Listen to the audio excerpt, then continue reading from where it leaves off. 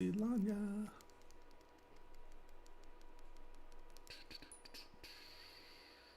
There it is. Well, at least I got an ad. Seeing you on YouTube? Oh, you are? Oh. Yeah. I'm sitting here waiting for myself to show up. I'm like, am I here? I'm sitting here waiting for myself to show up. I'm like, am I here? I'm seeing you on Facebook. Echo is gone. Can you hear me? Can you hear me? Yep. Wow, it's funny. My chat. Did you type something in chat? Oh, there you go. Check. There we go. There we go. Right on, right on. Hello, kind and gentle folk. How are we doing today? So we're not doing critiques today. Today is a streamer challenge day. So usually the second Monday of the month I do the challenge that they put out. And this month it is not using any additive tools. We're just supposed to use subtractive tools and make an object. So my question is moves, you can do that with clay, right? Move's not an additive tool. Well, it depends on how you're moving it, I suppose. Well, because you could just pull something away from the surface where in real life clay, you'd have to put more clay there to make it bigger. Right, but like imposing or something like that, you can move the expression, like an expression, and push a brow down. I think that's still in the spirit of subtracting, right? Yeah. At least I think. Yeah, I would say in the context of posing, that sounds good. Right, because you don't have to add things to pose. Yeah. We're just going to start with a bust and see how far we get. And if we get far enough, we'll sculpt other things and then we can add them that way because it's subtractive sculpting all the way. But when you like break the nose off of your marble sculpt or you're chiseling in wood and it cracks and shears like the cheek and face off, often you have to kind of just flatten that plane, flatten the other plane, sculpt that separately, and you can kind of pop them back together. It was sort of the let's sculpt traditionally. So I'm going to say that might even be an option. We'll do 2 flat planes and we'll add another block and we can sculpt that negatively. How's that sound? Does that sound like we're in the spirit of it? Maybe. All right. We'll see. Sounds like you're coming up with ways to escape the challenge already, but we'll see. Well, no, I was just thinking about what happens if we get a face, we like it, but then I want to add a hat. Oh, well, yeah. What you do is you chop the head off and you plop it on, right? It's 2 subtractive sculptures that you were putting together. Fine. I'll allow it. No, you're going to be the ad police. Yep. Awesome. Okie dokie. So, first things first, for those of you on YouTube, check subscribe and hit like if you like what you're doing. It's important for the algorithms now, so please press like and subscribe. And if you have any comments or questions, put them in the comment section and either I or someone from ZBrush will answer it. We'll start there. Okay, today is the subtractive live stream challenge. So we're going to be doing subtractive stuff from a base shape. So let's go to a cube.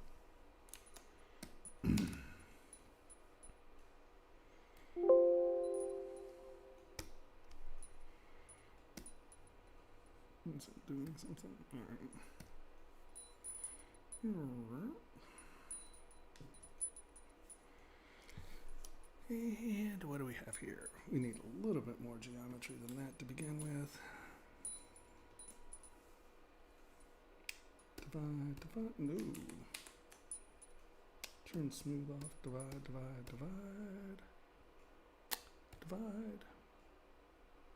Now they said nothing about remeshing though. That's all I can say.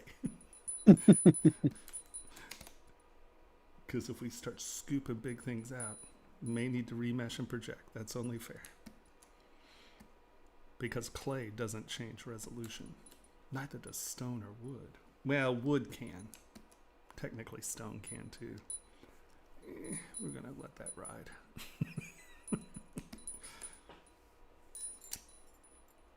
So has no one commented, or is it just you?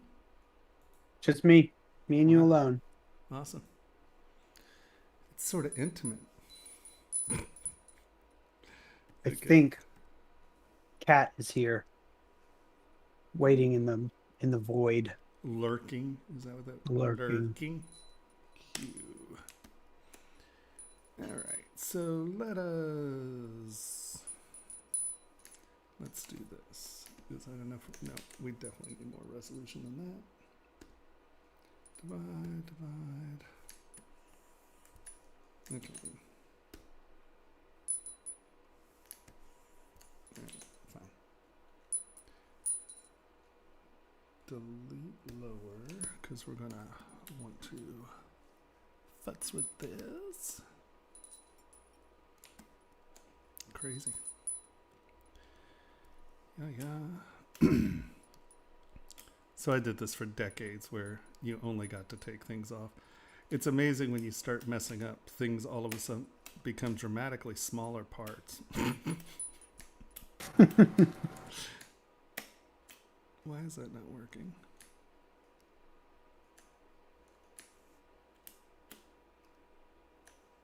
That's super weird. Am I hitting wrong buttons?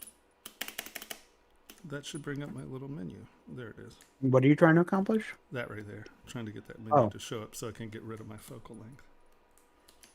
I don't know why that was being weird. Okay, so let's turn on symmetry. We're looking at the front side. Let's do this.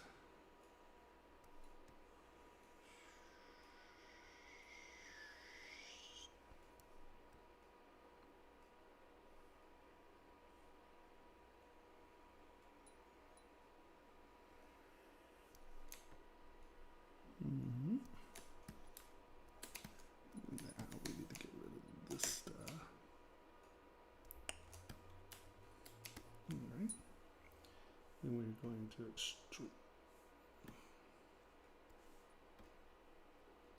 extract W. No, you have to accept it.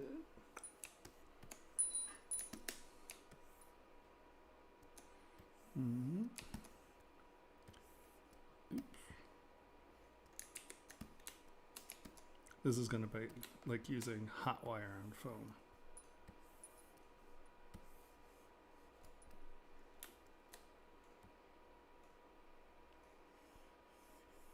Good mask.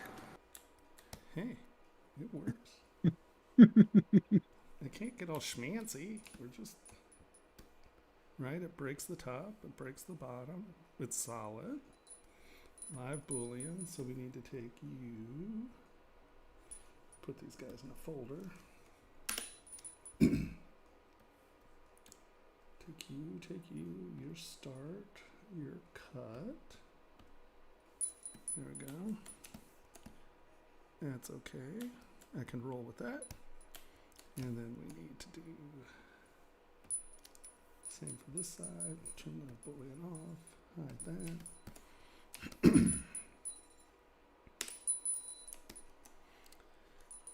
Turn symmetry off.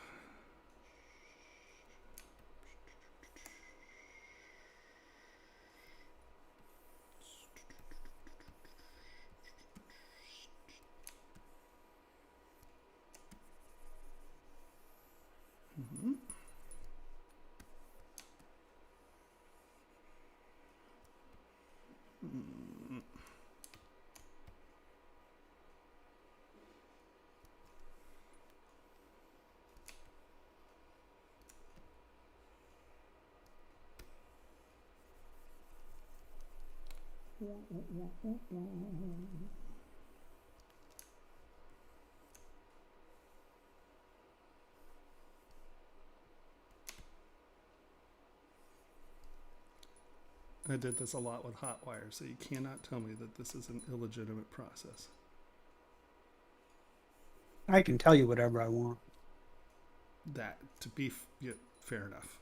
You can't.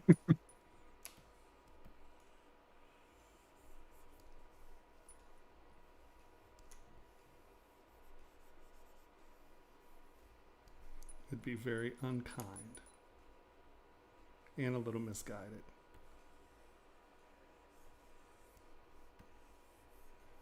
You want to leave a little bit extra meat.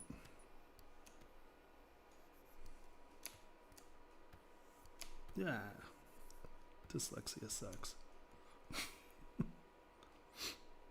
I'm blaming that mess on dyslexia. All right.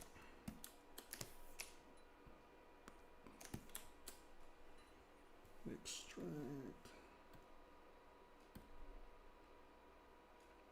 Accept.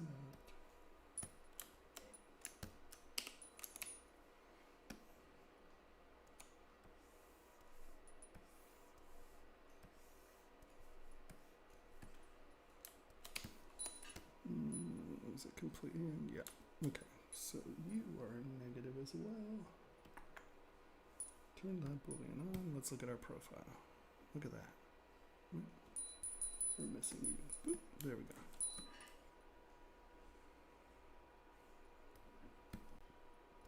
Boolean folder.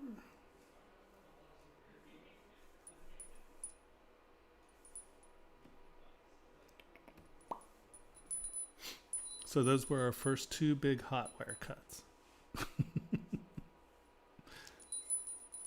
Or if it was bead, well, yellow foam, it'd be saw wire cuts. Right. There we go. Auto group. Turn my boolean off.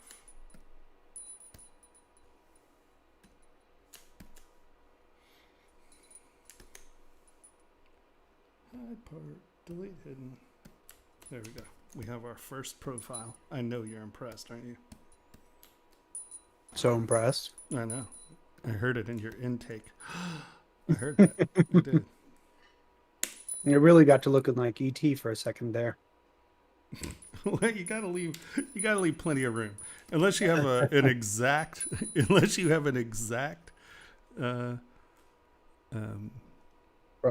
profile. This is what you get to play with.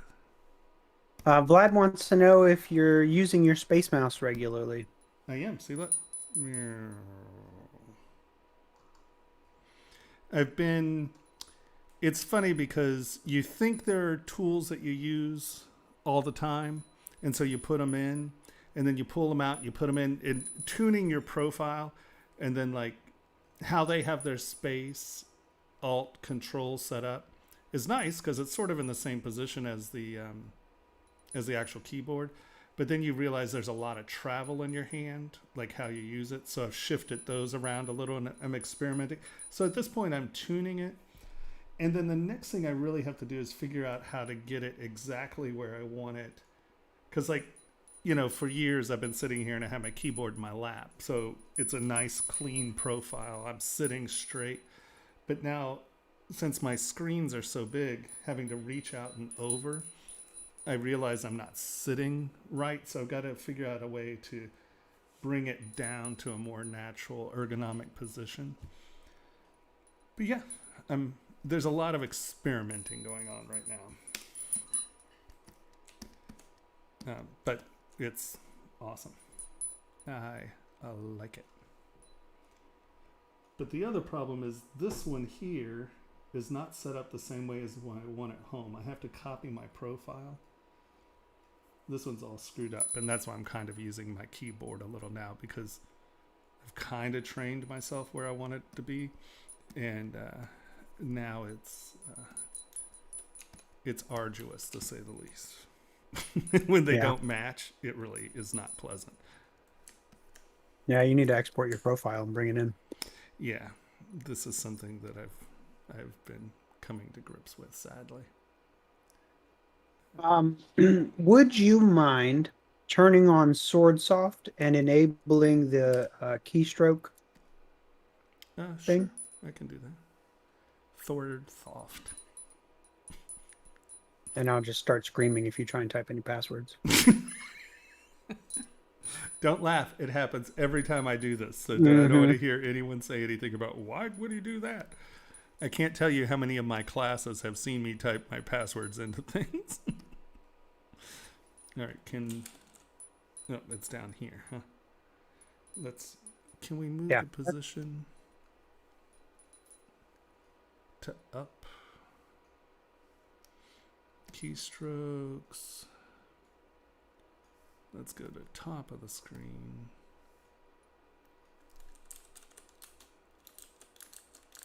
Can you see that?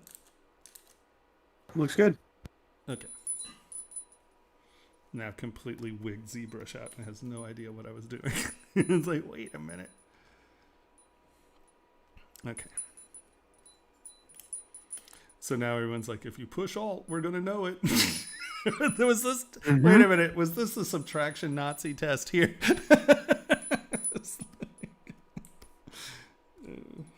Now everyone's going to see that I don't know how to type because I push the wrong buttons all the time. See? Win. That's all right. We can still see your Windows bar pop up all the time for no reason. Yeah, it's because I have no idea what's going on down there. No, that's not. This is a subtractive brush. Let's knock these edges off. You fell right into my trap, Tomas. I know, right? Adding those keystrokes for. Is it you who asked for that? I will not say. Oh my god. I can't believe you're I will, humoring yes. that madness. I will she's never the one that live asked this for that. down. I'll own it. Crazy talk. Thank you for adding them for my brain, my late night East Coast brain. Well, if it's for your brain, we're going to need a lot more than that button. Turnabout's fair play, miss.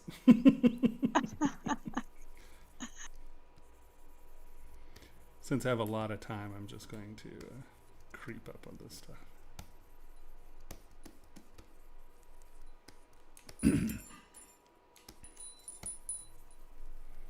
I love that this is a subtractive challenge for you because I love the just pure sculpt of it.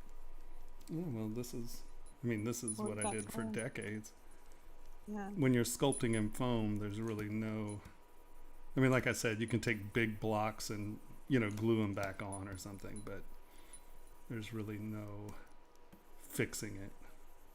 I remember in art school, I had to do a project for my 3D design class where we stacked,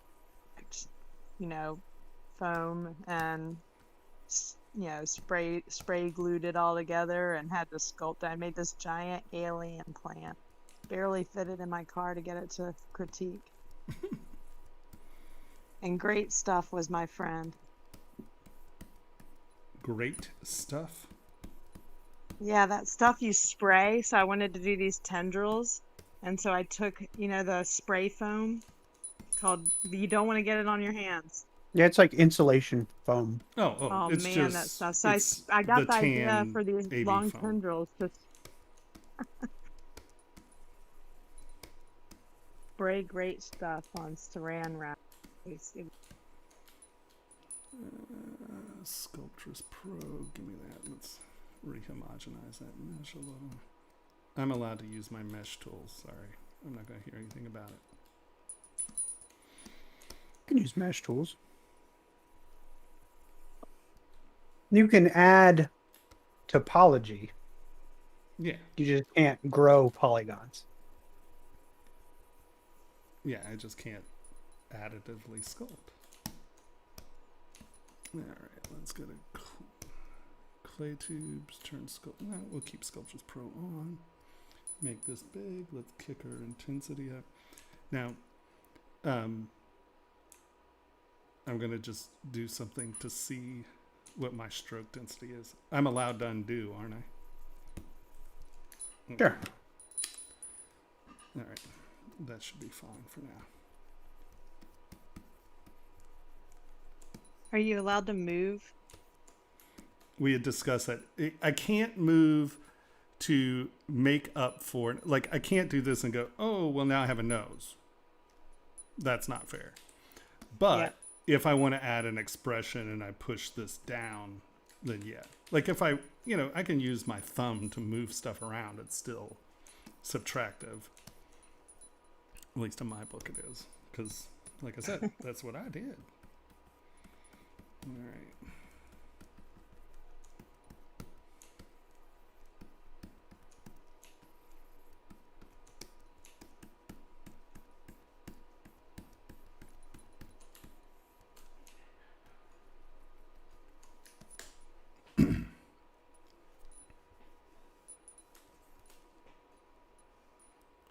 turn Sculptures Pro off for a bit. There we go. That little bar hiding my bar is in the way, but I'm doing it for you, just so you know.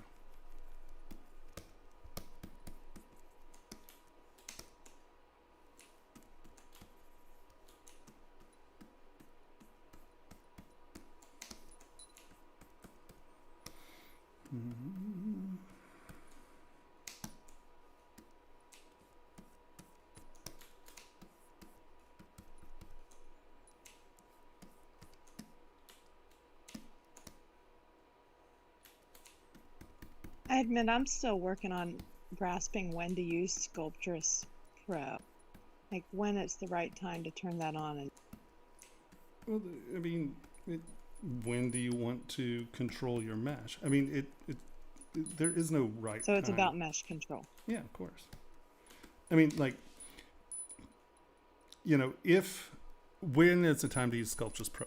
So if you have Snake Hook, sorry, I'm editing, okay, Henry?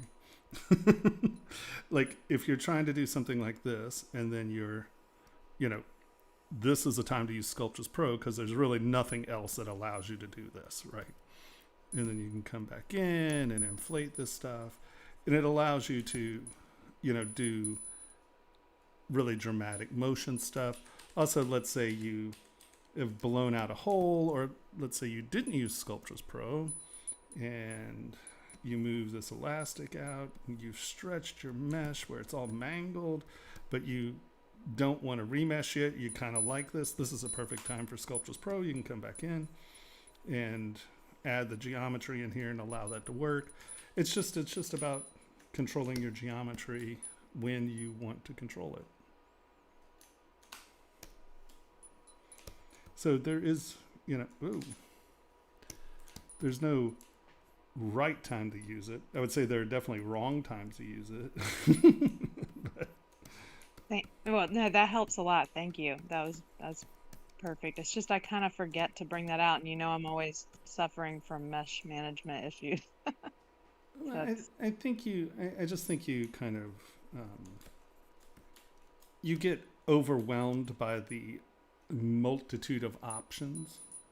You know what I mean? And it's really a lot.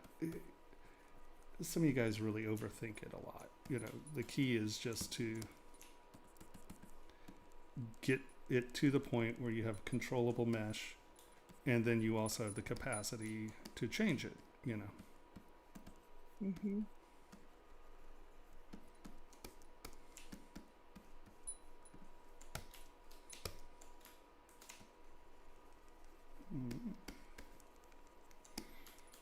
Now, what's really funny I can see is that whatever this guy is going to be, he's going to be bald.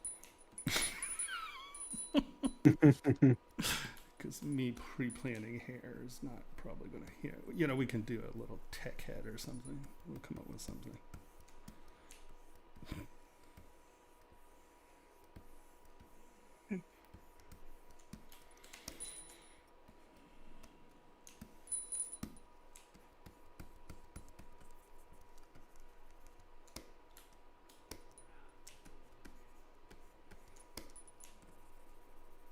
I think I started our ears too late. His head's going to get smaller.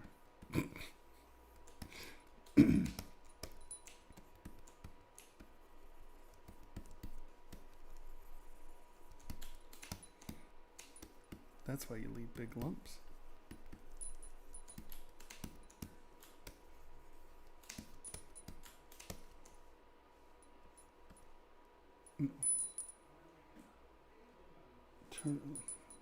Oh, I guess I was just holding down Alt, wasn't I? Let's actually do this. Is that working? Yeah. That way I don't have to hold down Alt all the time. It's just a negative brush. Why are you so negative? This guy keeps pushing me there.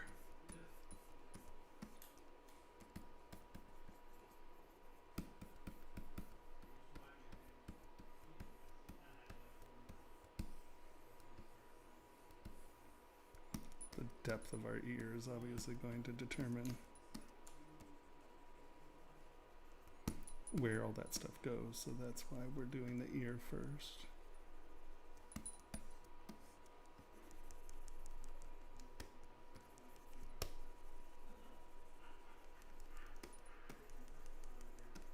What's great about this is technically I could just keep going smaller and smaller and smaller and smaller, and since there's no real scale, it doesn't matter.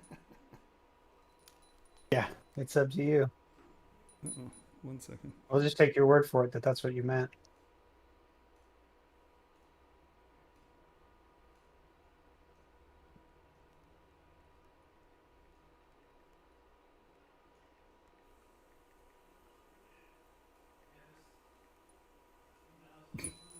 I guess I left something on the roof of the car and I drove away and it fell.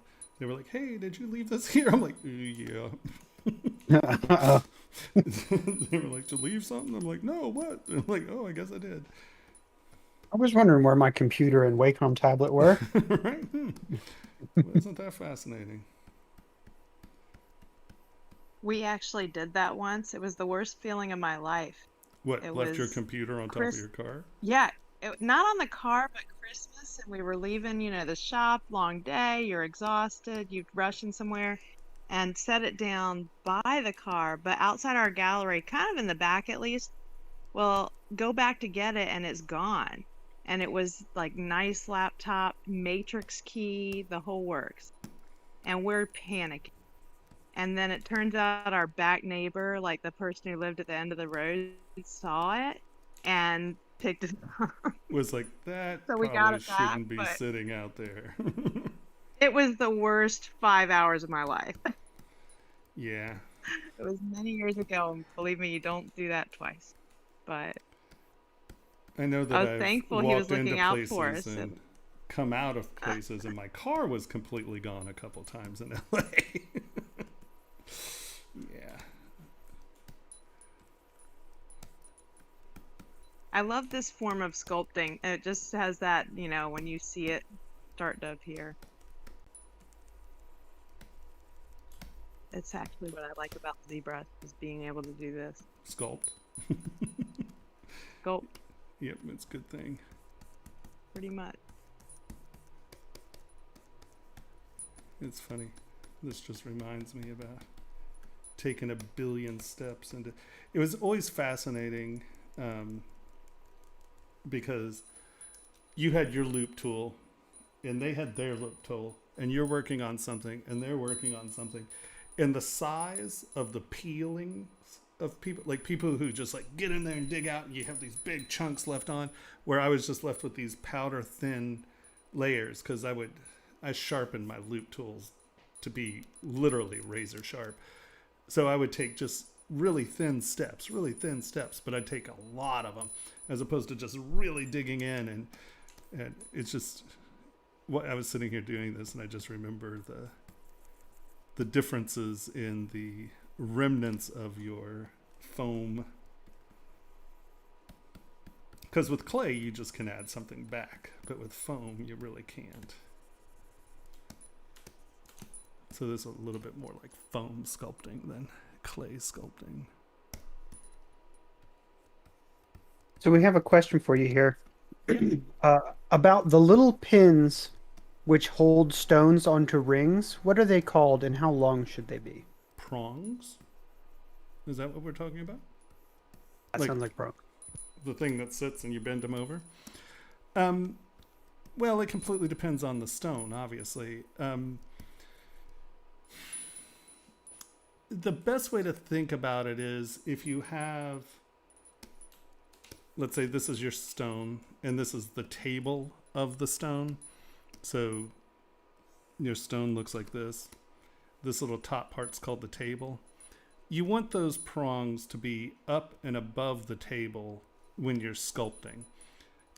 Because what the stone setter is going to do is grind these down, bend them over, and you want plenty of meat for them to work on. I would say it's almost impossible to make your prongs too big or too long, because they can always snip it down and, sand it down.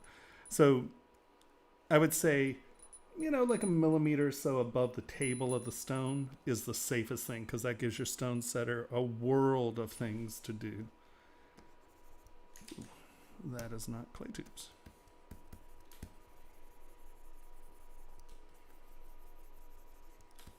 This challenge is conducive to my sculpting. Unless it was make a hand with only subtracted two. Ooh, man. Oh, you are just nasty. That's fine. Everybody's night. I'll tell you one day when I give you that hand tutorial.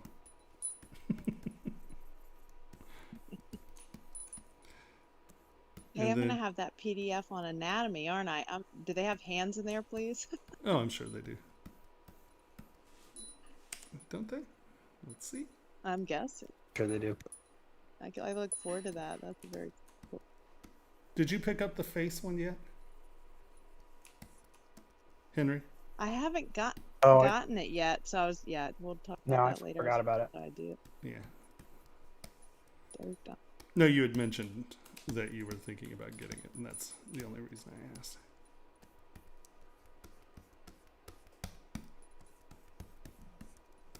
Now, see, the only problem here is that as we get thinner and smaller, I already cut the neck. So I've determined a neck length, which is bad.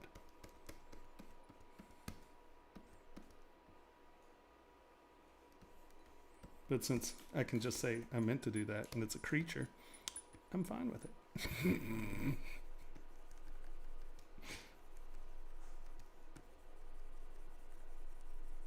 You can just use all of our excuse. It's stylistic. It's meant to be stylistic. Oh, well, this is going to be stylistic. This is not. I never said that I was doing. You're prepared. Yeah, exactly. No. I didn't. We're not doing portrait work here.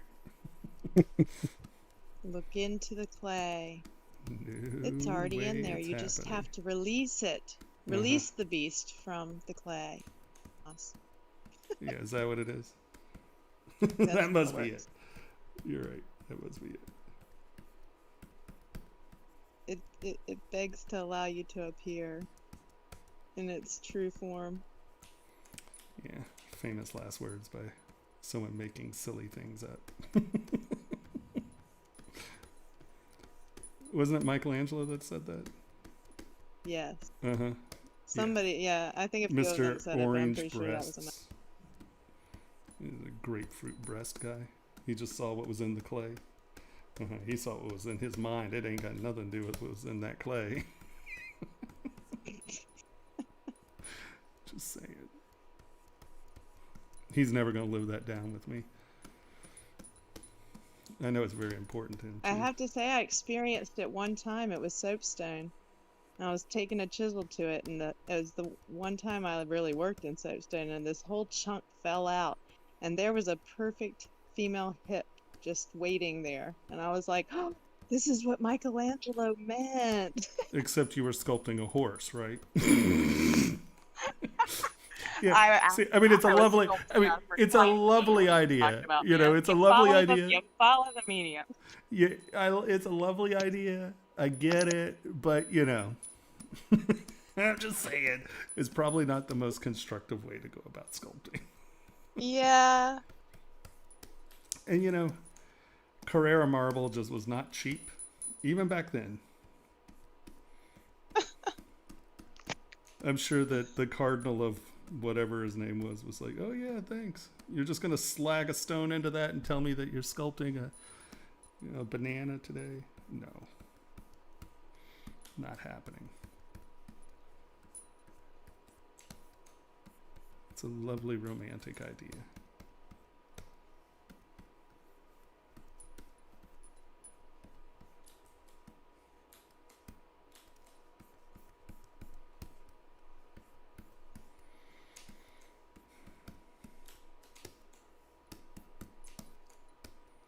Actually, let's move all this back.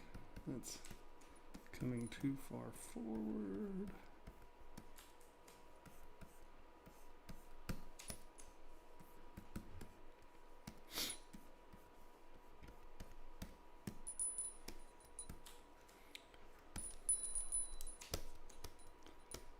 People leaving the shop.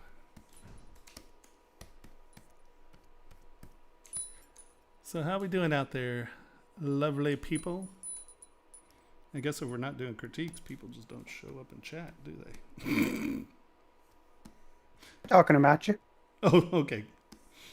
Fair enough then.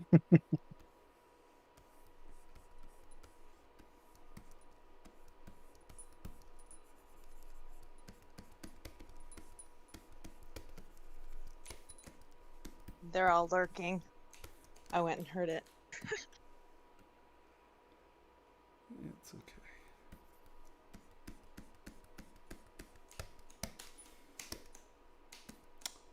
That ear's actually a little too far forward. Shh.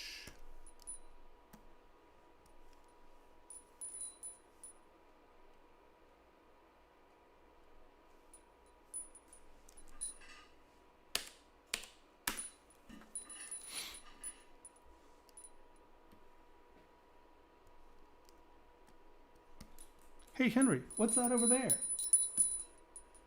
Hey guys, I'm here too. That's Just fine. sitting here listening. Right. Hey, Sherry. I'm sorry, that was funny. I just looked up just in time to catch that. You didn't see It's me. just the move tool. He didn't add any clay to it. He didn't move the ears out and away from the head. That would have been against the rules. No. It was like not where I wanted it to be, so oh. Sorry. That was an accident. I just saw in the chat Juan's in the snow. How is that even? That's just not okay, Juan. Yeah, he's doing weather wrong. Juan's He in the needs to call snow. somebody. It's crazy. What the? I won't tell you how it was. Where is it snowing? Canada. Oh well, never mind. Sure, that's normal. It doesn't matter what time of year it is in Canada. It can always snow. Isn't Canada above the Arctic Circle?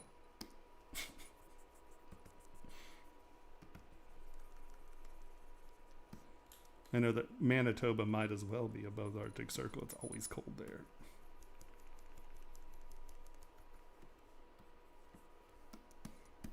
Now you could take it into like a real orcish direction.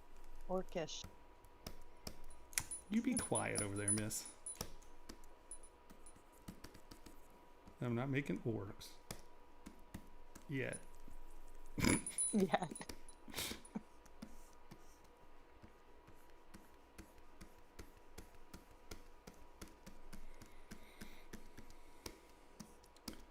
I heard there was a little resistance about negative only, that people wanted, some of the live streamers wanted to make sure that they just wanted to, where they couldn't break the frame of the square, but they wanted to be able to do additive. I'm like, come on guys, you can do it.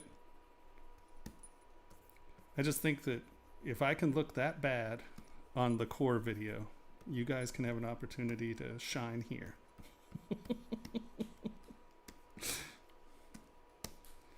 Alright, we have plenty of room for the nose. The eyes are actually going to come back in here a little more.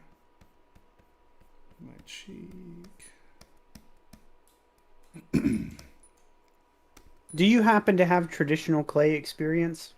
Oh yeah, that's what I have 35 years of sculpting in clay before I started digital sculpting. Right? Yeah, about 35 years of getting paid for clay sculpture. And I did stone and wood as well, but I liked clay better. Stone was fun, but you wind up breaking pieces off. And I'll never forget, in junior high school, I was carving stone, and I got one of the chisels wedged like right here in the sculpt, right between the brow and the eye, and I went bam, and I hit it. I was getting frustrated. I couldn't wedge it out. I couldn't pull it, and I hit it, and the thing went. There's still the scar. The thing hit right there.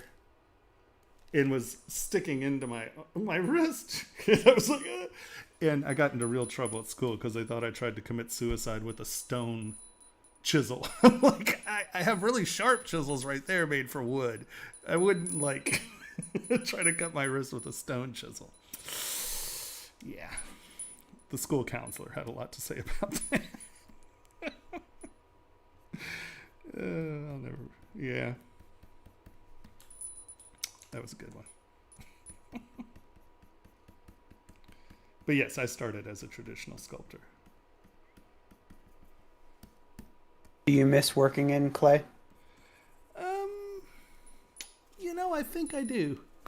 It's fun, but honestly, ZBrush is so much like sculpting in clay or other material, like my hand stroke, my discovery process, that honestly, I think that ZBrush is a lot better for my eyes because doing this, like I also sculpted miniatures and I was sculpting 15 millimeter Napoleonic figures without magnification. And so being able to do this and be like at a millimeter is pretty awesome for the eyesight. So as an old man, I actually do appreciate the digital sculpting greatly. But I do think that, like, even if you just, that was a mistake.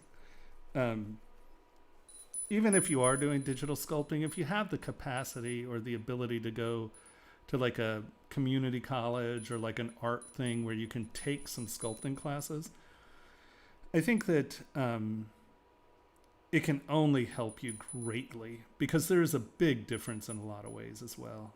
But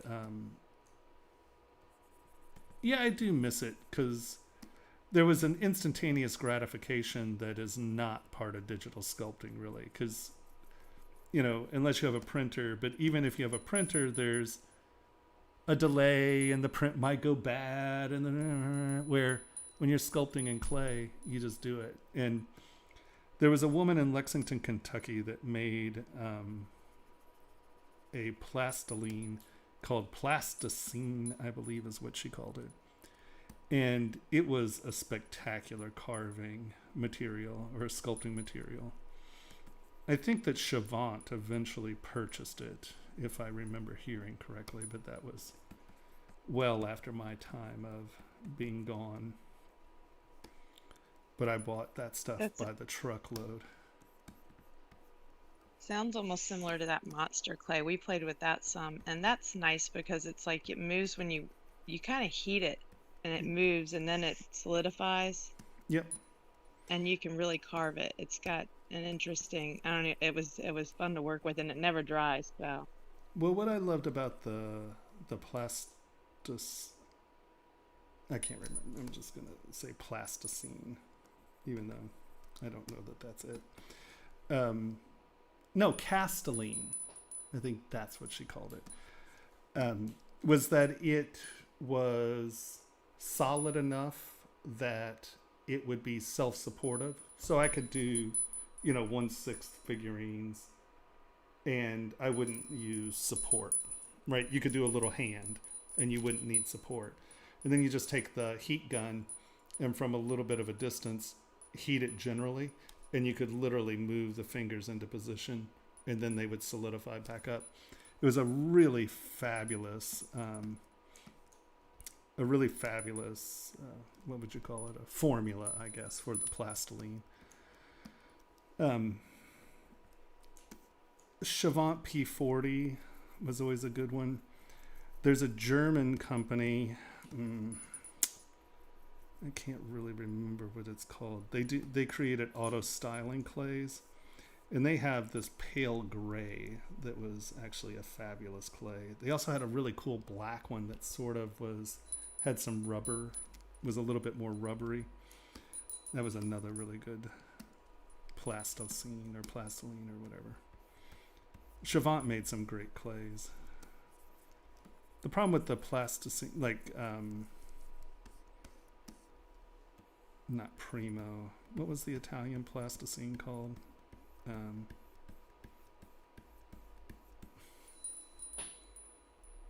I mean, it's the one that everyone buys.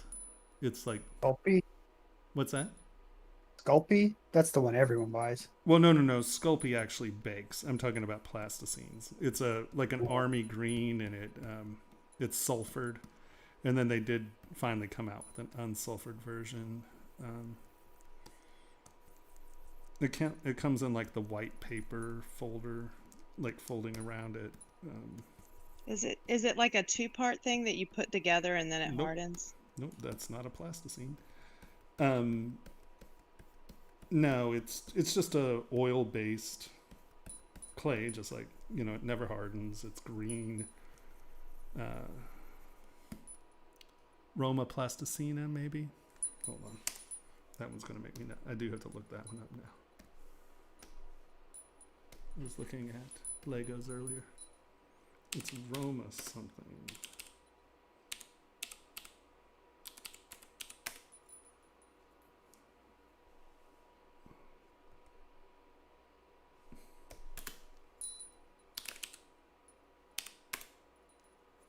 Roma. Oh my God. Everyone here can now tell that I can't type to save my life. Plastilina.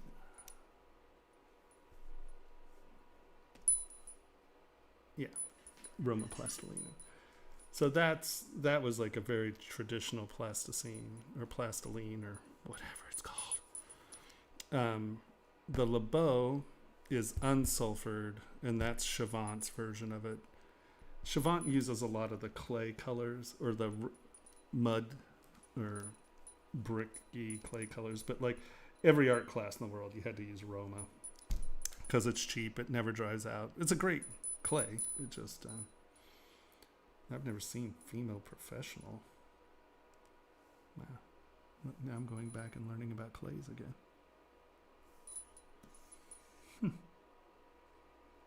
It's like dull skin tones. Interesting.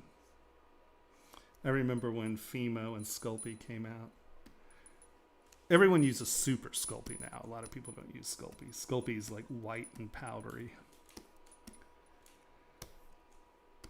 God, I remember sculpting maquettes and that stuff. Oh, it's already on alt.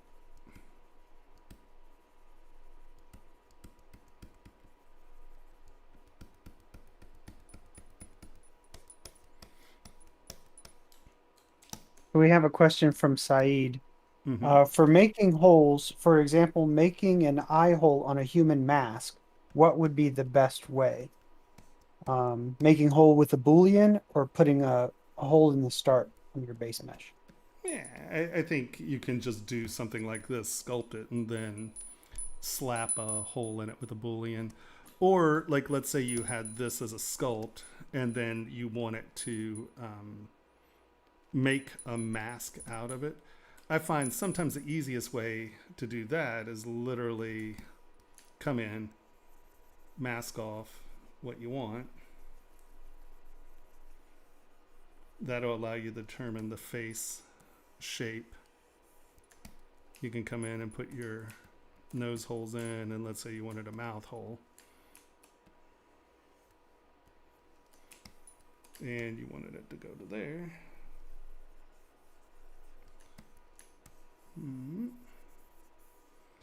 And now you can use precision extraction, but I'm just going to extract here. Extract will turn this into a negative 0.04, enter, not double, extract, and then accept. And now when you have this guy, no, 0.04 was a little thick, it seems.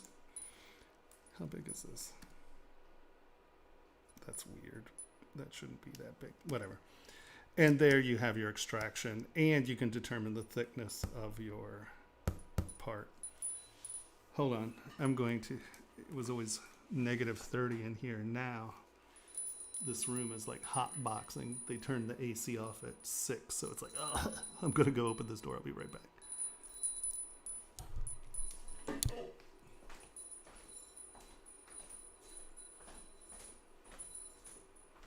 Well, he left quite a horrific thing on the screen, huh?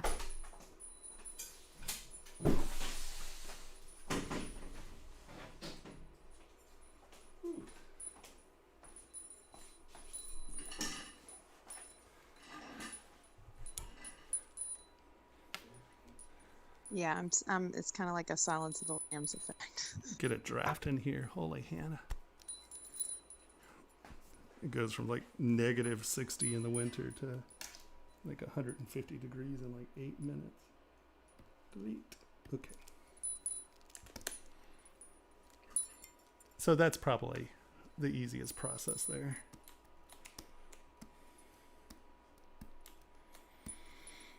All right, let's. Oops.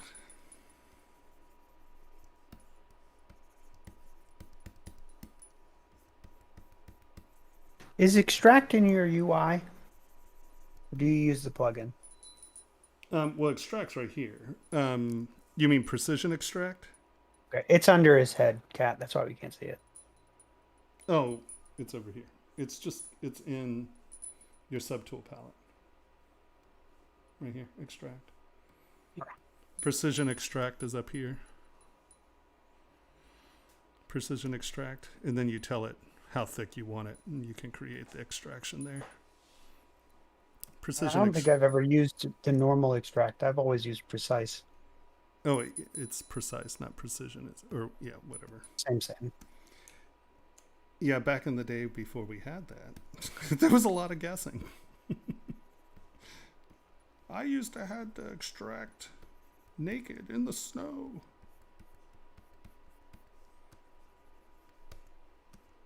Both ways, uphill.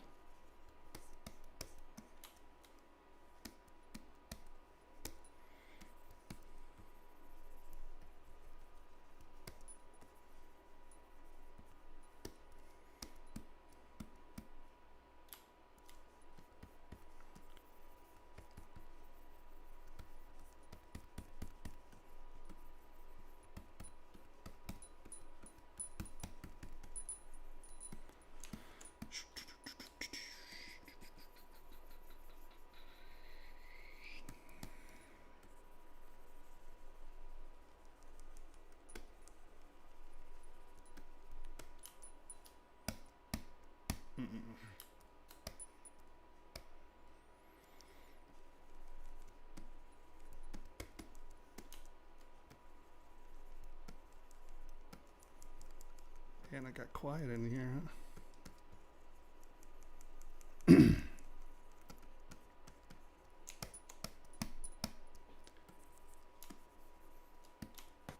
All right, I'm answering the question. It's okay. What are you answering? What's the question? Do you have any tips for starting with Blender? Yeah. Rinse Yeah. ZBrush.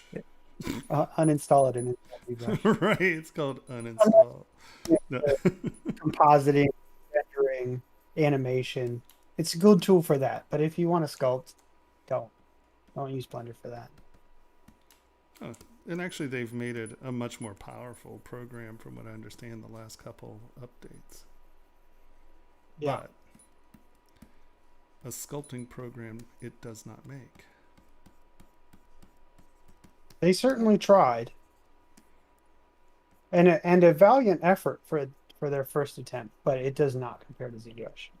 No, it's a great program. It does lots of cool things, from what I understand. I tried to play with it once, and it was just, it was still way too catty. You know, like I couldn't just get down and do it with it.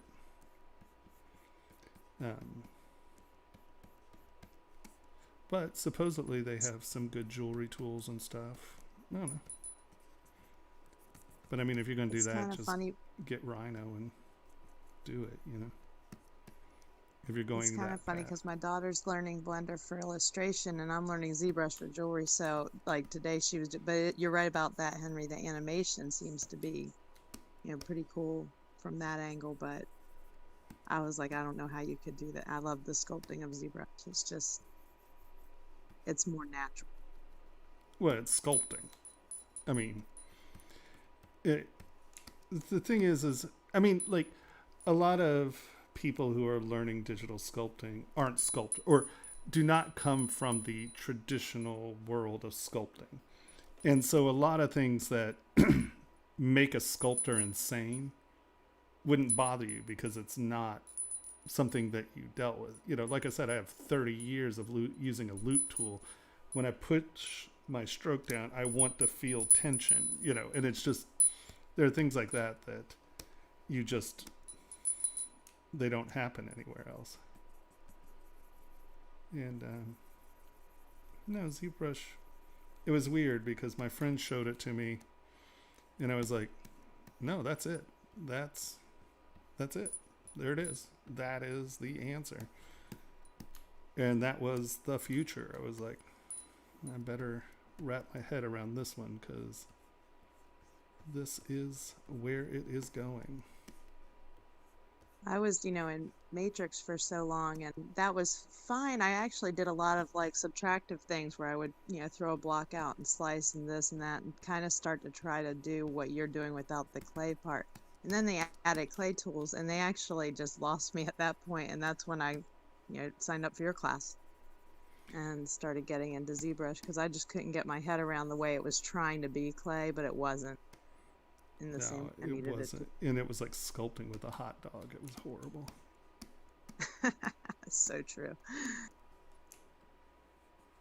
Oh, that was all. So Saeed has a question regarding stones. Do they have a standard size that we should have in mind before sculpting rings, or whatever size we want they can make? Well, I mean, so how stones work is they go by carat, and carat is weight. It is not size. So a 1 carat diamond is going to be a different size than a 1 carat sunstone or a 1 carat sapphire, or because it's based on density, right? It's weight. So no, there is no such thing as a consistent 1 carat stone. I think a 1 carat diamond is it 4.5 mil or 5.1 mil? 5.3 mil?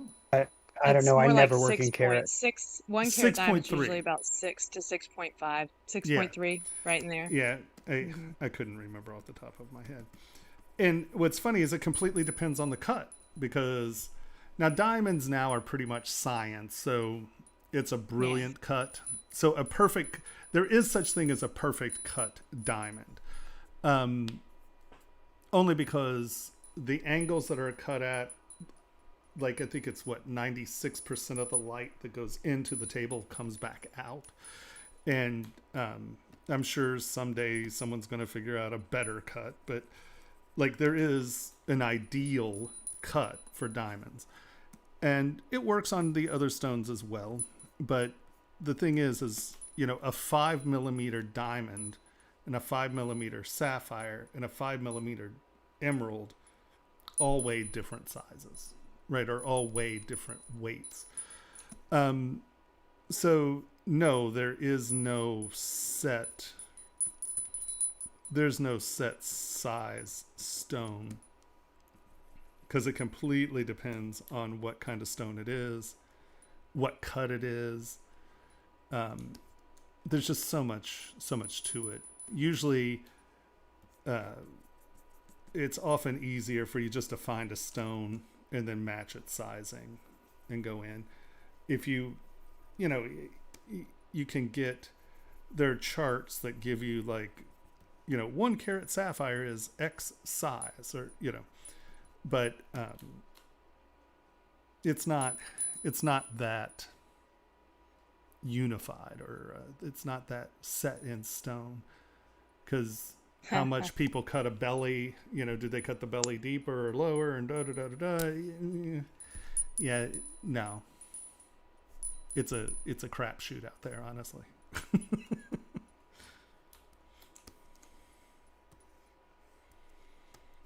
Stones are tricky. Stones are tricky. Color will really get you. The thing you have to watch out for with color is that they'll have that,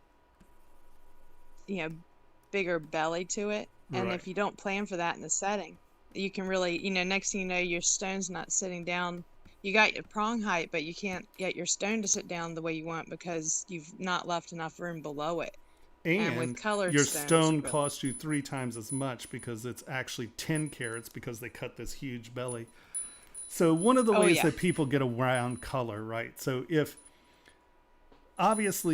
there's more mass to the stone, if you have less color per micron, you have more transparency in the stone. So how do you get away with that? How do you get a richer color?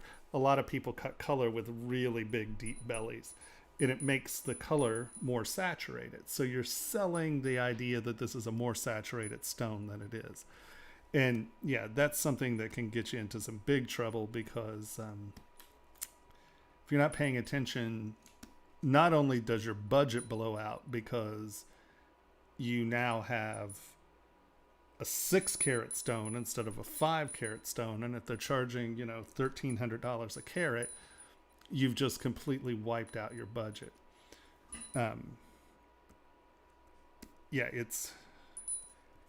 You have to be careful with color. I would buy color from people you know and trust. And there's all kinds of other really kind of sneaky, kind of wacky things that color people do. Like they'll give you oil-filled stones so you're not seeing inclusions. They can fill them sort of like with this waxy stuff, and now you have a stone that if you put it into a sonic cleaner, it'll explode. I mean, there's a lot of very unscrupulous stone dealing going on out there.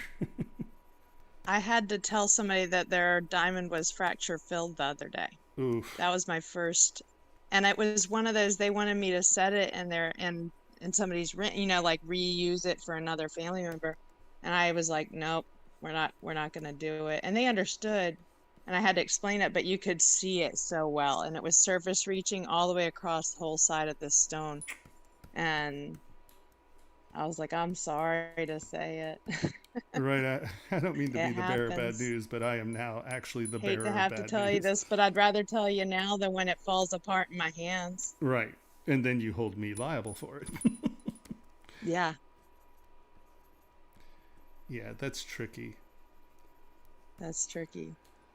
And with diamonds, you got to watch out talking about budget. When you see that diamond with that really thick girdle, don't buy that one because I always say that's like pouring your martini short or too tall, Yeah. in this case. But there's a lot carried in that thick Y- Girdle Yeah, of there's weight that you there's a never see. lot of tricky ways to get more weight out of a smaller stone. There's some very unscrupulous stone dealers in the world. I'm just going to say that.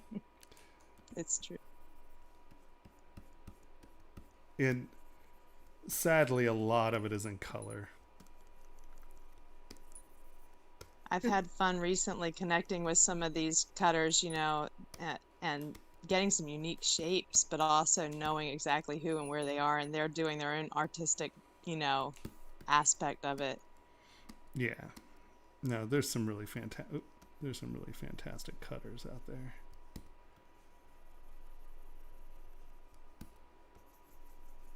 That's the one nice thing about So- going to the big stone shows. You can really see some cool stuff. Yes, sir? What were you saying? I was going to ask a question. What do you think about going to college for 3D sculpting or 3D modeling? It depends on what college and what you plan to do. I don't know a lot about a lot of the university programs. I'm sure lots of programs now have, departments. But the one thing I would say, like if you're trying to go for animation, so I went to Cal Arts, okay?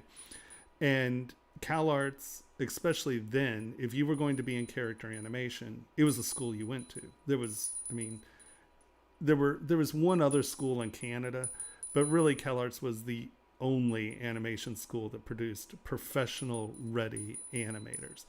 And it was started by Disney. It had great connections in the industry, so you really did walk out with the job, right? Now, like Noman is another really good example. Noman, is sort of like the digital Cal Arts. They have incredibly talented teachers, and they have great relationships with the people in the industry. So if you go to Gnomon, you have a much better chance of tying into a job, right? So I would very clearly find some place that has very tight connections with studios or with something, because you have to think how many people in the world are learning digital sculpting right now. I mean, or animation, or, you know, who are trying to get into the CG world. It's huge. There are tons of people trying to learn. And there are only so many jobs. And especially if you're trying to do film, gaming, or, you know, real character work and things like that. I mean, there aren't that many big jobs. And honestly, the people who get the big jobs are the people who got off the last big job, right? You know, I mean, because if you were a sculptor on Cyberpunk, and then you were also a sculptor on this and a sculptor on that, then you're going to wind up with that next job. How many new jobs there are a year, I'd be shocked. And I mean, seriously shocked if there were more than 10,000 new jobs a year. And I know that sounds like a lot, but I think they said there are like 3 million ZBrush users, you know, and ZBrush is a small thing. Get into Maya and that kind of stuff. There are tons more users of that. So if you really want to make it your career, really evaluate what you want. And I'm not trying to be a Debbie Downer and say don't do it, because you can do it, but just understand that if you're going to do it, you have to be in that top 5% to know that you're going to work. And that takes a lot of work, and it's a lot of energy and a lot of work, and a lot of work.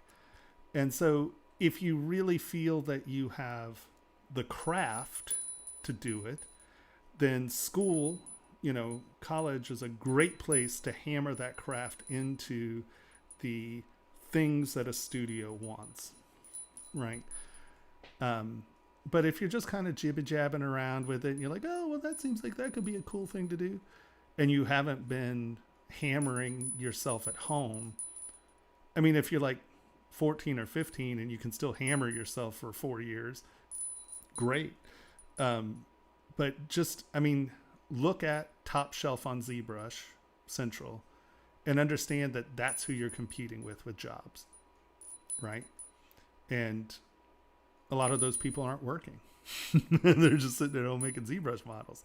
So it's an insanely competitive market, and you've got to be good. Like, the days of getting on the job and learning are gone in a lot of ways, because so many people have been doing it for so long. You know, it's tricky. But you can, but just understand that you are going to have to work and work and work. And don't spend $100,000 to go to a school that has no connections with the industry. You know, I mean, that makes no sense at all. Cal Arts, Gnomon, there's an animation school in Vermont, if I remember correct. There are a handful of places that are deeply tied to the industry. Try to get into those. And if you can't get into that school, understand that those are the people that you're competing with. And so, yet again, you have to really evaluate, okay, if I can't get into these schools, how am I going to compete with these people afterwards? And I'm not saying you can't. I'm saying now you can go home and hammer yourself every day and every night and get yourself to that skill set, and then apply for a job, and you can go do it without school. But understand that it is insanely competitive, and it just, like, I'm not being Debbie Downer. If you have the skill, you can do it, right? It's just a lot of work. So yeah, school can be worth it. Same sort of thought process, but about jewelry. Is there any site which I can learn jewelry terminology, like prongs, stone setter, that sort of thing? I think books is probably a better way of doing that. What is...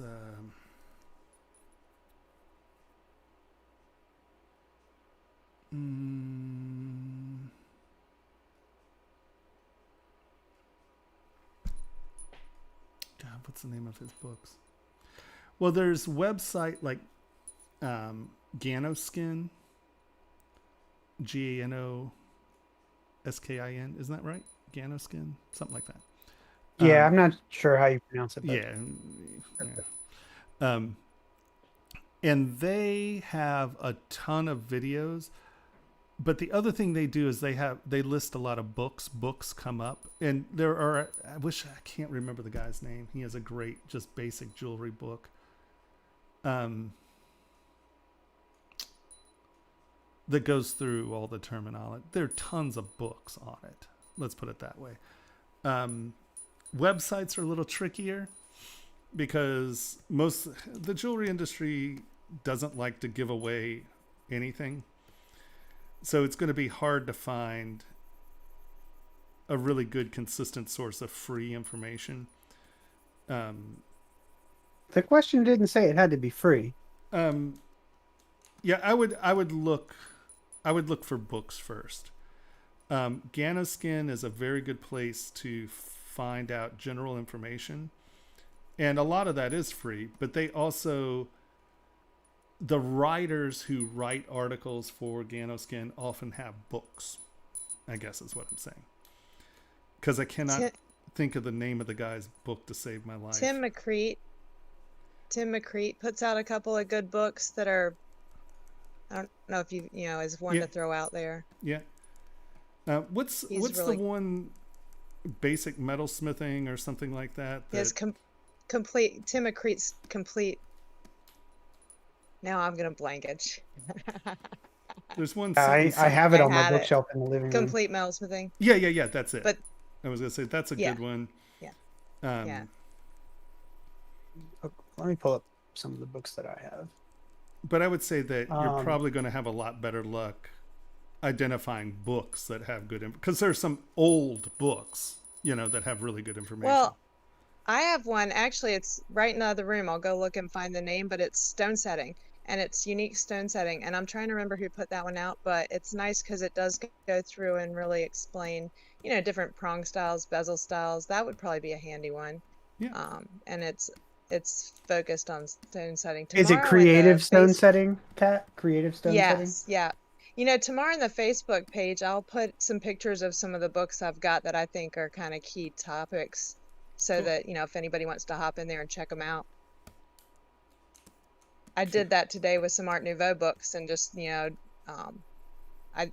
right, Tomas, books are everything. Yeah, I find that. And it's funny because jewelry is an old world craft, and there are a lot of old world craftsmen who refuse to deal with the internet or the digital world in any way, shape, or form. They feel like it is a rejection of their craft, and in a lot of ways they're right, because there's a whole bunch of ding-dong sliding sliders to create jewelry these days. But I think that you're going to find much more valuable information in print than you would online right now. Tomas. Yes. Tomas. Yes. Just think for a second. Except if you're trying to learn digital sculpting and jewelry design, and we have a website. I'm literally dying. I'm the worst promoter in history, by the way.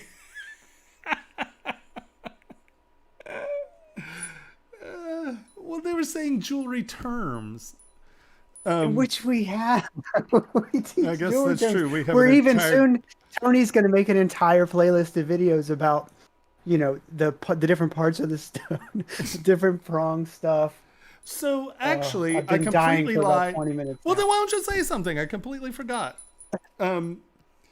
So I completely lied to you, and you should go to ZBrush Jewelry Workshops, and that's a perfect place to learn about all that stuff.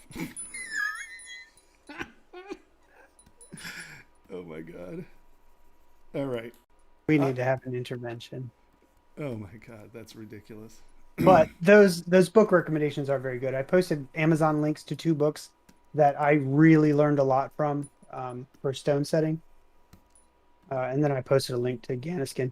And Ashley is here and said, you're doing the pain challenge. The pain? Pain challenge. You mean sculpting?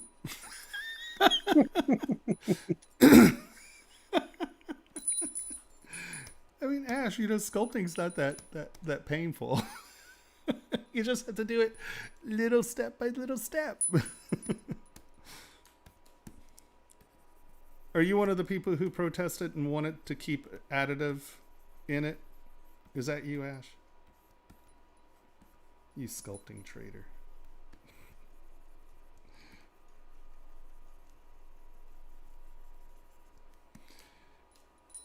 So, Henry? That's me. I'm Henry. Um,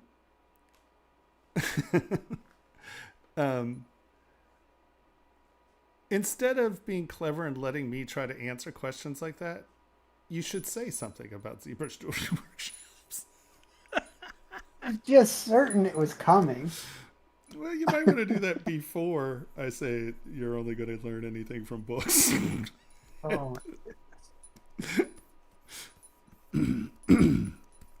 But if your only interest is learning the terminology, Well, right. spending the money on our platform is probably not the best way to go. Well, I mean, that seemed how it was phrased to me seemed like not a hey, where can I learn to make jewelry? It was a hey, where can I find jewelry terms? That's why I went there that way.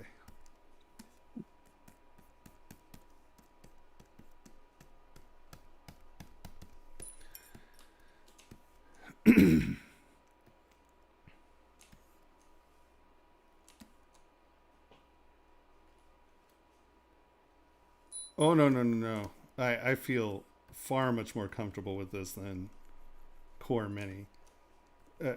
Only because, and Core Mini would have been fine, honestly. I just ran into resolution issues. I realized too late that I didn't have enough geometry to do anything I wanted to do. I didn't realize that there was also a geometry or a resolution cap. Yeah, that one took me by surprise. You spent 3 hours texturing an avocado, and it all got blown away. And then I had no resolution to do anything else. Yeah, no, that was greatly lacking. We'll just leave it at that.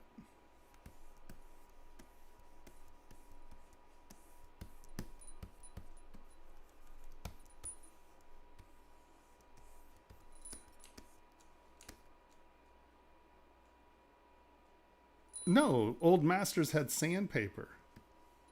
Trust me, there was smoothing. Don't kid yourself.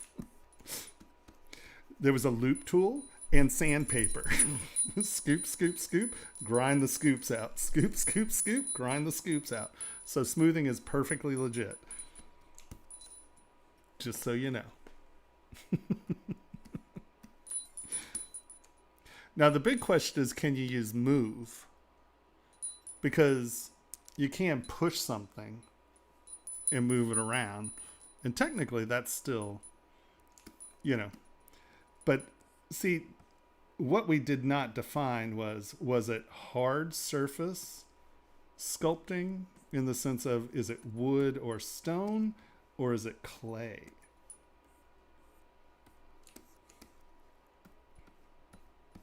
Because they just said subtractive.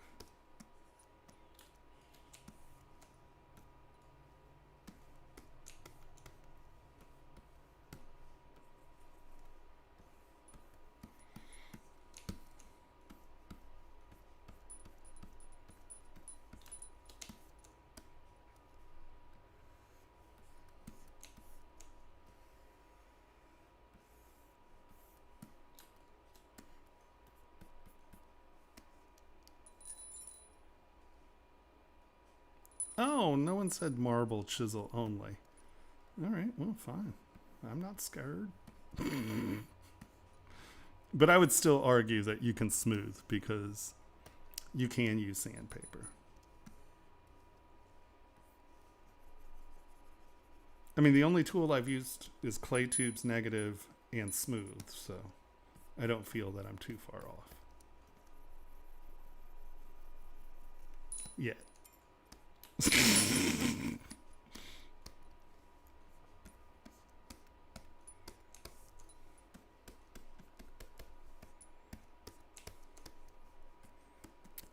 And that is a big yet. Just creeping in on that face, you know.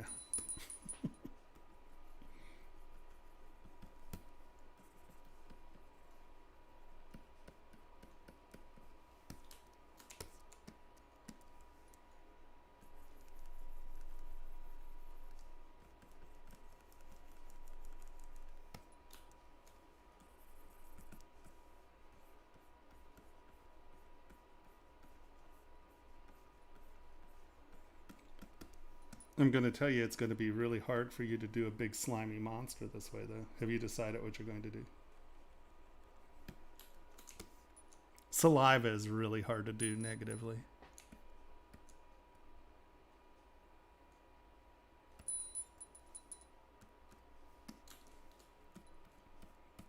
Unless you have a secret subtractive saliva trick that I don't know about, which I'll have to admit would make me very jealous.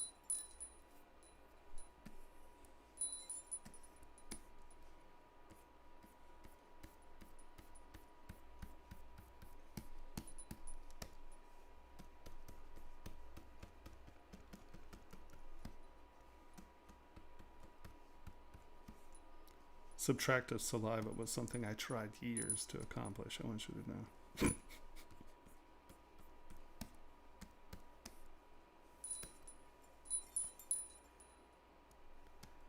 So when you're working on jewelry designs, do you show renders to the customers or just final product?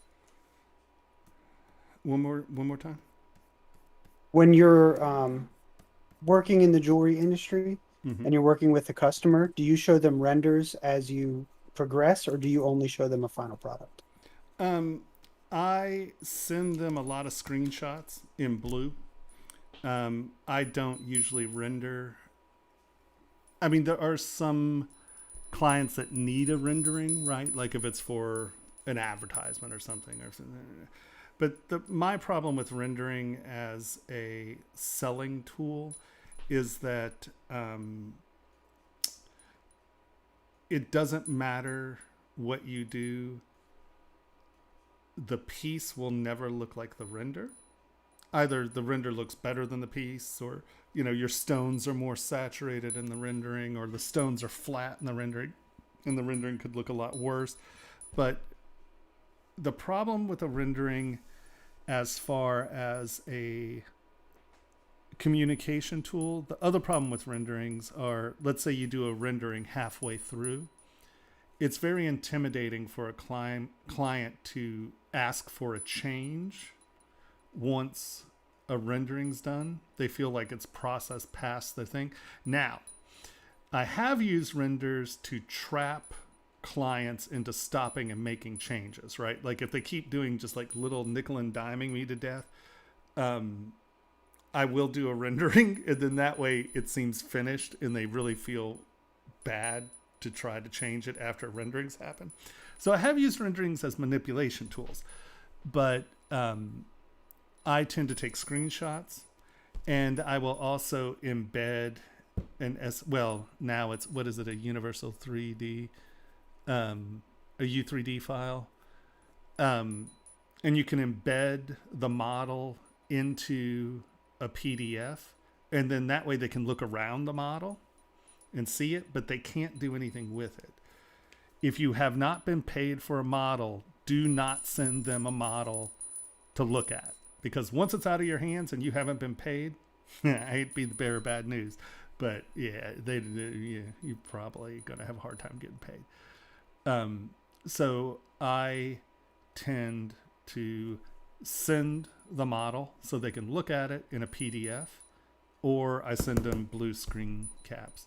Like I said, I've taken time and done renders to keep people from changing things, but as a design tool with a client, it keeps them from changing things, and they may wind up with something that they don't really want, and you're going to suffer for it. So I tend to not use renderings as a design discussion tool, because your piece will never look like a rendering. And no matter what, they might love the rendering, they might hate the rendering, but the fact is that they're not getting what they saw.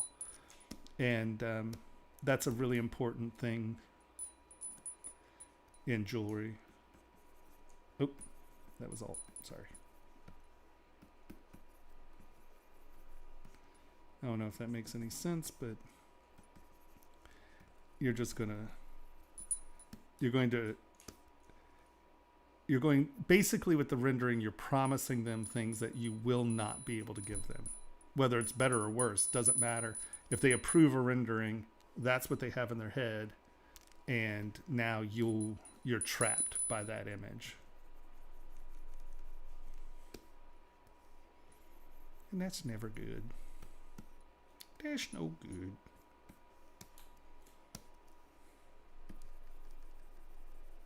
It's true, and I was saying scale is always such a challenge, so you end up having to remind people to make it small on their screen because they'll get so caught up in the scale of the prong and why are they so big, and then it's like zoom it down to actual ring size real quick. Yeah, that's the other thing is, a production model, if you're using renderings as a communication tool, you're building a rendering model, which means the prongs are short, which, there's tons of things. And then if they see the model and you give them the wax and, the prongs are super long, they're like, oh, what's that? Just remember that most jewelry clients are insane. And if you give them any reason to be insane, they'll be insane. And I want to know one jewelry client. Well, okay. Let me rephrase that. Most of the clients that I have sat down with and done custom jewelry for is bridal, right? There are a handful of people that I've done sort of artistic pieces with, but for the most part, the people who really want to sit down and be involved is bridal. And brides are insane. They can be the most wonderful, smart people in the world until they're dealing with things that have to do with their weddings. And then it's just, who knows what's going on. It's chaos. I've had many a client come to me 6 months, 7 months after the wedding and apologize for being insane. And I'm like, well, it's okay. I expect it. But,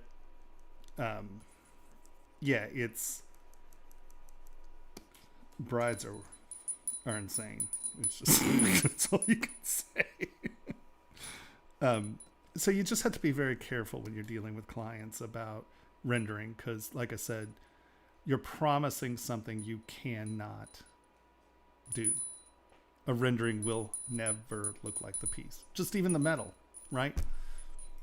There is no such thing as a rendering that's metal looks like the metal that you're going to hand them. They're just different. And sadly, some people will be like, in their brains, you can tell them that 1,000 times. And it doesn't matter. Their brains are going to approve that rendering, and that rendering is not going to be the model. It's funny how much when you're a visual person you forget, and then you're talking to somebody who's not as visual and you think they're following it, and then you realize they really aren't grasping what you're trying to explain. Yeah, So we've done the same where it's like less is more, and doing enough to show them the idea of it, but not too much to give them everything, and reminding them that it's going to be finished in a jeweler's hands. And that's when the beauty happens at the end. And you I can't will possibly put that never, ever, ever have a piece approved without a print. You have to approve the print. Because that way they're holding it in their hand, they're looking at it, you also have it on your finger, it's what it is. And people who do a lot of online design, don't mail prints to people, right? You know, they send you the picture. Some of them even send you a picture of a print. But yeah, if I'm doing custom work, I will always send a print.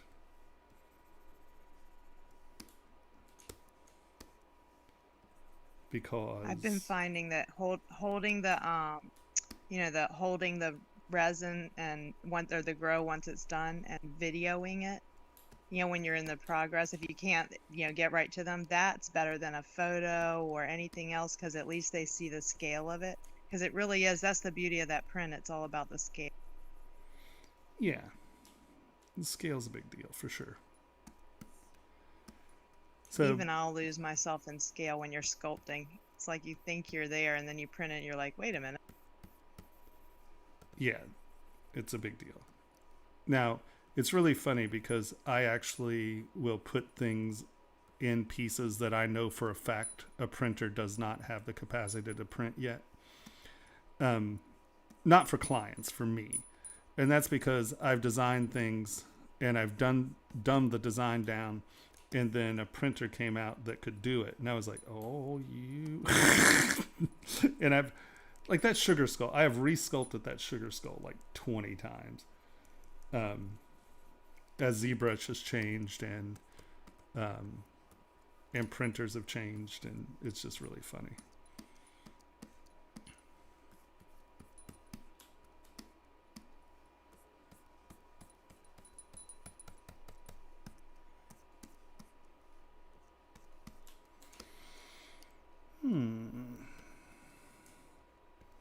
No.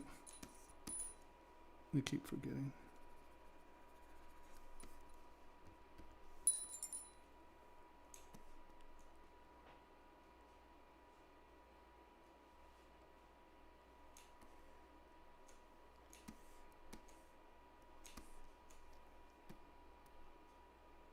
Yeah, now that was definitely the Mayan skull was designed to be a very big challenge for the printer. And it's funny because, through the years, I claim things that I think are true. I'm like, okay, I've done this, 100 times, and a bowed surface reads less detail than a flat surface. If you do 10 1/10 steps, is going to look better than something that's a 1 millimeter round. And so towards the back of the ring, I did these itty bitty little designs, and I figured that they weren't going to print. I was just like, okay, those are too small to print. And that stuff came out super clear. It was crazy. I was like, wow. I never thought that. I specifically put that stuff in there so it wouldn't come out. But I did it in my layer techniques and rolling my edges instead of having half round objects. And I was blown away at how good it came out. I was like, wow. A lot of the stuff that I did not figure was going to happen happened. I was like, holy Hannah.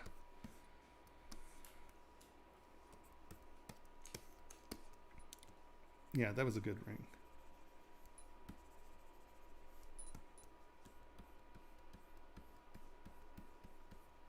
It's nice when things succeed. Now this is one, Ash, this is one tool I wish we had. And I guess, maybe something like that works. But I do miss my loop tool that has the sharp V, and I can come in. I need to come up with a orbs crack tool that instead of being a V, the profile is 90 degrees.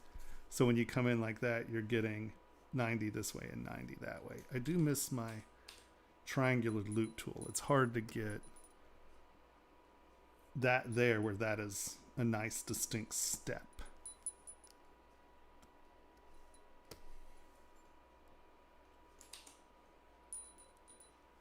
How could you create an alpha that would do that?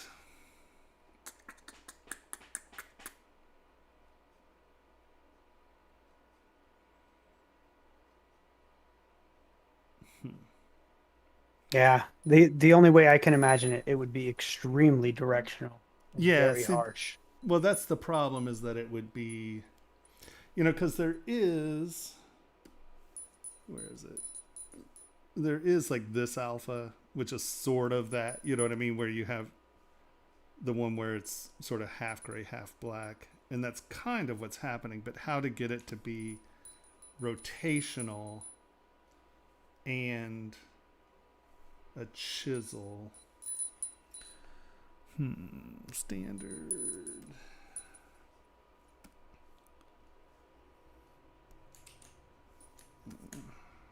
Dynamesh. Give me that Dynamesh.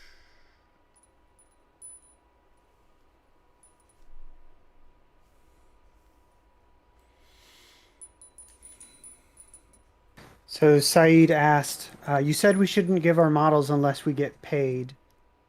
Is it safe to give them to printer facilities? Is it possible that they will Oh, sell yeah. it? No. Well, I say no. Um, if no, you should be able to give your model to a printing facility without. You know, that chisel shape's not that bad. That's close, actually. Um, that shouldn't be a problem, because if they do, turn around and sue them, right? Because there is a expectation of like privacy in that case. You know, you can send them a contract saying you will not replicate da da da da da da da da da, but most of the people who are legitimate would never do that.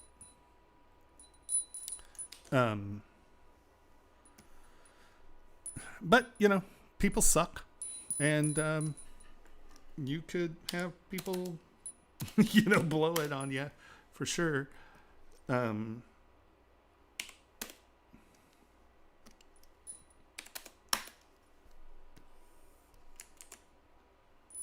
Oh, stop that! Stop! Stop! Stop! Z subtraction. Turn it down.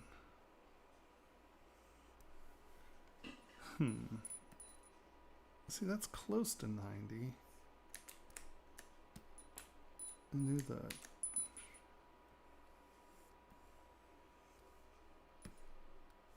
Alright, well, maybe that'll be an answer. Not quite what I'm looking for, but I guess it's better than nothing.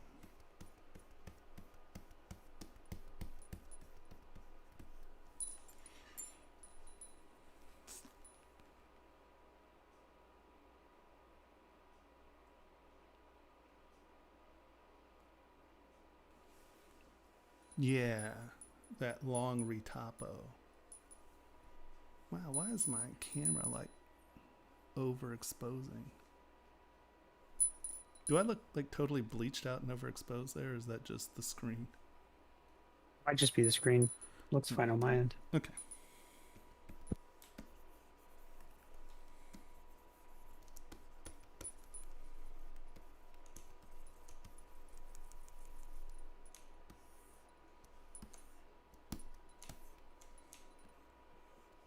No. I keep accidentally cheating.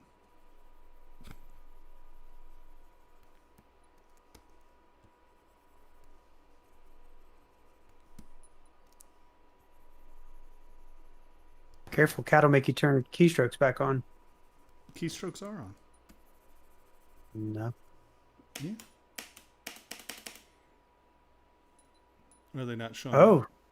Oh, they're not showing up. Okay. No, you're doing a great job then. Yeah, no, You're just not using keys.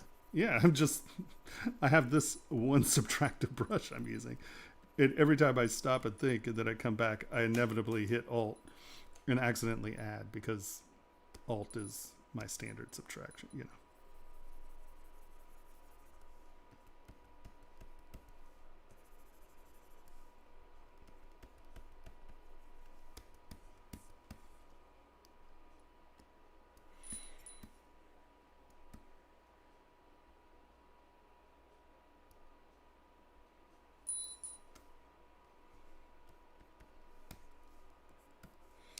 And see this, why I'm always such a bugger and I say, sculpt in planes first, and understanding these things as flat planes is really important. And a lot of that came from subtractive sculpting, because it's far easier to creep up on this in layers, in planes, instead of trying to get in there and do, detail. You want to make sure that all your planes are sitting nice and correct.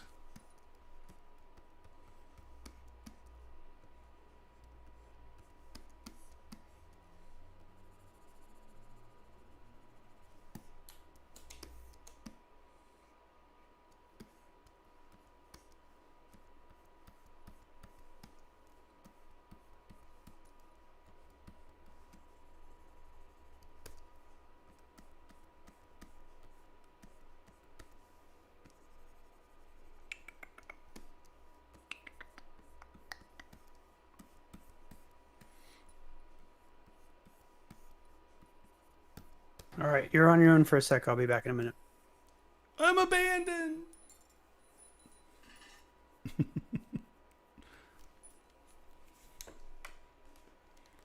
I am on my, what is this, a 24-inch Cintiq? Yeah. This is the old 24-inch.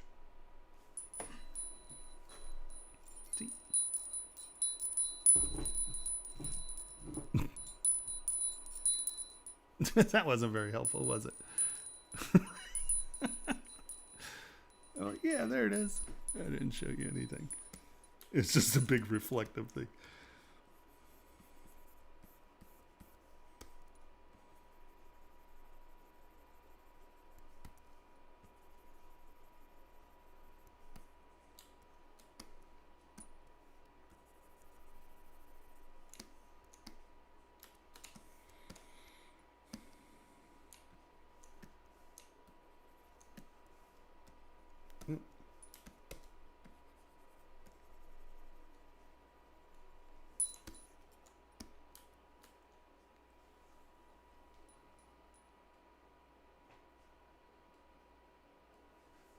I think that ZBrush is a perfectly great place to start and learn. Don't get frustrated. The interface is interesting and it can be challenging, but once you get used to it, it's fine. I mean, the key is to build a UI that you're going to use and work with. And if you're going to start from scratch and learn something, use ZBrush. It's just such...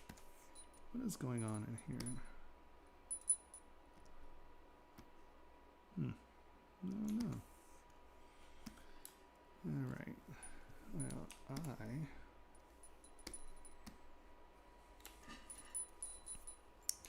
But yeah.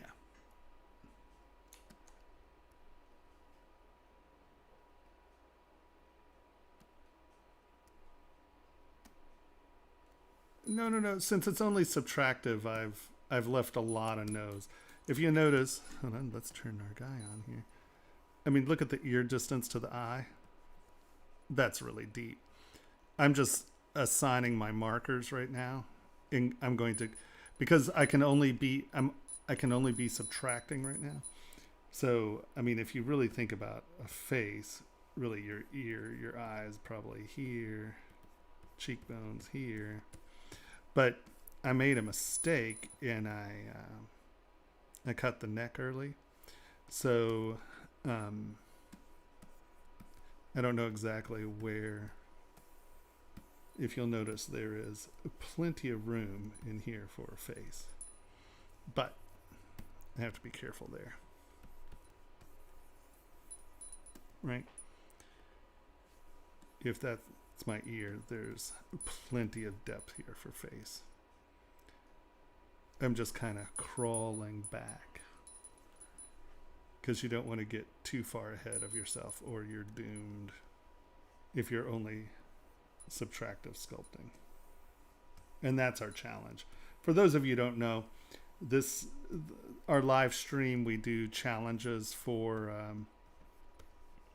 our live streamers monthly, and this month challenge was to do a subtractive sculpt where we don't use any of the additive tools. We're only using the subtractive tools.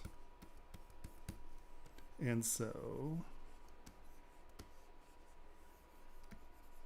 I, as a traditional sculptor, know that it's really easy to knock all the stuff you want off accidentally. So I'm creeping back on my thing here.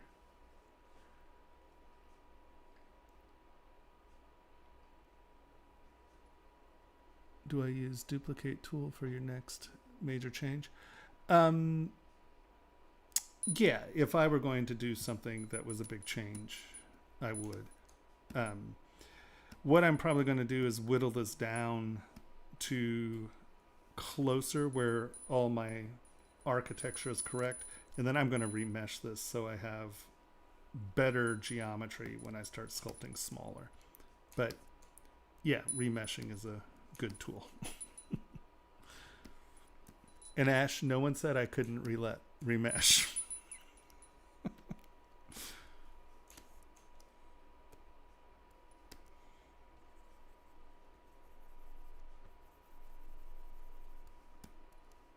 Because this mesh is kind of poo at the moment.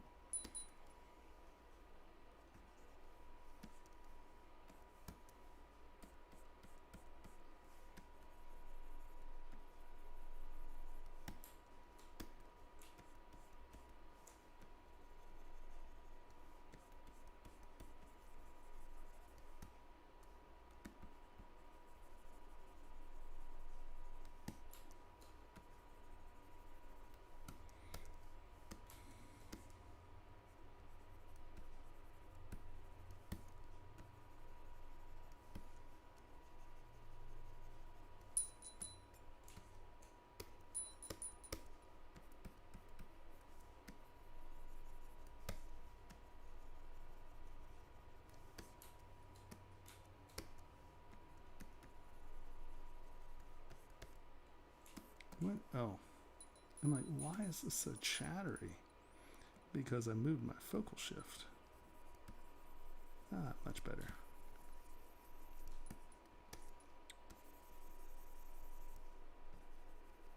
Mm-hmm.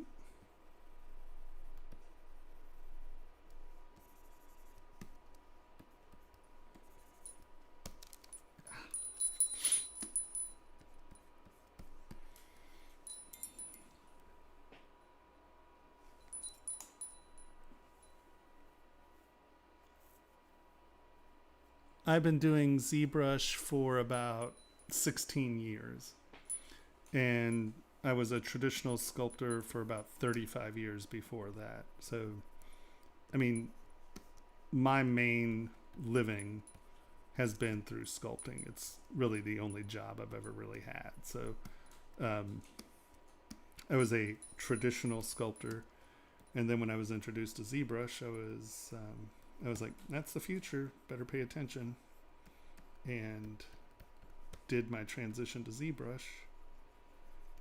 And I've been doing ZBrush for about 16 years. And it's been a blast the whole time. It's awesome. It's an awesome community. It's a great program. It's just good stuff. What brought you to jewelry originally? And you coming from where you were, was it ever Quest or did you just... Well, on Pirates of the Caribbean, I made some skull rings, and from that, a lot of people wanted skull rings, and I was like, yeah, no, I've got a real job. I was like, nope.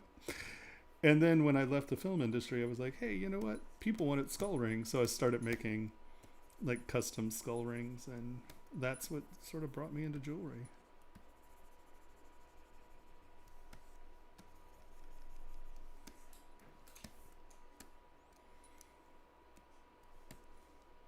And then it just became puzzles, you know. It's like, oh, well, I can make that better than that. And oh, I can do that different than that.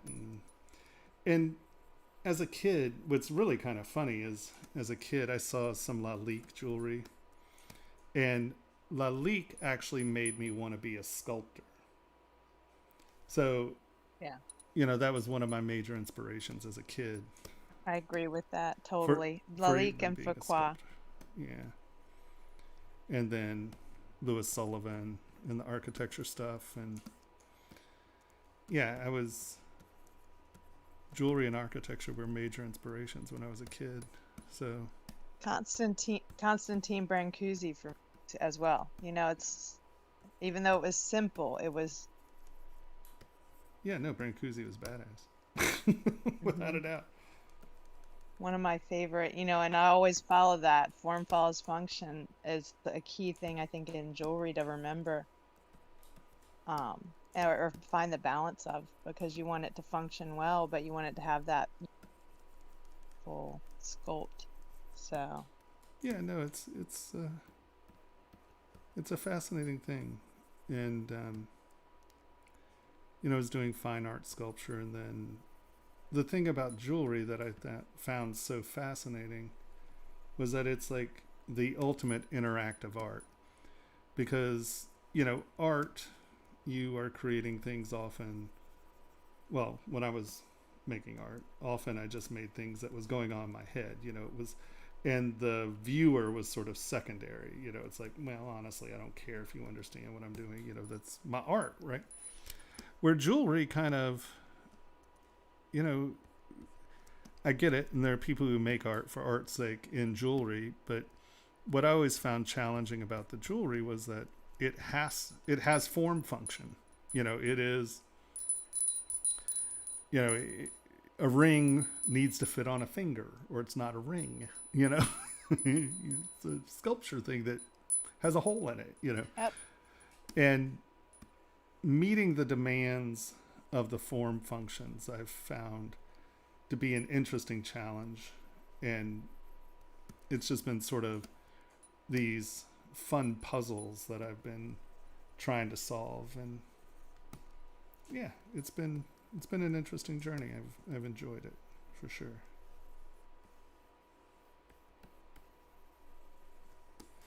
I have to admit, I do look forward to making some art. I have some ideas of some things I want to work on.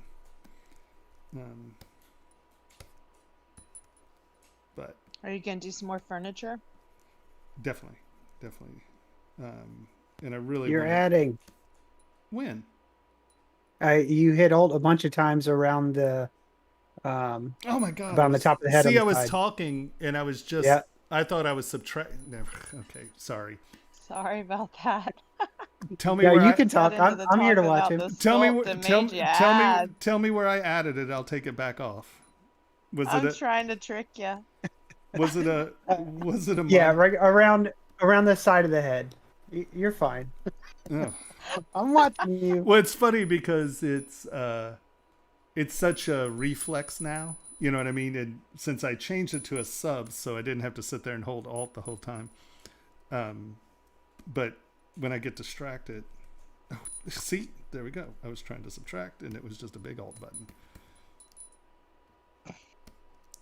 This is funny with the keystrokes though, because you can't cheat.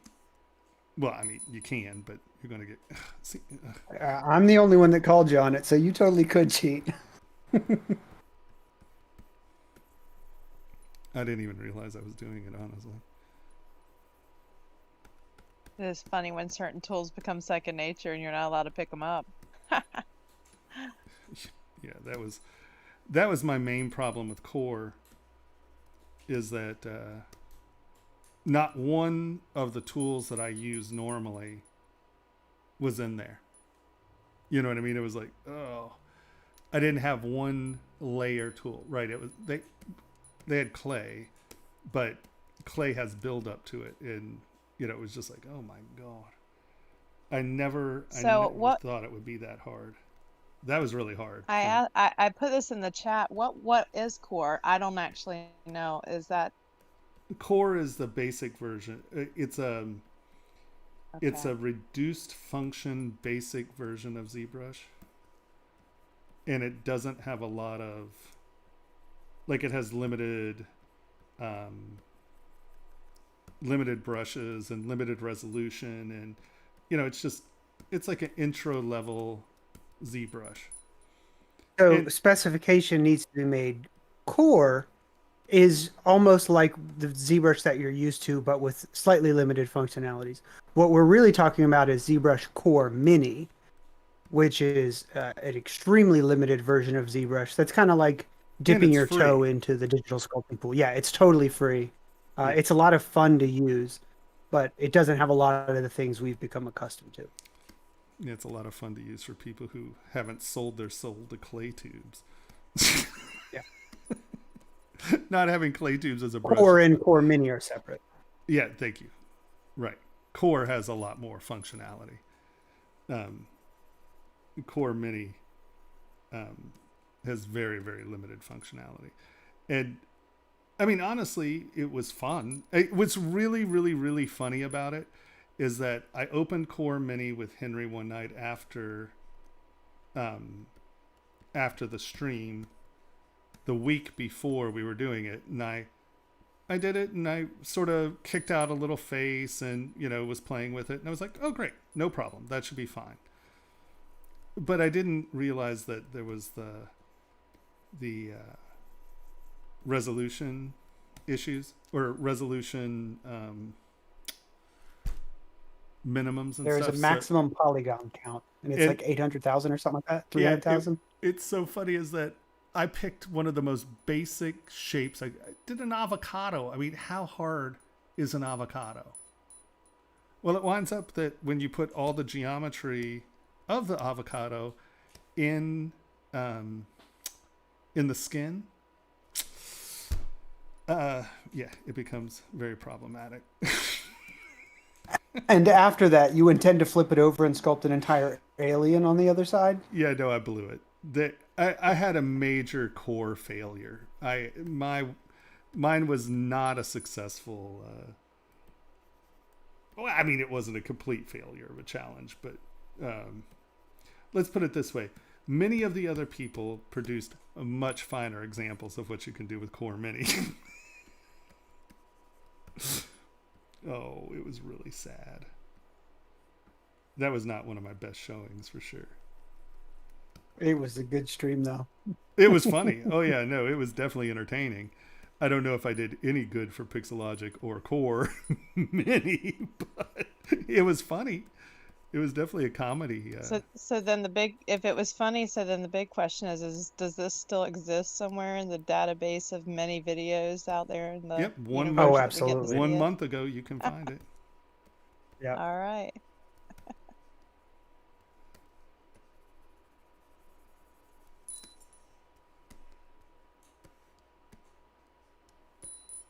Oh yeah, Eric is correct. Eric did some beautiful sculpts in Core and Core Mini. We do have them up there. Do you have the link, Henry? It's Oh, yeah. above Eric's post. Oh, all right, fine. Don't get all crabby with me, mister. And actually, his octopus ring that he made in Core is currently being produced by Rio Grande. We Yeah. should have That pictures video, of it soon. yeah, that video will be up as well. They're supposed to be videoing the production of that, so there will be a how do you make a ring from ZBrush Core video out there soon. Actually, it's Ooh, I want to hear more about this octopus ring sometime on the side. I've got a pendant that I hand carved, and I want to do a ZBrush version of it that involves an octopus. Click the link. Videos are there's free. a link right there. I'll hop right on You there. don't have to. Link. You don't have Not to. tonight. I mean, I'm too entranced by what you got going on here, but I'll do it later. Well, I'm not going anywhere anytime soon. Click on it. We still have many, many you're right. hours. I'm clicking. It's happening. Oh shoot! That just totally shut down your. Did it totally? No, it. I think I might have closed your feed when I did that. Well, you know where my feed is, to be fair. Oh, that's lovely. Whatever just came up is one of your other. All right, so so it's in the free. There it is. Sweet.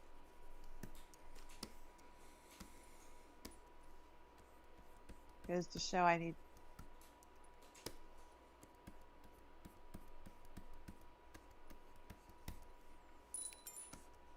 So Eric, did you see that I posted a very lovely video for you?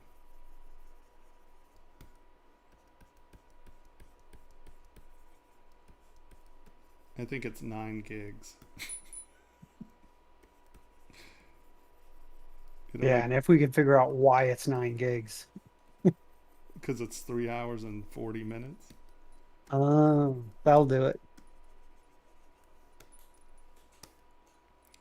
Yeah, there's a whole lot of bracelet video coming your way.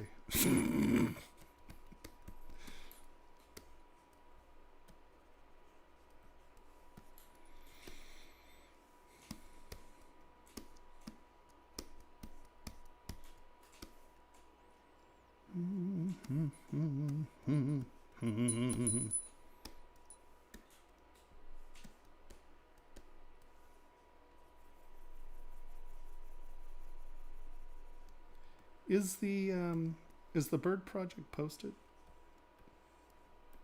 Yeah, Project 7. Oh, cool.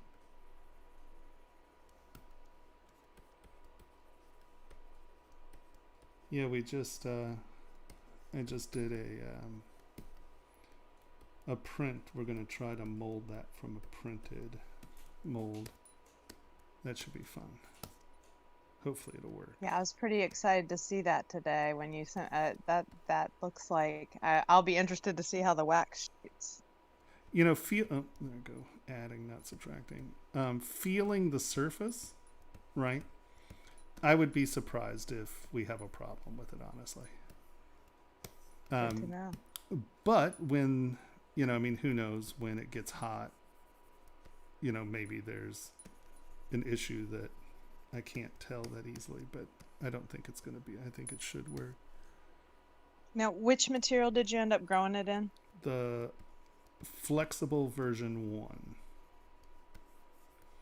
Because the flexible V80, I think will only print at 100 microns. And this printed at 50 microns, which is bad enough. I mean, but I did email Formlabs today and told them that I would keep them informed and see what they had. And she said, keep her informed because there may be some solutions for resolution. Be great. So we will see. I love the idea of it. I'm actually really looking forward to playing with some of the dental resins. I think that being able to use it as an ivory substitute, and some of that stuff is biocompatible. So some of that I'm really interested in playing with. We had a piece a long time ago that, you know, when they were doing the Wrong way. what was it called, the silver, or it was like a ceramic material that Yep. you could print in. We had our somebody grow it for us and then mold that. It was tight. Was that photo silver? Is that what it was? Oh, that was Photo Silver was an Envision Tech Yeah, product. yeah, Photo Silver That's what was it- a fantastic material. yeah. I liked it. Oh no, And Photo then Silver was I as guess good it's as they got. gone. They have something that they say it's sort of a chalk blue, but it doesn't have the ceramic in it that the Photo Silver did. Now, I did get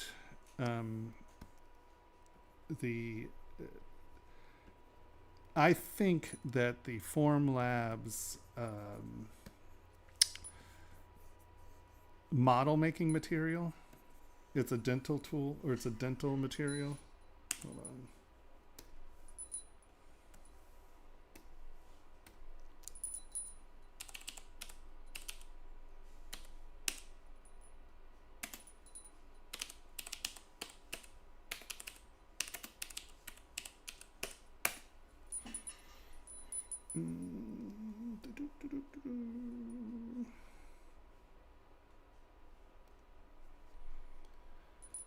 Yep, might This do the stuff, same thing where this it's got stuff right that here, nice clean. this model. Yeah. I think that is going to be, or I'm hoping that this model resin is going to be like photo silver, is what I'm hoping. Nice. It just looks and it feels like the same sort of material, and Yep. you can sand it, it's toolable. So I'm hoping that this can be a Formlabs replacement for The photo silver. the photo silver, yeah.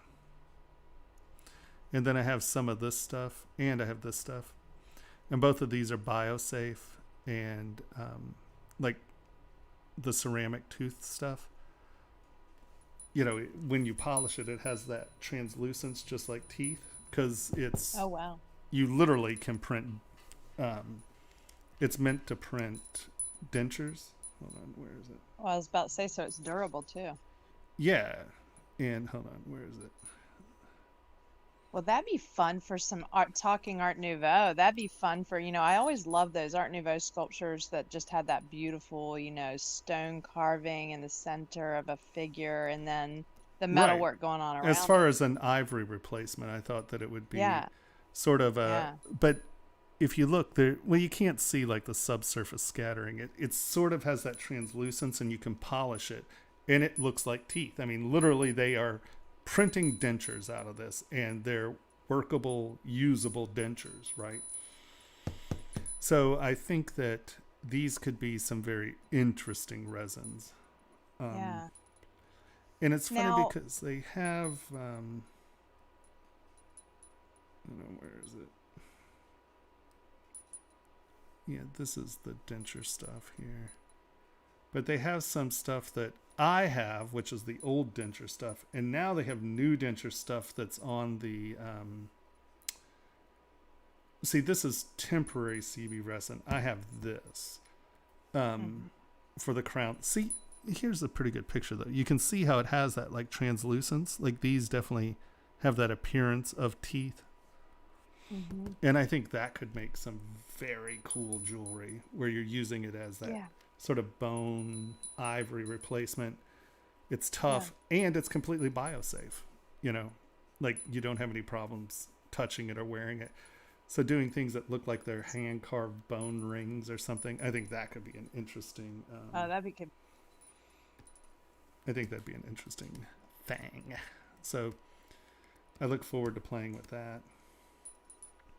Well, that gets into Juan, you were mentioning the Art Nouveau and that you love Mucha. So if you look up Georges Foucault, I think is how you say it. I always pronounce it I wrong. believe that's right. Fouquet. Foucault. Did I That'd do be that my right? guess. Yeah. Anyways, he made all of Mucha's, so they were like a team. So it was great because Mucha would do his designs and then he would create them in jewelry form. And his work is really inspiring. So that's a nice one to look into and one that I'm hugely inspired by and He's awesome. by. Yeah. I got to try on one of his pieces in New York. I went to this tiny little, if anybody's in New York ever, I have to recommend this place because it's teeny. And it was right next to the Cartier, right by Park, Fifth Avenue, or Central Park, Fifth Avenue on the corner. And it was this little tiny place, but it was all heirloom jewelry. And it was like cufflinks and, just amazing things. And I get in there and sure enough, they had one of his pieces and I got to try it on. That's cool. Oh my gosh, it was the most magnificent thing I've ever gotten to do. But I bet he finished off it the was inside tiny. of the piece. Phenomenal to see it in person and phenomenal to actually get to hold one. Because usually they're in a museum and you don't get to hold that. You don't get to wrap it around your arm. No, that's you for don't sure. get to actually put that on your body. And I was like, oh my gosh. I hid the fact I was a jeweler the whole time. I don't know why. I felt kind of guilty because, Yeah. I never anyhow, they feel were very guilty about kind. things like that. I know. They were very kind. It was a very enjoyable visit, but there was a lot of just that true handmade Art Deco, Art Nouveau era jewelry that was just phenomenal.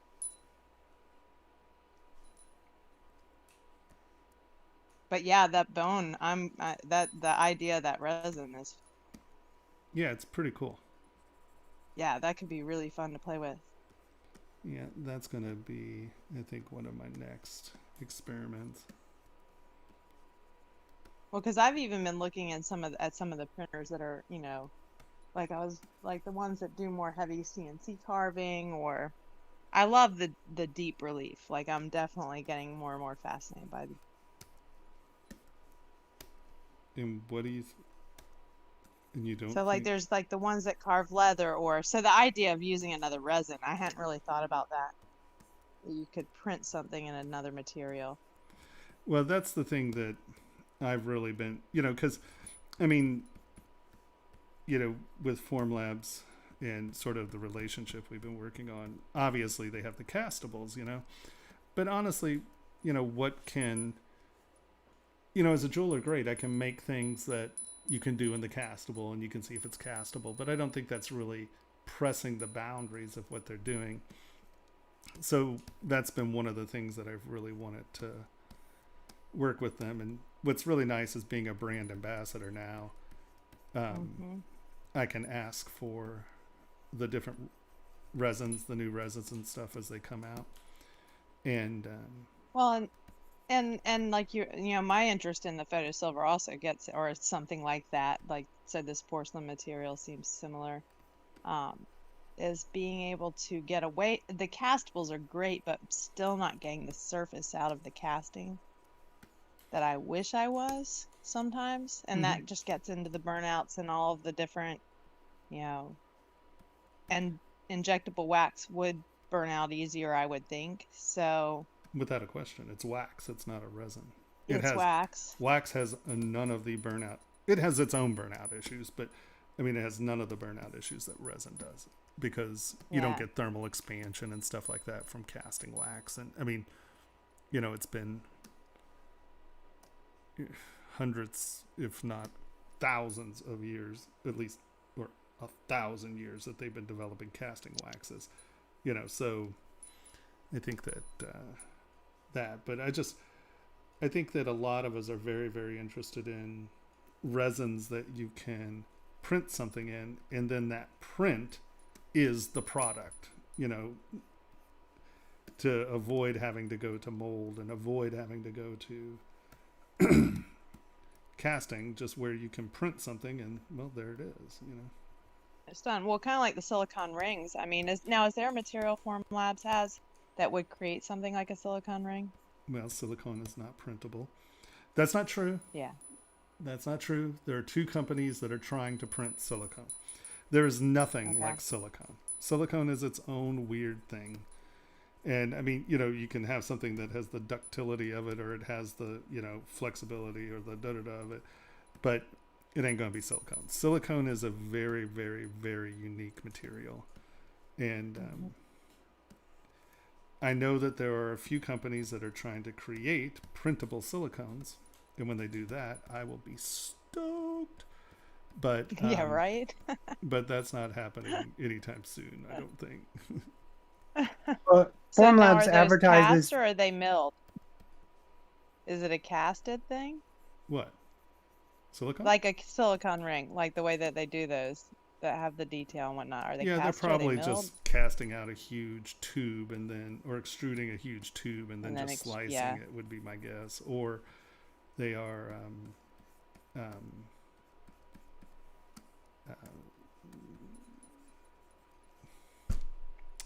or they're just bulk casting, right? Boom, boom, boom, just trimming it.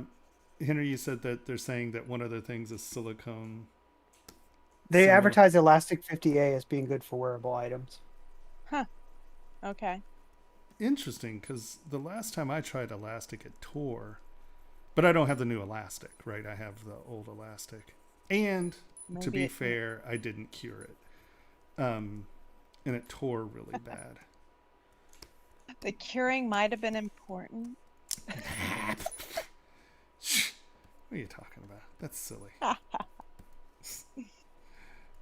Well, that's cool. So it supposedly has some stretch and won't hopefully tear. Yeah. Interesting. I don't have either the new one. I have the old ones. So does that mean I need to order some of that tomorrow and be the tester? I'll try it. It's always an option. That sounds like fun. Yeah.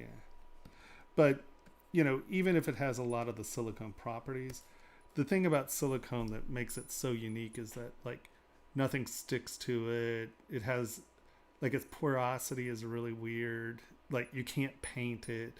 There are people, I worked at a shop that had developed a way of painting silicone, and all of us had to sign non-disclosures, and none of us were allowed in the paint room. It was like this, I mean, it was like sci-fi. They were not having any of it. We were not allowed anywhere near it. We couldn't even talk about it. I mean, it was like really funny.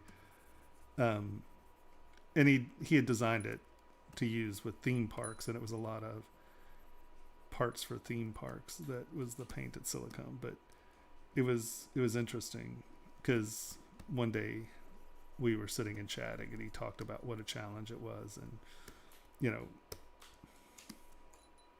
it was interesting to hear a drama he went through trying to get it to be, you know, something cool. No, if they could print silicone, it would be great.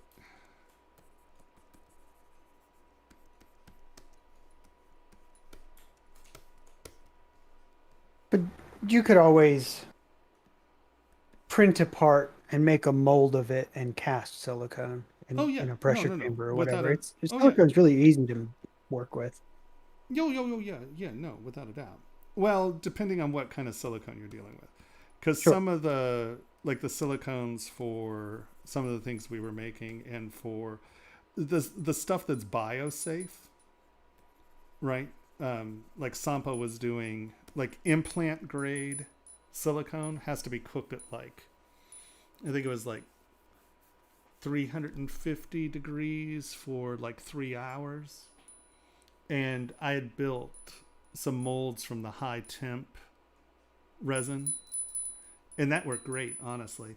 But I was having crazing issues where after the third or fourth time I used it, you know, when a surface crazes, it gets like thousands of little cracks, but it's only like a half a millimeter deep, so it looks like it's sort of scaling or flaking. Mm-hmm. And I had problems with that. And that very much could have been, because that was before I got the cure element, you know, before I got the curing oven thing that they give you. So you type in, you know, you can specifically cure it for its mechanical properties because it's set up to do so in that unit, you know. But when I was just curing it at home, so very likely I could have been miscuring it, but it worked great 3 or 4 times.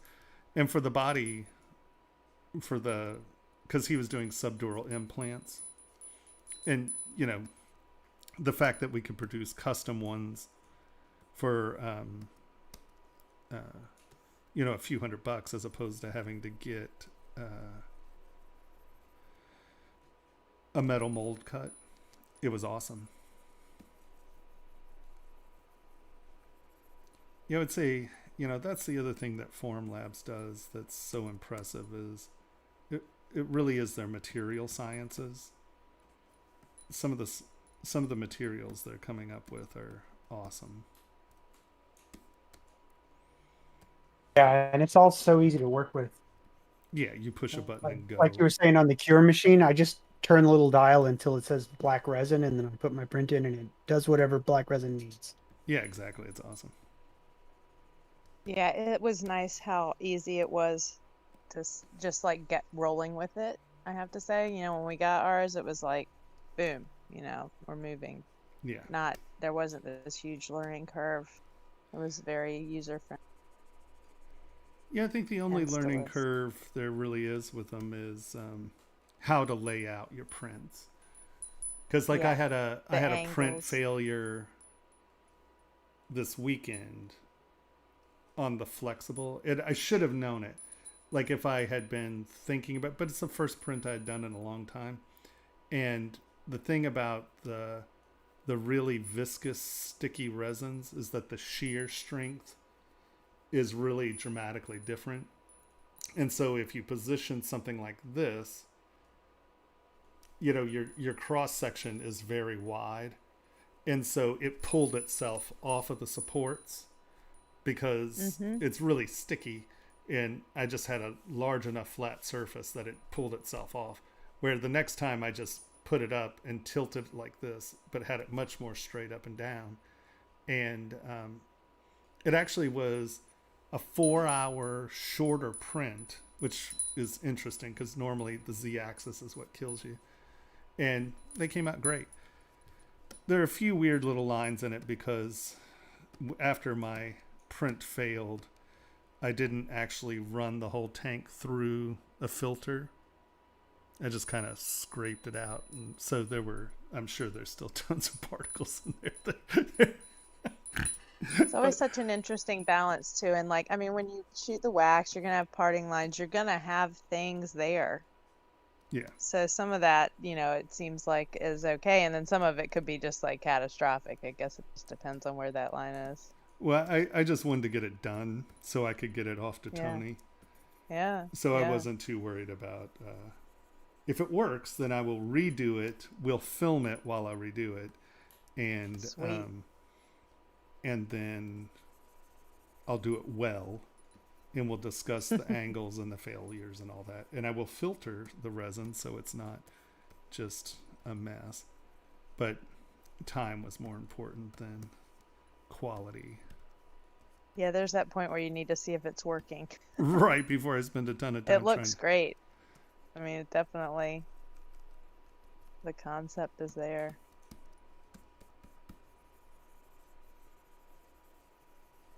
Okay.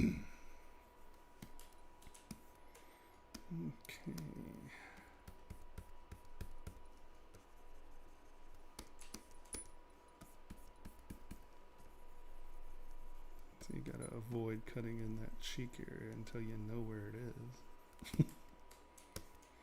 He's like, everything looks so round and goofy. It's like, yeah, because we're still shrinking. Everybody calm down. I know. It's only 10:30, man. I can't do this in 15 minutes, and we wouldn't have anything to watch.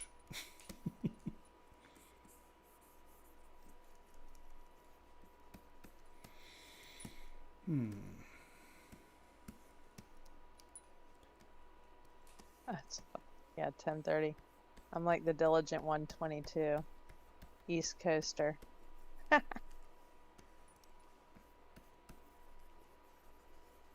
Sometimes this is the best time in the world. The time when nobody calls. I know. It's so funny. Everybody laughs at me, but I love work. I mean, I think I like working.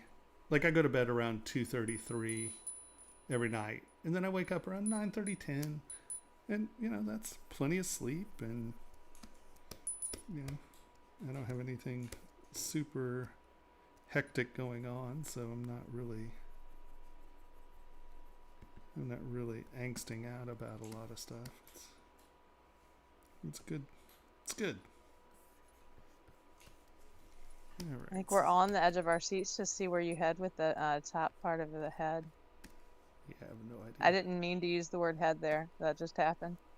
It is a head. Not intended.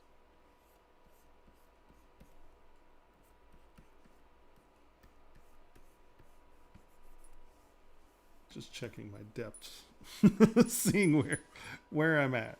All right, I'm fine. Because you got to figure that even here, your skull.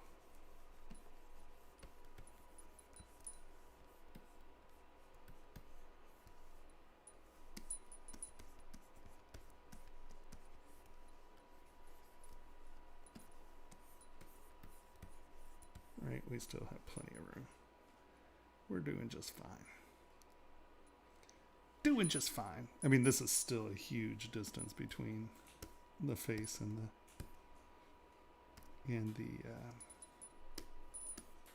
oops, stop that. I think it'll be fun to see from where you started to where you ended, the size difference. Well, it was intentionally much smaller.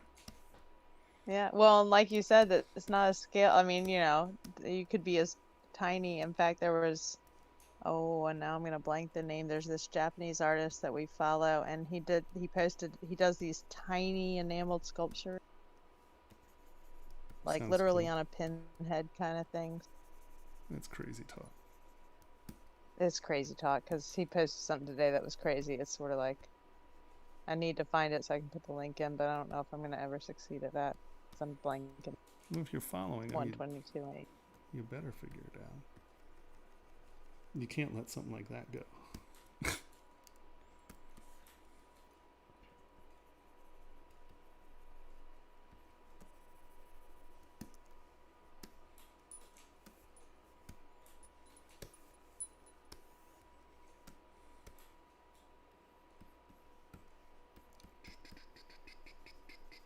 That really is the funny thing, though, when you're working in ZBrush, and that's like come back to that scale thing again. That's where printing's lovely because it brings it all back into reality. But I'll laugh when you just get into that microcosm and then you realize you're working on something so tiny because you can.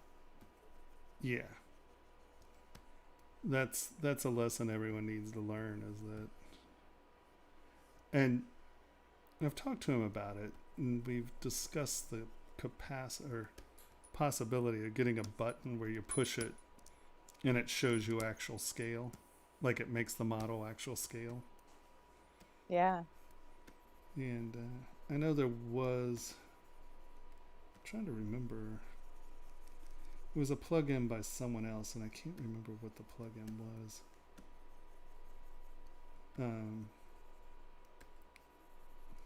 Was it France's scale, or was it Subtool Master? But basically, you have a thing that was the size of a credit card, and then you would scale it just visually to be the same size of the credit card and go set, and that showed it in the world where view scale was, and then That's nice. you'd hit show and it would make it scale. I tend to try to keep a set of calipers nearby. That way, at least, like it's like, okay, wait. So what is 15 meters? What is meters? Yeah, no. Even as a jeweler, you forget, and then you it brings it all into perspective for you. It doesn't matter what you're doing. If you're doing anything that's coming out of the computer, so toys, models, anything that you're actually going to print, everyone needs to have a set of calipers, because you're going to shock yourself when you're like, oh, that's why I always laugh where people are like, oh, well, it's so much space, it's like 2.5 mil. It's just like, do you know how big 2 mil is? It's not very big at all there.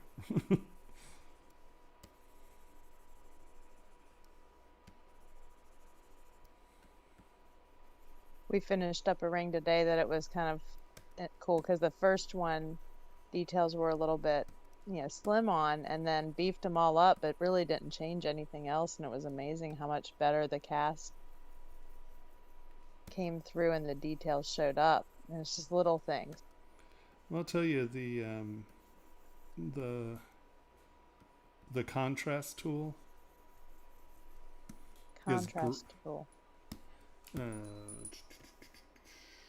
Deformation. Where's that live? I haven't played with that at all. Contrast right here. Actually, you know what? That's something we Okay. should pull out, isn't it? Hold on. Preferences. Enable customize. Contrast. Control Alt. Drag contrast over here. And that should go over with the printing stuff. So when you're done, I think I'm going to try to find a place for it. Sort of over in this stuff up to, we can put it right there. Hold on.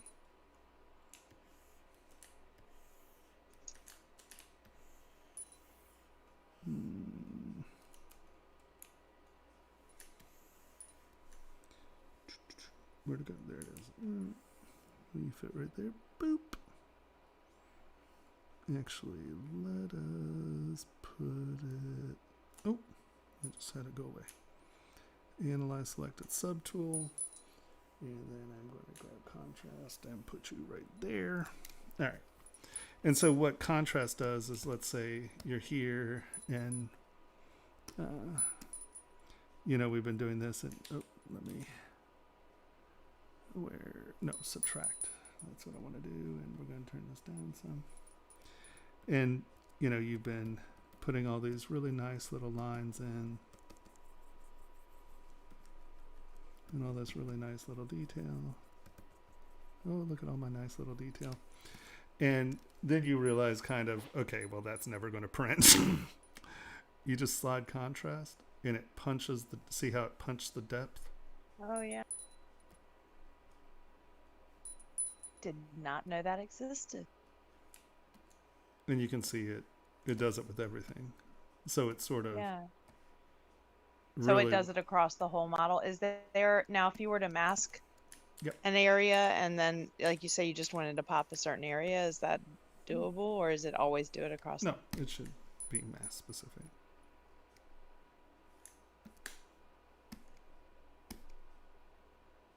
Right?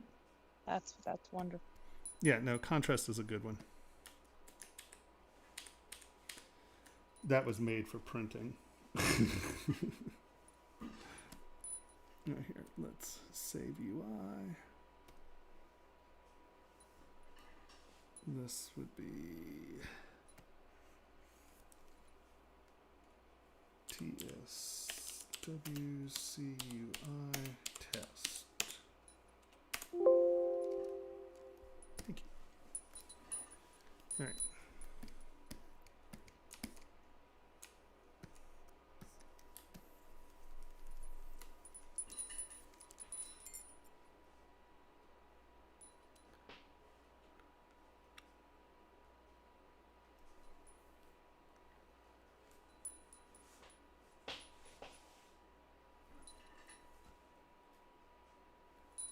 So Henry, nothing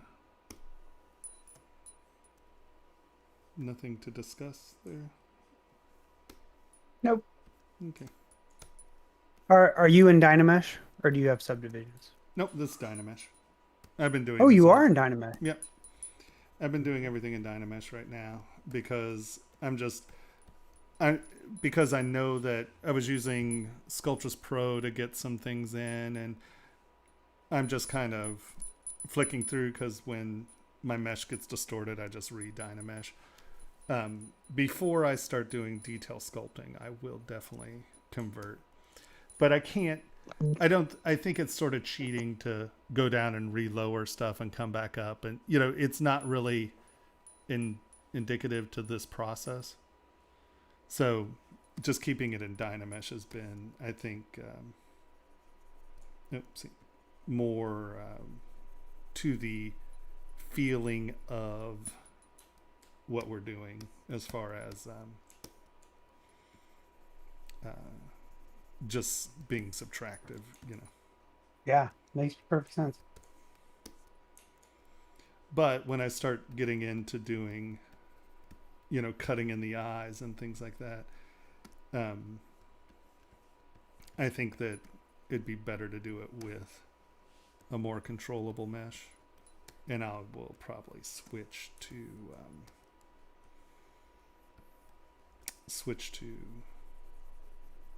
subdivision tools at that point.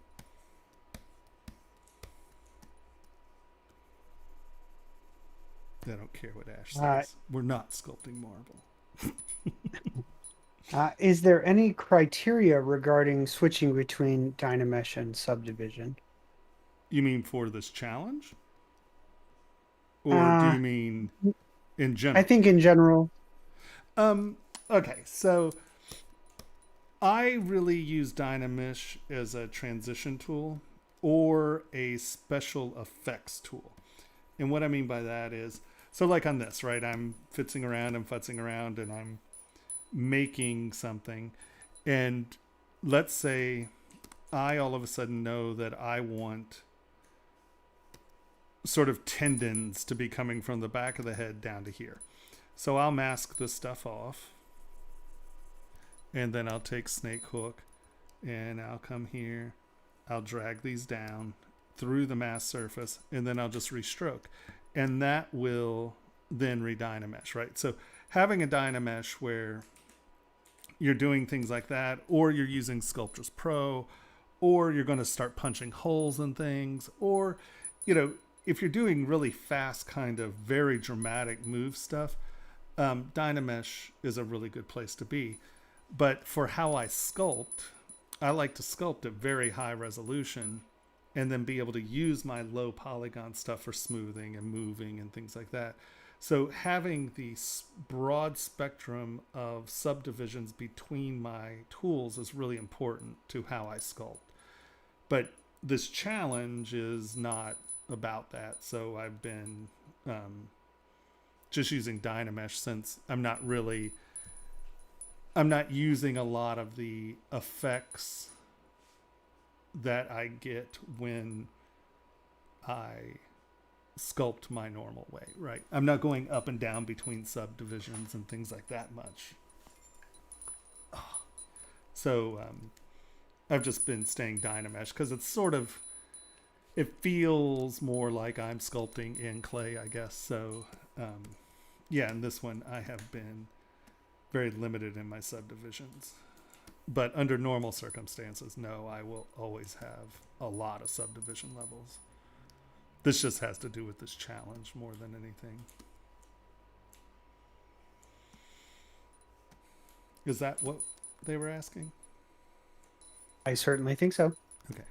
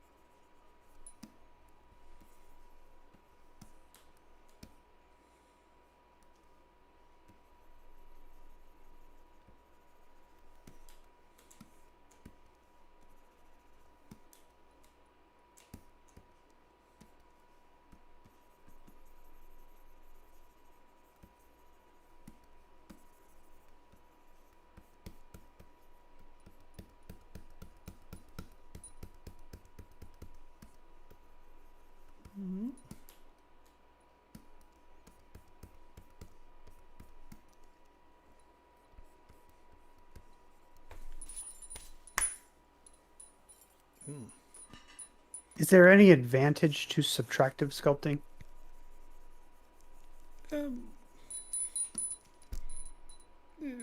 I mean, obviously, if you're physically sculpting, yeah, it's how you sculpt. In a case like this, well, like when I sculpt, this is how I sculpt, right? But like, you'll see me. So I'm actually going to use additive right now as well. Remember, here we'll put the history point so we can come back to our history point. So like, this is how I. What do you mean undo 20? Fine, whatever. When I'm sculpting, let's say, you know, normally, I'm just going to come in here and play with the eye, right? I'm going to come in and I'm going to dig this out, and I'm going to get it to where I know it's the depth I want that like little lip to be. But then I'm going to come back in and I'm going to add this in, and it allows me to get back into certain areas and forms, and then I add it back. And so when I'm sculpting normally, I do subtractive and additive a lot. I mean, it's just, right, you add a little, and then I take it back off, and then you add a little, and then you take it back down. Like, let's just say this is the layer I want my eyeball to be, and then I'll add up the meat for the lid and the cheek, and then I'm like, okay, well, I want some there, and I'm going to take this back, and then I'm going to add a little here, and then I'm going to take that back, and then I'm going to add a little there. So it's constantly add, subtract, add, subtract, add, subtract. So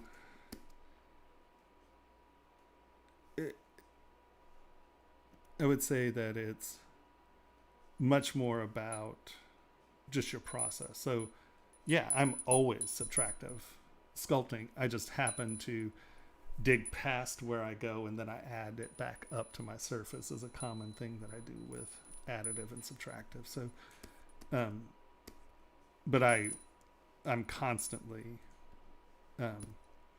using subtractive sculpting. So I don't know if there's I don't know if you could say it's an advantage. It's just, I mean, it's sculpting, right? Because you can't just always additive, if that makes any sense at all.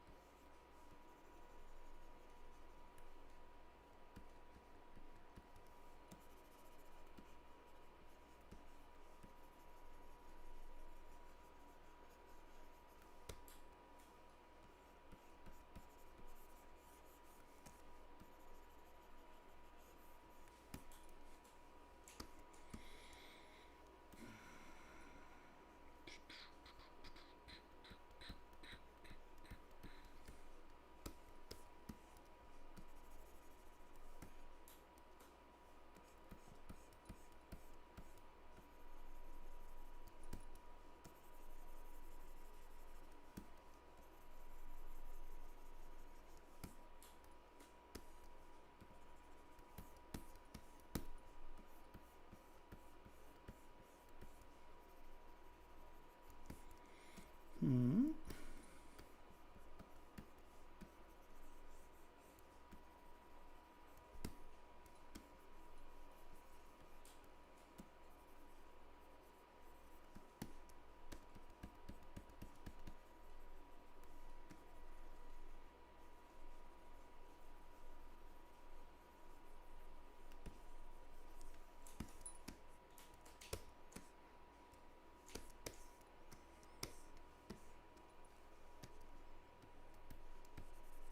What's the cure process like on that elastic resin you use to print the mold?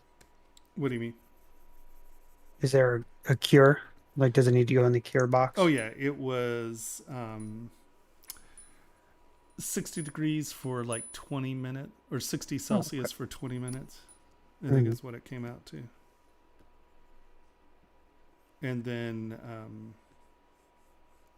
yeah, I think that's what it was, if I remember. It was something like that.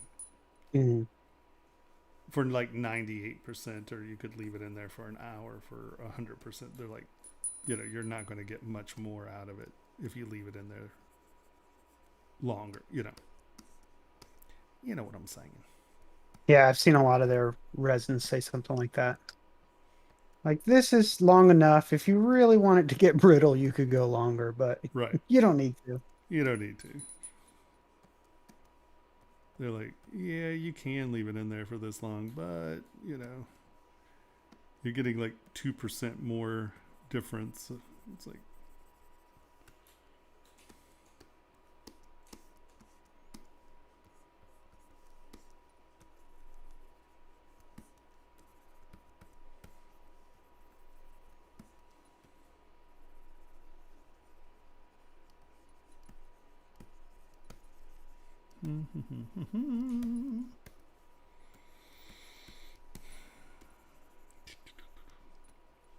haven't been very talkative, have I?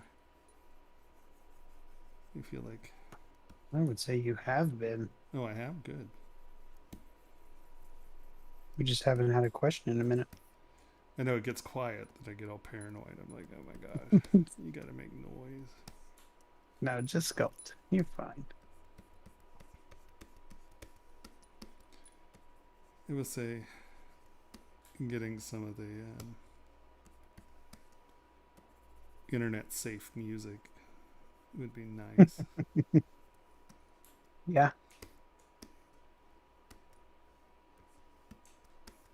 Does it have to be all copyright free? That's, you know, such a challenge.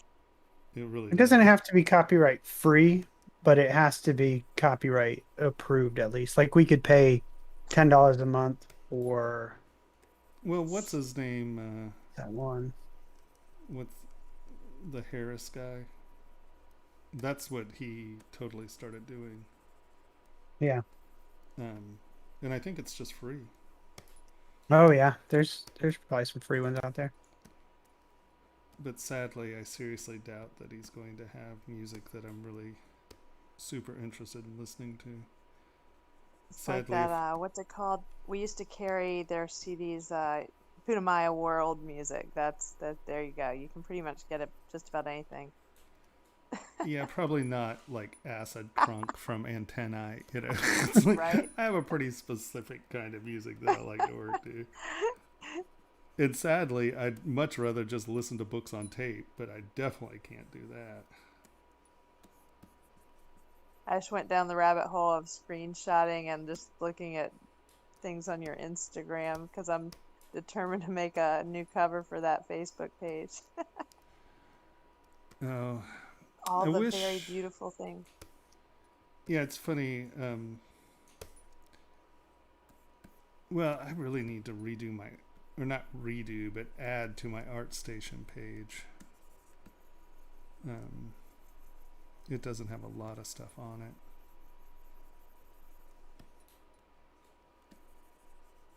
Because now with Epic buying ArtStation or whatever, I guess it's going to get a lot more like searchable, and you know they're really going to punch that as a. So I didn't know Epic. Wasn't it? So Epic bought ArtStation. Wasn't it Epic that Sweet. bought ArtStation? Epic, like the video game company. Yeah, isn't it? Yeah. And I guess they said they have big plans for it. That's good stuff. Yeah, as long as you're Right. ready for it. I mean, Yeah. social media now. I gotta it's say tough. the renders of the beads spinning, that's just like Isn't that the great? things nightmares and dreams are made of. Yeah, Eric's killing with that, and he's actually been working on something that I'm not going to tell you about, but just going to say that Top secret. if it works, it's going to be so cool. Don't you agree, Henry? We can't really talk about it, but it's pretty darn awesome. Mm-hmm. I mean, the things I've seen from it so far are just rad. Just baiting us. Baiting. Yeah. I So sure am. cool. Not gonna tell you. Tomas, what is the best way to organize a small statuette model for casting? Printing hollow with a hole in the bottom and direct cast, or split into parts and solder after?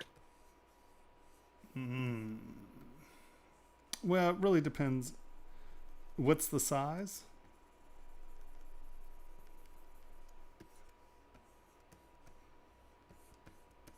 How big is it? Got to give them a minute to answer. How big is it? Did they answer? How big? How big is it? How big? Did they answer? Did they give me an answer? Henry, why don't you know how big it is? Hey, Henry, how like big 5 is it? centimeter. 5 centimeter. And it's going to be made out of metal or resin? They said the word casting, so I'm going to assume metal. They said soldering, so yeah. Okay, so it comes down to this. Well, one, what material you're using, because if you're doing gold, you're going to want it as thin as possible, right? And that means that you're probably going to do it in 2 halves at least, and then like put it back together is probably the best way to do something like that if you need it to be hollow. Or do it not necessarily in 2 halves, but let's say this is our model, and one second.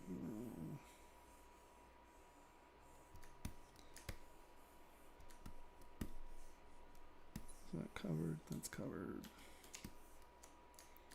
Nope, I want everything. All right, and now we are going to extract. Now, honestly, I wouldn't do it this way, obviously. I would come over here to Decimation Master, and you can create shells with Decimation Master and pick the thickness, or not Decimation Master, Dynamesh Master. and you can create a shell and you can pick the thickness of the shell. So this is a much more controllable way to make a shell, but it thinks a lot. So I'm going to do this in something that doesn't think as much. We're going to make this negative 0.003. And I am going to go extract.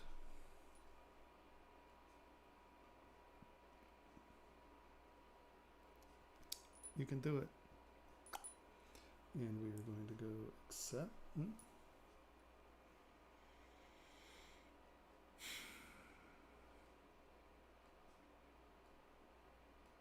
And this isn't thinking, so accept.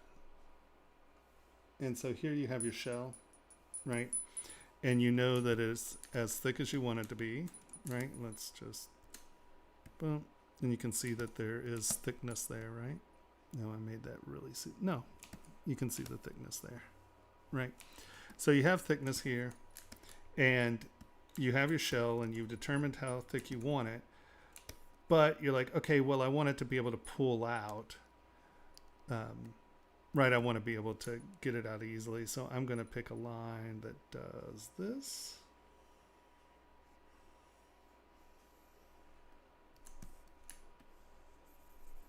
Because that seems like someplace we can hide. You know, because if it's going to be seen from this side, go to the back side where you can hide your welding or soldering. And we'll make a key. And then we're going to do...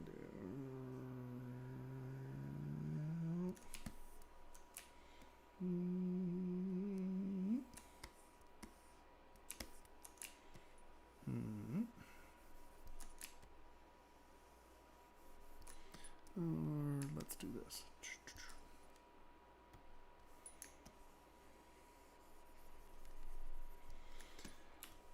And now that you have this guy, that's what you're going to want. I'm just going to cut a little things like this in so it goes back together nicely. You can kind of key it. It won't slip inside that way. We're going to extract double.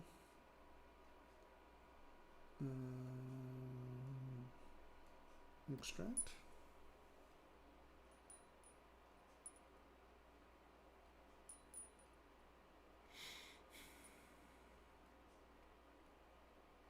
You can do it. Okay. And now we're going to, that's a little thick, but it's okay. We're going to go accept. And now I'm going to take you, I'm going to throw you into a folder. New folder. Come on. Oh. Label your folders. It's really important. We're going to drag you in there. And so now let's take a look. We're going to turn you on. Let's turn live boolean on. We need you to be start. We need you to be negative. And look and make sure that that's where you want it. You know, you can move it around, change its shape and stuff to get it to where it needs to be. And then all you need to do is come in here, make this negative. And so we are going to go boolean folder. Turn live boolean off. We don't need that off. Sometimes leaving live boolean on makes it have to think more because it's visualizing the process as well. Hold on.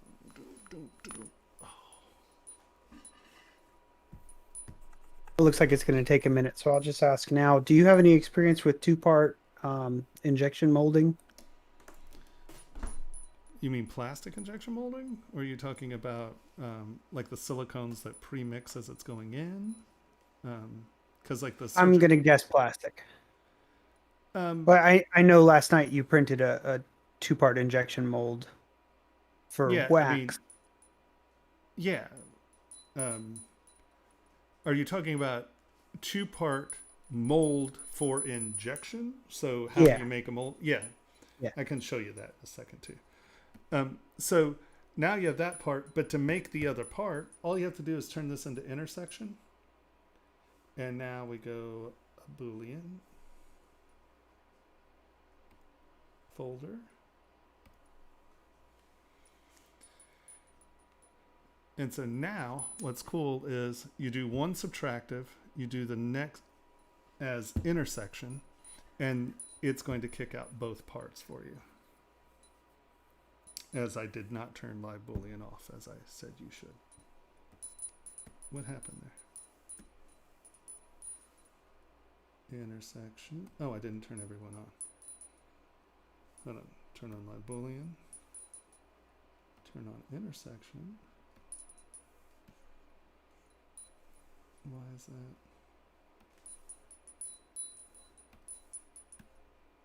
It's intersecting more than there.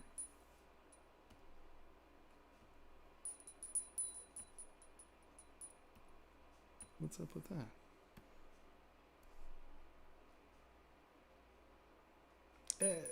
No, that's a solid. Okay, now ZBrush is just being weird. That is definitely going through that, right? That's a solid. That's going through there. So where it is intersecting,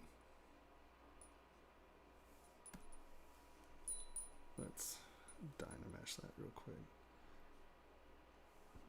You shouldn't have to do that, but start visible, live Boolean.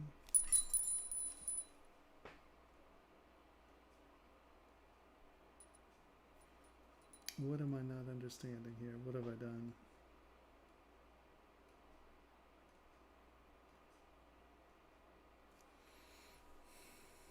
Is it just the live Boolean that's being weird?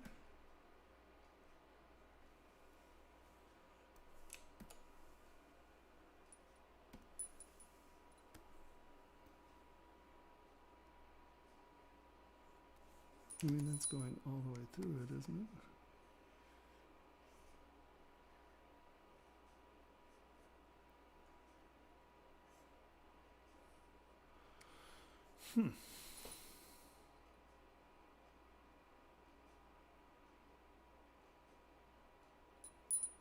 I don't know why that's being weird.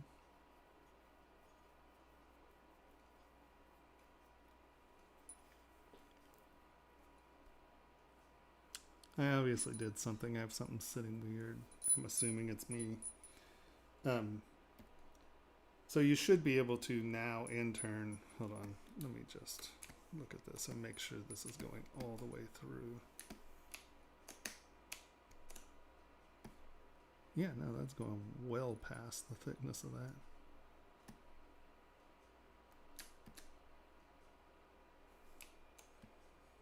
Is this double-edged? Oh, that's a shell too. That is my problem. How did that shell... Let's, hold on.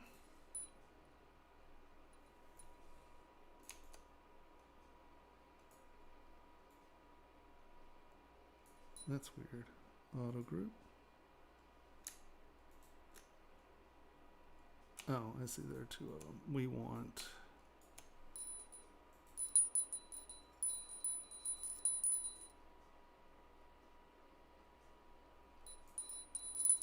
That's the one we want. Okay. Delete hidden. It was doing that because somehow I wound up with two shells there. And that is not what we're looking for. So now let's turn you on. Let's hide you. Intersection start. Live Boolean. There we go. Haha. And so now you're going to get that part. And that's the other side. So all you do is Boolean folder. You get this part and you have two pieces that key together perfectly. Yeah. I was like, what is going on? There you go. It's because I had masked the inside off and the X side off. When I extracted it, it extracted both sides. So I had two things sitting there. So the intersection was the open space between the size of the two parts. That's why it was being weird. So now let's say that you want to make a two-part mold of this. How I do it, I don't have the model on this part, so we'll just do it really quick.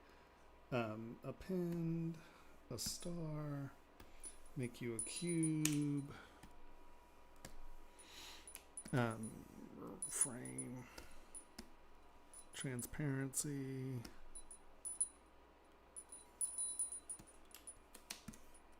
how come I don't see you? This is like so super small, there aren't even words for it. Yeah.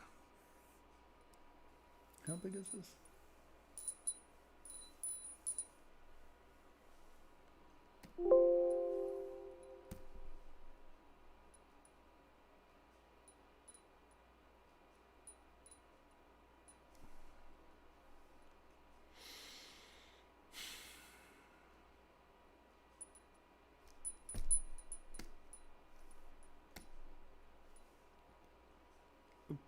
Okay, so this is really tiny. Let's do this. What just happened?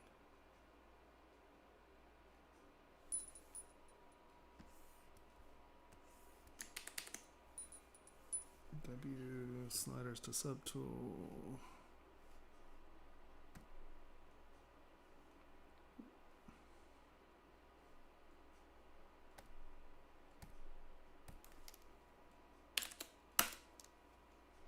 Resize subtool.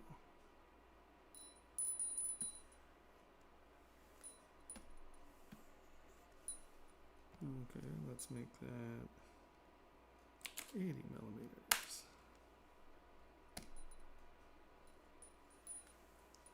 So how big is this? Oh, 2,000 millimeters. Okay, that might be a little large. Let's make that 100.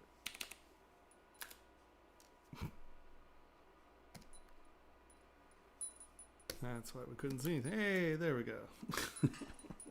The Jeebus is going on in here. So if you're doing a two-part mold, I find that you get your mold block size, right? So you know that's how big your mold is. You can determine it by how thick you're making it. At this point, I don't care. We're going to duplicate that.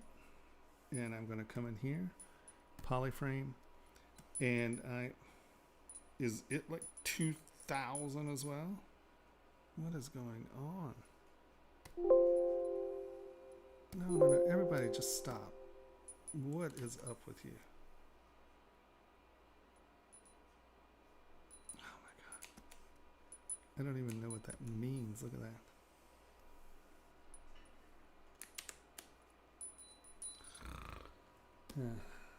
Things got weird.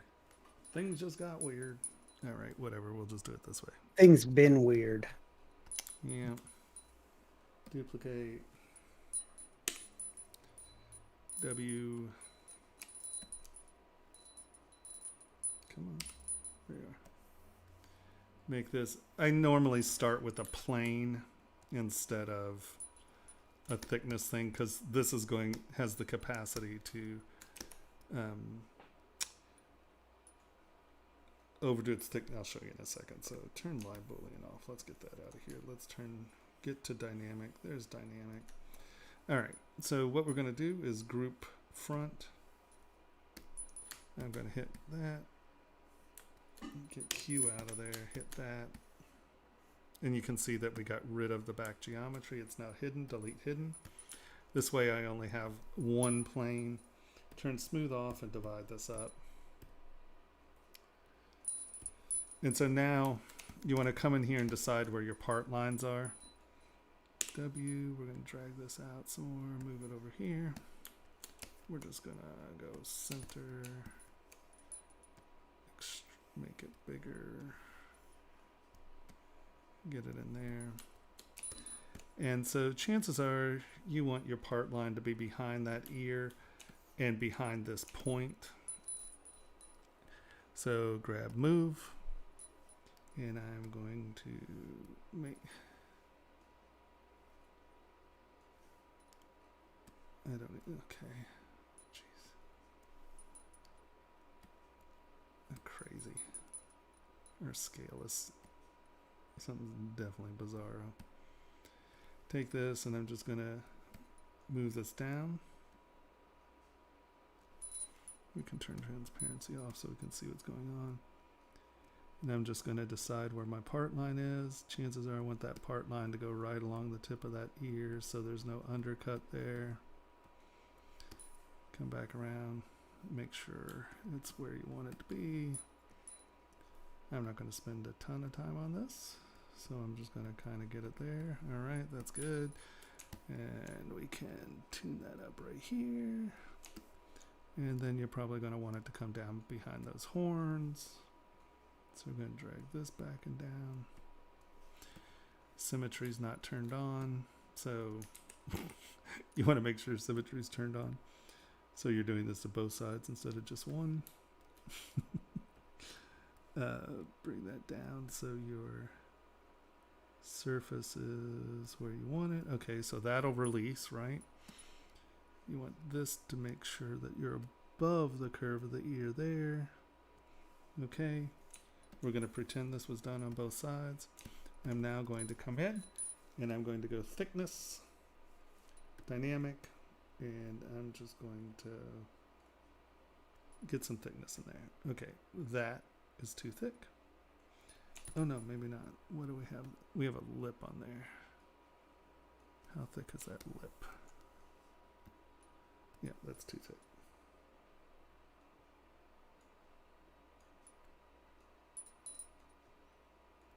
And you can measure this. My scale's all wonky right now, so, but you can literally come in and measure that and make sure that airspace is as thick as you want it to be. And all we're going to do, and normally I would make some keys, but I'm just going to make some pressure keys right now. Is that all? Yeah. Whoa, everybody calm down there. Boom.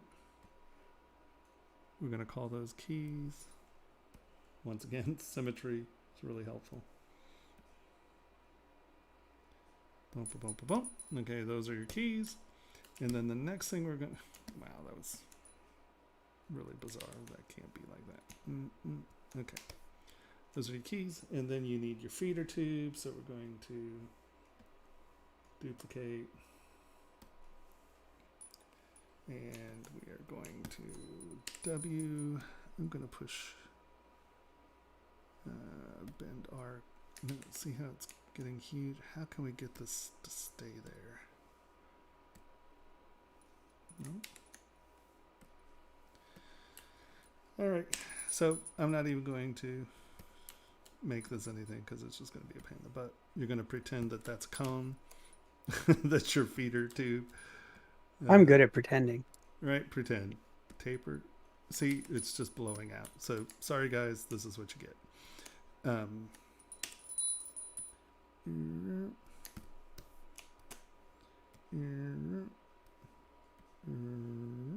you go. See, that's a feeder tube. Square one. Yeah, there's the new German wax injectors that have square feeder tubes. So now you bring your box in here, the big cube, hold on. W,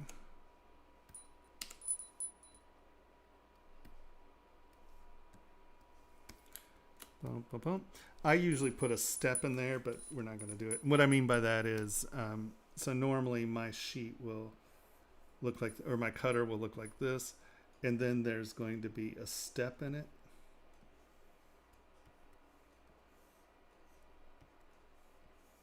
And then my keys are here. And what that does is it just makes it so, and then this is where, you know, the inset is. And it just makes it where this is just one more thing that keeps that mold from moving around. I find that it makes cleaner parts. And then we're going to make that negative, we're going to make that negative, and we're going to make that negative. So everything is cutting from that. And I don't think in this one it matters. Boolean folder.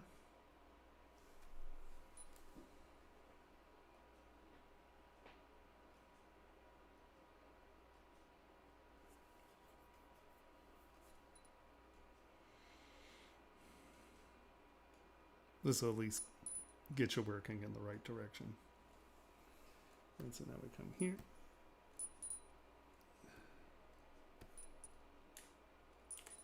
What happened there? Delete. Was everything turned on? No, it doesn't look like that was turned on. Live Boolean. Yeah, that's what it's supposed to look like. Alright, let's try that again. I have no idea why that squirreled out. Negative, negative, negative plus. Boolean folder. One more time. You got to make sure everything's turned on or it gets weird. I don't know if I had something turned off or everything's... Oh, these are intersection, not cut. No, that's cut. Alright, that should work.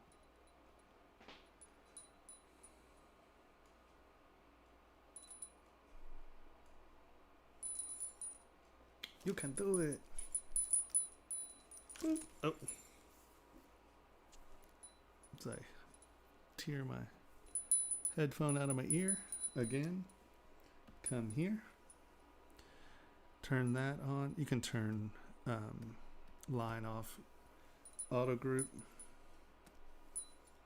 Auto group tells you that it is two different parts, right?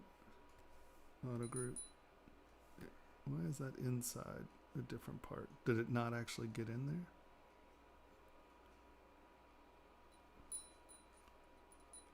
there? Oh, is this the hollow one? Oh, that's going to be annoying. Okay, so put you in a folder only because I have no idea how many parts this is going to break out into. Split the parts. I don't think I use the solid one. I think I use that one that has the hollows in it. If it does, that explains why that's different parts. But here we are. Yeah, see the core. So let's turn you off. Let's turn you off. Turn you off. And had a weird mesh. Our keys didn't go in. Oh, they're in this side.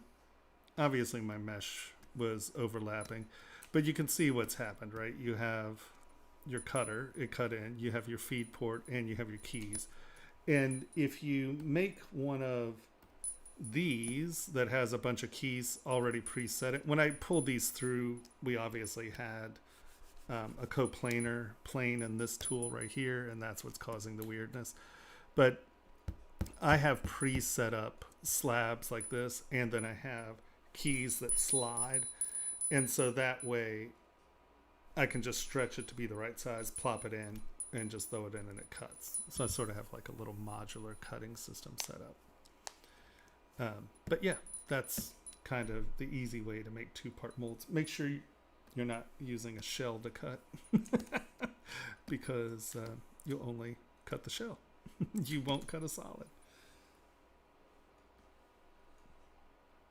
Did I lose my solid part? Frame.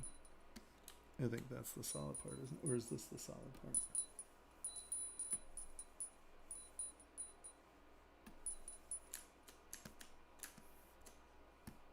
Yeah, that's my solid part. All right.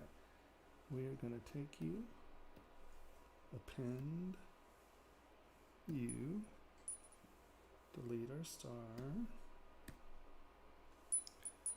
And so now all that garbage is on a different tool. We are here. Sliders to subtool. We want you to be 80, 180 mil. Resize subtool. Frame. There we go.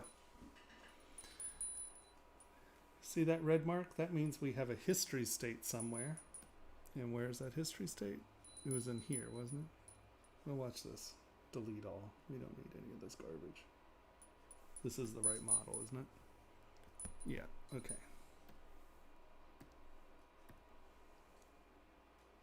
Boop.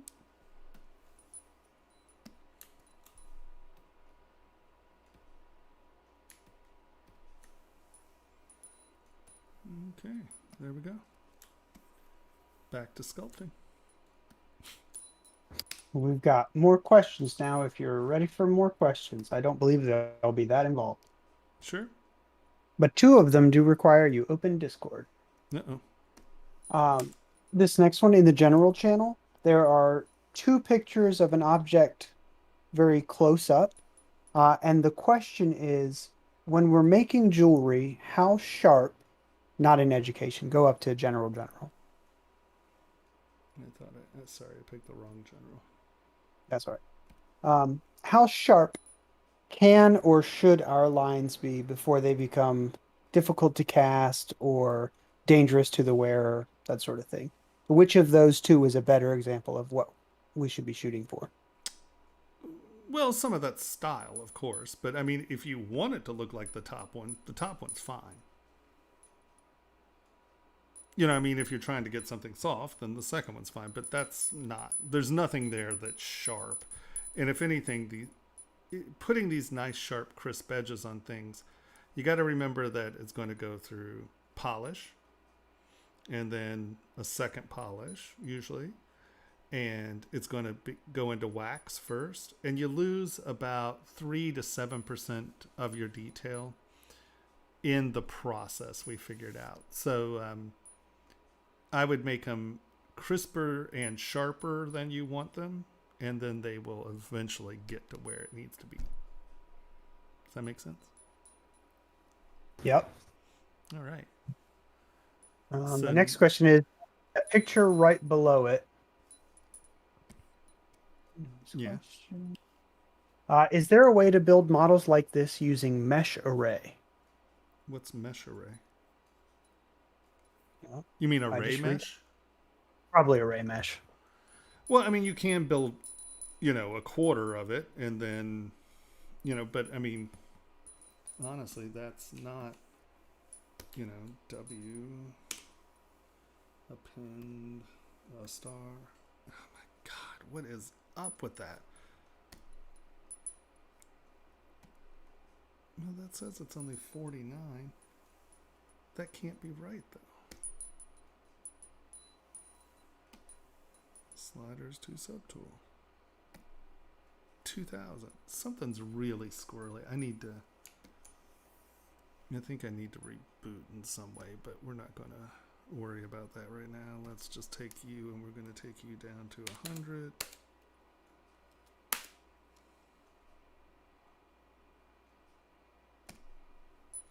I don't know why that's...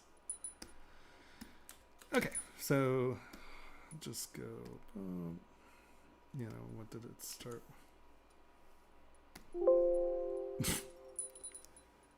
Okay, I have weird scale masters wigging out on me here. Look at that. That should be 2 millimeters. There's no reason that's 2,000 millimeters. All right, I'm not going to show you that. I was just going to build it in ZModeler really quick, but guess what? Nope. I don't feel like rebooting everything. No. Oh, yeah. Yeah, no. We're just going to go with what we have and pretend. Uh-oh. Did I lose you? Sliders to subtool. No. 0.2. Uh-oh. Frame. Okay. That's... Oh. I think I somehow lost... Oh, no. All right. There we go. Sliders to subtool. 0.2. What is... Okay, you are completely, absolutely, and utterly confused. Sliders to subtool. 80. Resize subtool. Frame.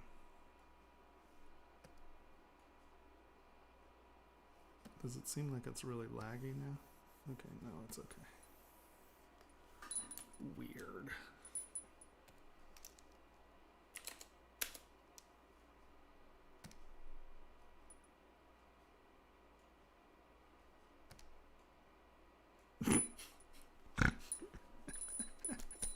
What the hell? Okay, whatever. Bizarro. Don't know. Don't care. It's all good. Dynamash.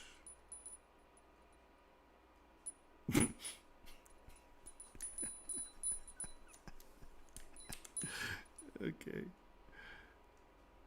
That's supposed to be 2 million polys, and it gave me 60 polys. Poly count by remesh. Here, let's slide this over here. We're gonna make that 2 million. Dynamish.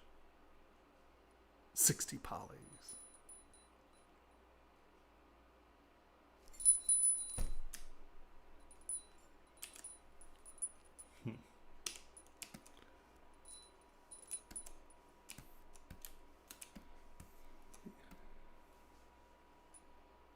Remesh by Dynamesh. 1 million polys. Is it going to blow up into something big and weird?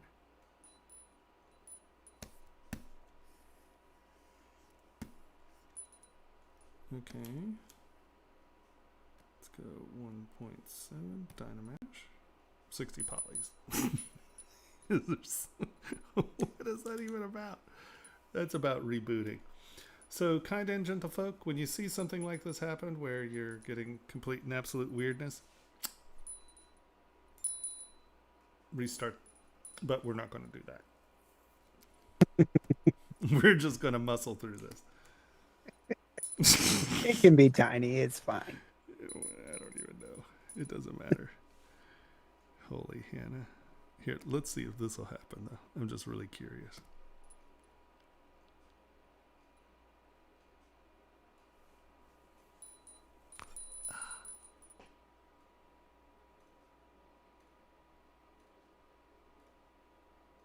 It's not blowing out to some big weird scale. That's craziness. It happens, though. Sometimes you just need to reboot. But I'm not going to do that. Because that means me trusting that I'll be able to get OBS to relaunch. And that's a really big question.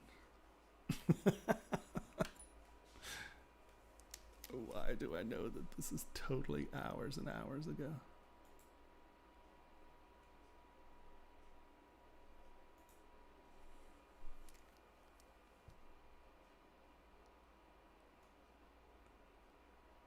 Yeah. Oh, hold on. Duplicate. Undo. And look, that was supposed to be 5,000. And that came out to 100,000. No, that's the wrong part. That came out to 4,000. Crazy talk. Whatever. Projectile. Now I'm just curious, will this... You think it'll Dynamesh or you think it'll go to 60 polys? See, now I'm just experimenting because I think it's funny. You lost me. I don't know what you're doing at this point. I'm just trying to get it to get a different like base up in its memory. Mm-hmm. But it doesn't seem to want to do that. That's okay. We're fine. We'll pretend it's all good. It's not going to It looks like where you last left off. I don't think you lost anything. No, I don't think so either. But you know what we are going to do? Quick Save. Because you never know. Okay. I got a an easy question for you. How do you get that silhouette view on the top left of your canvas? This up here, that is, it's not cam view. Where is it? It's not spotlight. Is it thumbnail? Yeah, thumbnail. Where is it? Do you see that? Yeah. Oh, it's down here. Yeah, thumbnail. Silhouette. You can, it has all kinds of different styles, and you can change the size, you can magnify, you can do all kinds of stuff, but you can drag it, make it bigger so you get your silhouette right, and just keep it in there.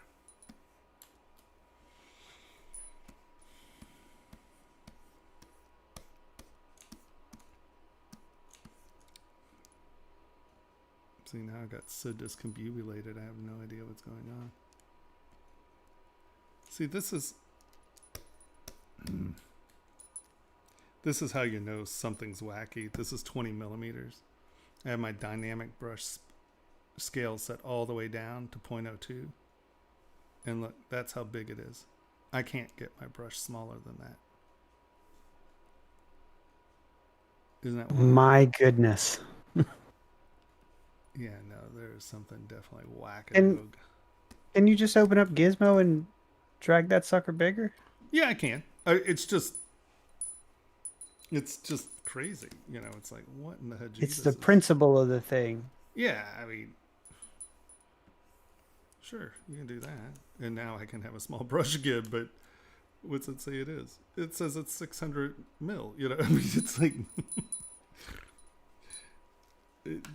yes, sadly, I should reboot. But it's not going to happen. But we're not going to do that. Because if I do this, you know what's going to happen? OBS is going to act like this, and I'll never get back online. So we're going to pretend it's A-okay.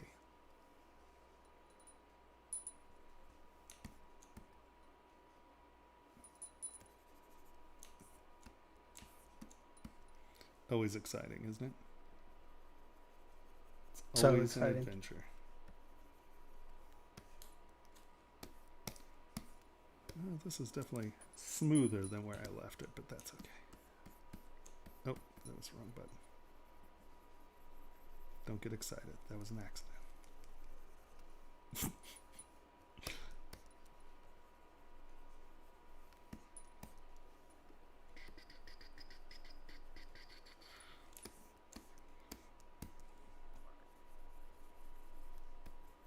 Are you intentionally breaking symmetry now? No. Then turn on symmetry. Yeah, good call. Whoa, that's not symmetry.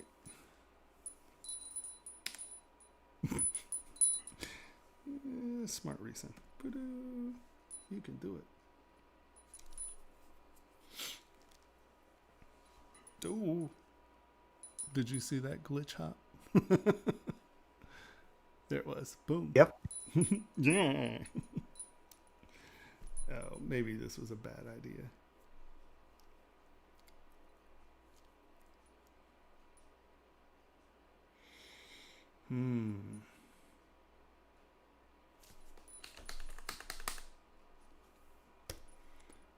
Okay, any questions while we're waiting to see if ZBrush eats it?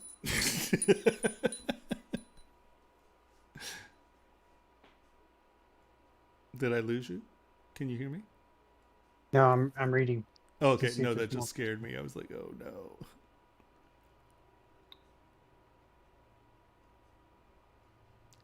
That's true. The curved lathe brush works really well, but it's not going to be. I think you'd be much just whip it out in Z Modeler. That's not a complicated form. The problem with the lathe tool is you're not going to get the square section.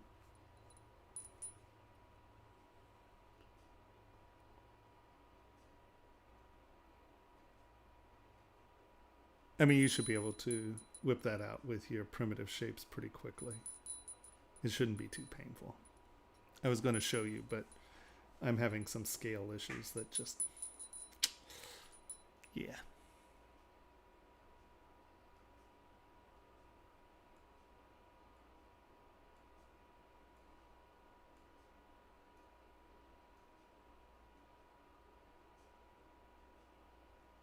Yeah, it's only like 5 shapes in ZModeler. And then you just take radial symmetry and kick it out. Build the shape square, since there's a square form there. I would start with the square forms and then just radial symmetry your round stuff in. Don't do it.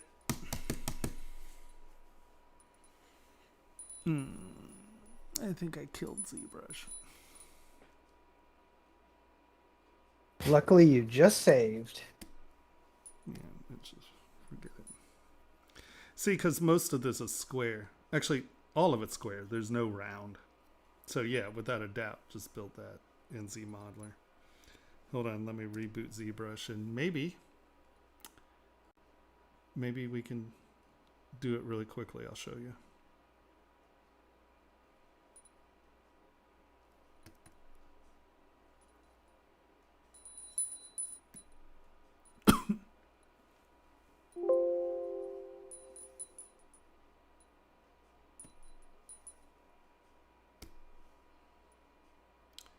Before I load this in here, let's just W polycube.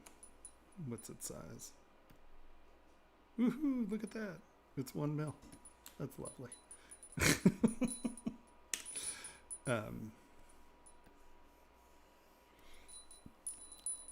See through.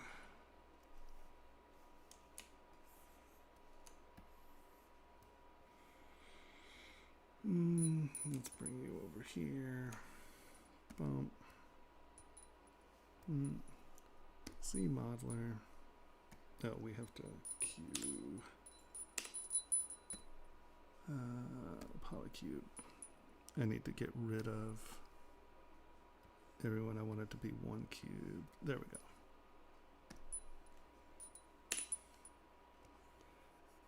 Go there. ZModeler. Bring that in.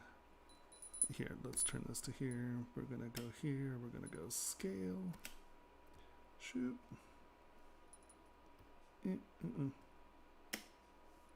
QMesh. And then we're gonna do that. Scale. Or you can just do it this way too. Boom. Make it where you want it. ZModeler, bring a little edge up. ZModeler, scale.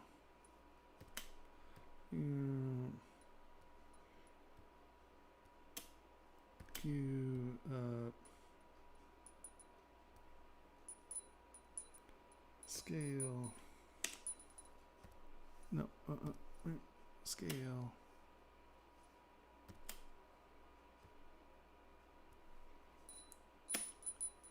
QMesh, drag it up. You can go. Boom, boom, boom. Where are you? Yep. Inset. QMesh. Boom. QMesh. Boom. Scale.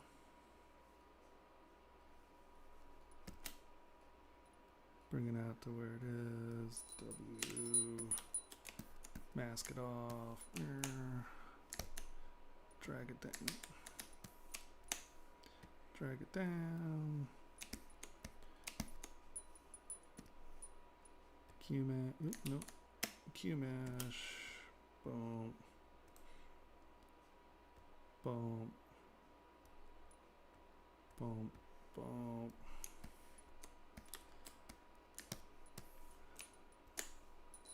W, get in the center, drag that in.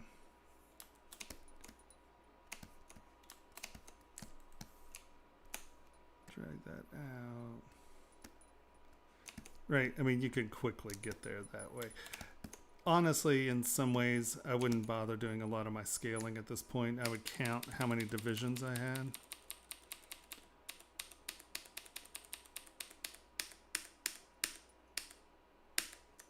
So you got 1, Here, let's go over to that page real quick. Discord. You have let's count them. 1, 2, 3, 4, 5, 6, 7, 8, 9, 10, 11, 12, 13, 14, 15, 16, 17, 18, 19, 20, 21, 22, 23. 23. Okay. Remember 23. And so... No. No? Did you just say no? And just come in. So you got a little step there. You then have a bigger slope in. Now you have an even step, an even step. You then have that. You have a slope out, a slope in, the edge of the square, and little deep inset, another little deep inset, the big V, little guy, I'm just going to call it that. And so now I find that coming in and just using your Control Alt, drag it to the guy that's moving. We're going to come here, boom, boom. And honestly, you can do it where you're just doing this. W, get it into where you want it. Mask the next one. Make it out to where you want it. Mask the next one. Drag it. Actually, that one's fine. Let's go to the next one. Drag it in, and then it has a little step in there, but we're just going to call that. And now make that out, mask that, bring it in, drop it where it should be, and then there's a little extension thingy here. That comes out. Oh, that's a square, isn't it? Okay. Bring that back in. Yep. Mask your next row. Come in. Bring it in. Mask your next row. Bring it out. And I know that I'm not getting that where it actually is, but I'm just trying to get you to see your options here. Mask that off. You can. You want everybody masked. You can then kind of get that out. That slopes down. It's just a touch smaller than the square. Mask it there. Bring that up. And shrink it to where you want it to be. And then let's mask that guy. And now that comes out. And down. Oop, missed one guy there. Unmask that. Right? And you can see how you can quickly get to your form. And in these things where they're bent around, you can insert and you can turn these into internal bevels. So like, let's say you want that to be an arc. Let's hide that see-through. Other direction, see-through. Other direction, see-through. You can turn these into arcs in a couple ways, but beveling works. Come here. Insert edge. Hit it once, and then bevel. Where's bevel? Here. It's not going to bevel for me. That's interesting.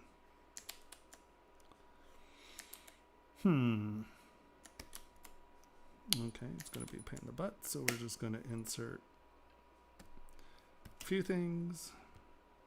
Give yourself a couple lines. Come in, mask it off. Center. Scoop.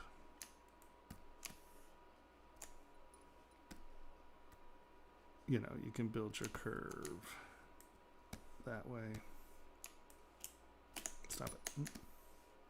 What did I just do? Is it there?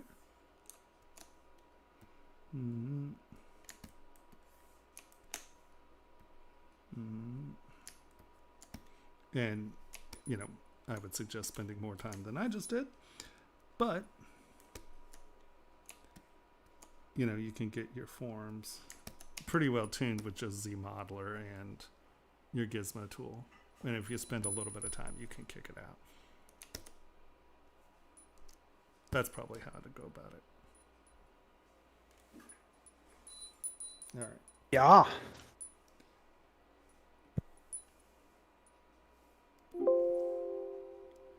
All right, keep your fingers crossed that by bringing this in as a ZPR, we're not making it wackadoodle. Okay, there's that. And now let's go here. And let's make draw size super small. Come on, you can do it. No, look at that. It's still weird. Arr.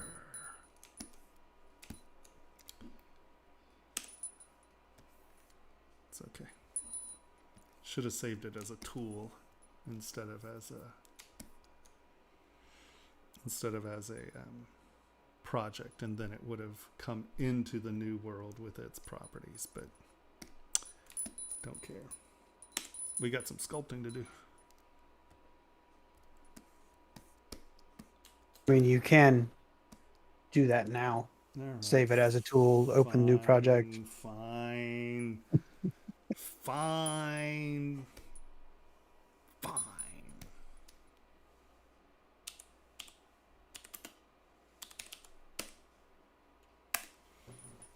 Oh.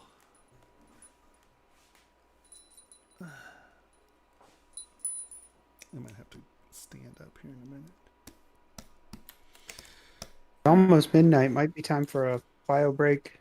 Get a drink. Yeah. Let's just do this. Boom. Project. Give me a new project. No, I don't want to save any of that crappus. All right. Sliders to subtool. All right, 2 mil. Look at that. And now wait a minute. Dynamic draw size 0, 0, 0. How big's my brush? Look at that. Woo, it's tiny. All right, we're back in the same world of scale again. All right, so subtool, load tool, sub challenge. Look at how tiny that is. Sliders to subtool. 130. How?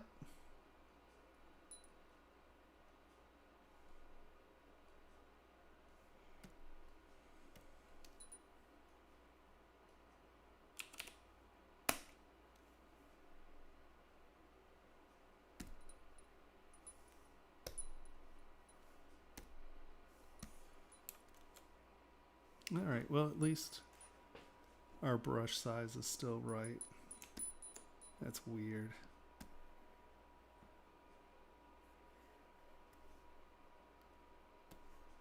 What happened to your ratio button? What do you mean? The R in the like it used to be next to sliders to subtool. Oh, wow, look, it's gone. Yeah, we definitely need to rebuild this UI. Do you notice that we had 2 move topological or move elastics? Yeah, it's getting a little goofy on you. It almost never has problems for me. Oh yeah, no, those brushes that's been a problem since I met you. What, that these things double out? I know sometimes they Those double 2 out. move elastic brushes, just every time. Well, no, that's not true. Often, for a while there, I got 2 SK cloth buttons. I don't know what it does. I don't know why it does it. Just bizarro. Where's move? That's what we want. There we go. Now it's back. Here we go. All right. I am going to run to the restroom. Hey, don't run too fast. You don't have any scissors, do you? I can find some. All right. You keep everyone entertained while I stand and move for a second. Oh, I hate it when you say that. You tap dance for them. I'll be right back. Oh.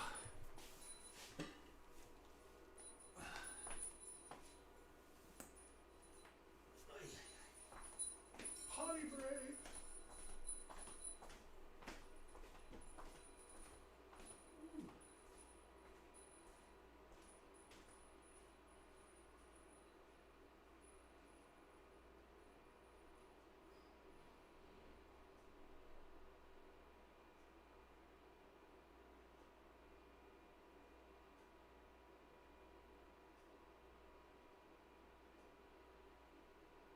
I can drop links to stuff while Tomas is gone if anybody needs anything.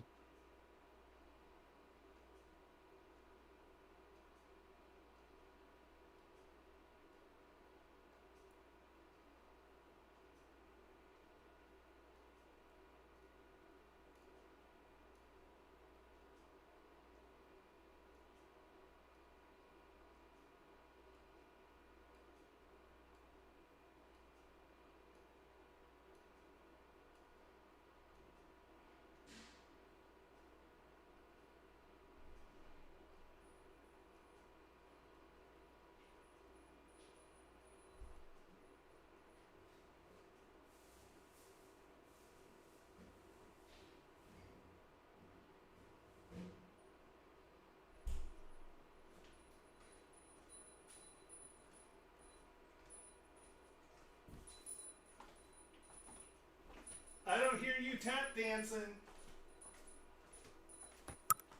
Oh, I guess I don't have the headphones on. I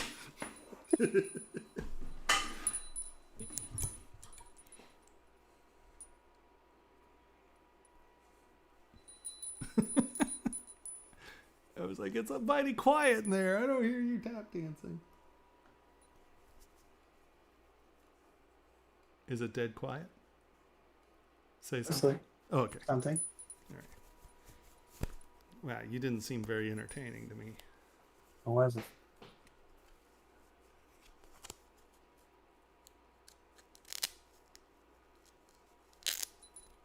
Okay. Oh, man.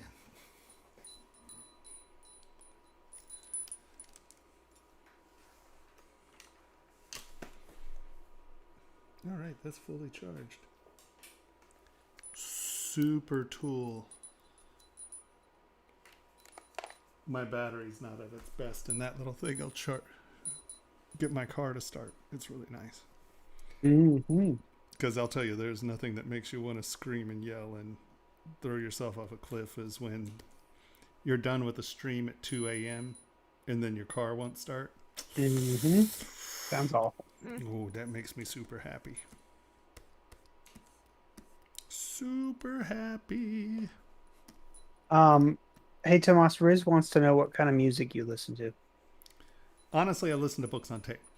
But I like a lot of, well, I mean, like, you know, I'll listen to, what's crazy, I like all kinds of music. I'm a big jazz fan. But I found myself really liking, like, I don't even know what the names of the new categories are. Like Acid Kronk is awesome. Antennae, he's a DJ out of Oakland, and I like his work a lot. And there's some DJs that came out of his production facility that's really great. And yeah, I like a lot of electronic music, you know. But then I like the Beatles, and I like Louis Armstrong, and I mean, I don't know, depends on my mood. But I listen to a lot of books on tape. I don't work to music. I work to books on tape. But when I was streaming from the other loft and I was doing my own streaming, you know, on my own channel, Antennae was great, except I came to the realization that now it's weird again. That is so bizarre. I don't even know. Don't even know what's going on there. This model got squirrely and it's never going back.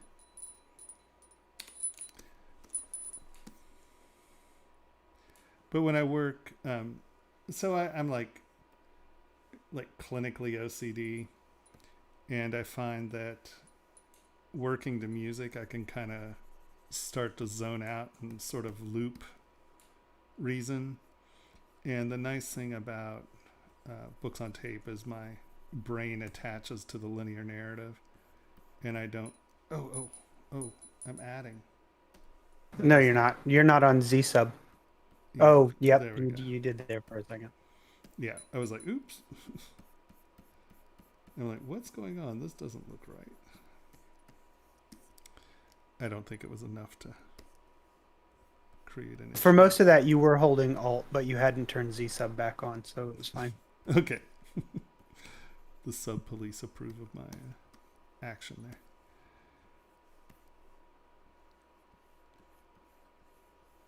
But yeah, I tend to like linear narrative when I'm working, so I don't sit there and loop reason, get anxiety, freak out, and do silly stuff. Like text Henry at 2 a.m. going, "What?"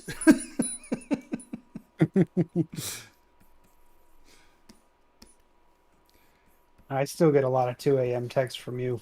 Well, I Regardless of still what you're don't have a looking for. computer. That's the issue. The day I get my computer, you're going to get a lot less text. Like I made a Yeah, movie, right? I made an education video. And yesterday I had things that I was supposed to do. And I put the video on to get Render. to encode it, right? It encodes it into an MP3 or whatever. And how many hours did it take? 9?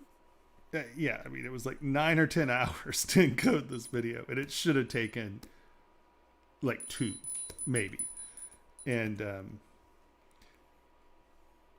yeah, you know, I have 2 beautiful, you know, I have this little Origin machine here, and then I have a Wacom at home, and they're beautiful machines. You know, they're great. They're just not powerhouse. Like the machine I had was the 800-pound gorilla in the room for years, and it ate it.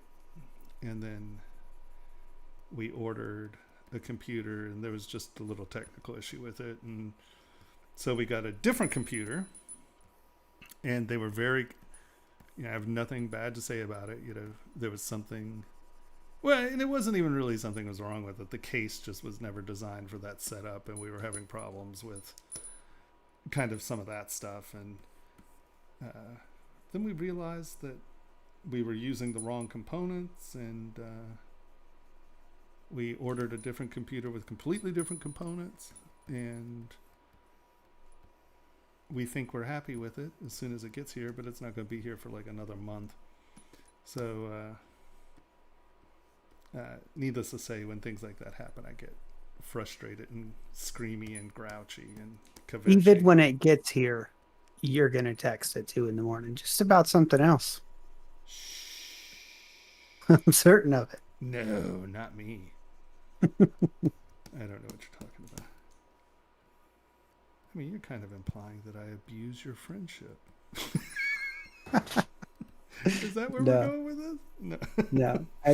If anything, our To be business fair, you partnership- text me at 2 a.m. too, though. I respond to you at 2 a.m. You've texted me at 2 a.m. before. I'm sure I have. At least once, I'm sure. I'm sure. That's my story. I'm sticking to it. It'll make me feel like a better person. Leave me alone.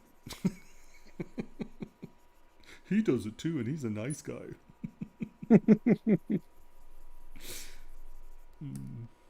I'm not mad about it either way. If I was asleep, you just wouldn't get a response. That's true.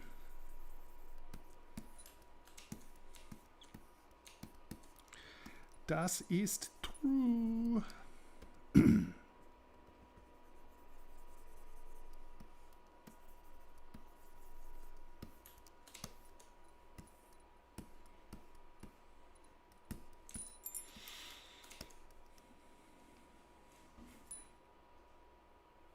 Yeah, definitely upload stuff for next week. We will go right back to crits next week.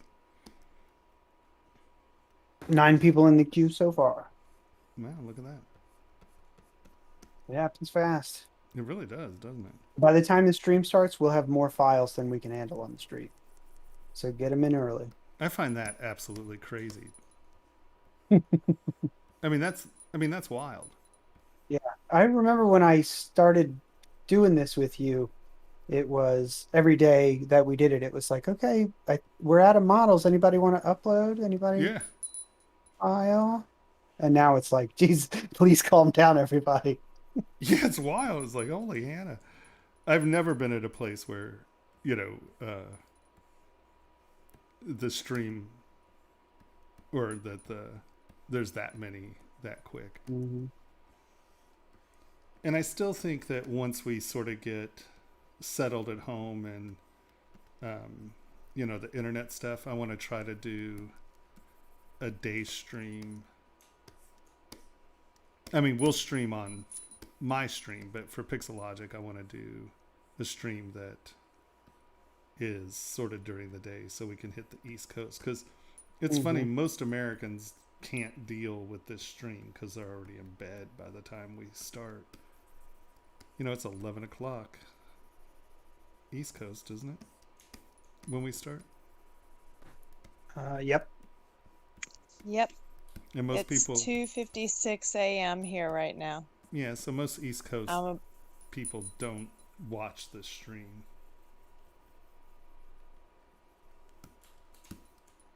just the crazy ones. I wasn't gonna say it. I'm willing to own it. I should be sleeping right now, but I'm now updating my Facebook covers for my page. Oh my gosh. It's a rabbit hole. 2 a.m. while watching you stream. And I got to see how this thing works out. It's Yeah, I have no idea. I have no clue what this thing's gonna look like. it's been the most peaceful 3 hours I've seen all week, to be honest. Oh, that's good. That's the beauty of it. The 3 a.m. thing. Yeah, no, I like working at night. There's no phone calls. There's no nothing. I don't have to deal with anyone. No one wants anything. No, hey, come, let's move furniture. Nothing. It's great. Not that I mind doing any of that stuff. It's just, it's nicer when I don't have to.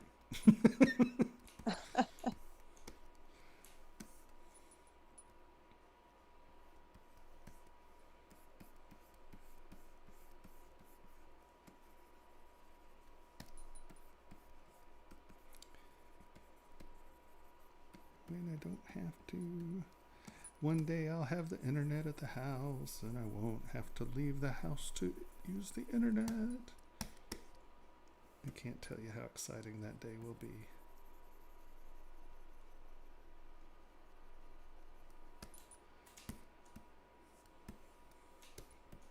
And it's funny, this area is sort of becoming a suburb for Portland.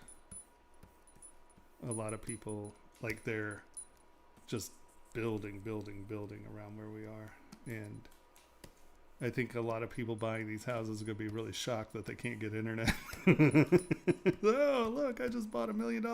Oh. That happens where we live because there's like a huge influx of tourists, during the summer, and it all starts to cut down the bandwidth, and there's nothing we can do. And just this week we just noticed it was like everything goes slower. Elon's letting us down. Yeah, All not okay. his hype about, it's going to be where, I'm not trying for big cities. It's going to be where, like, you can't get internet. But who could get Starlink tomorrow, Henry? I can. Exactly. Henry does not live in the country where you can't get internet. Henry can get internet tomorrow. Well, actually, Henry has beautiful internet, and he can get Starlink. I find that annoying. Free. It's annoying. Makes me peevish. Okay, that's not the only thing that makes me peevish, but you know what I mean.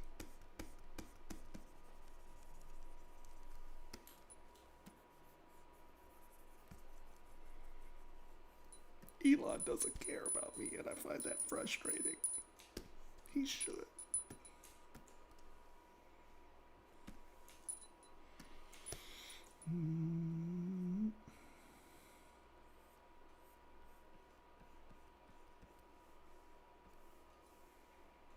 Dude, that's still way too far out there. We got...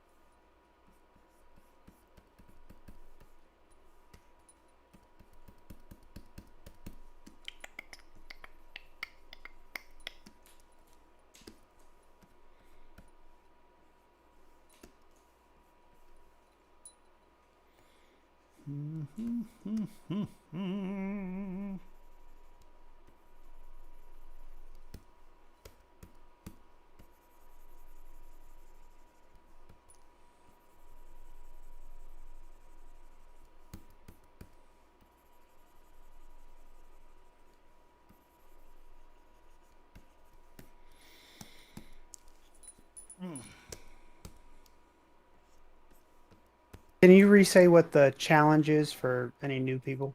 Oh, yeah. So, actually, this is a good time. So, for those of you on YouTube, if you like what you're seeing, push like, subscribe. It really helps our algorithm, so subscribe.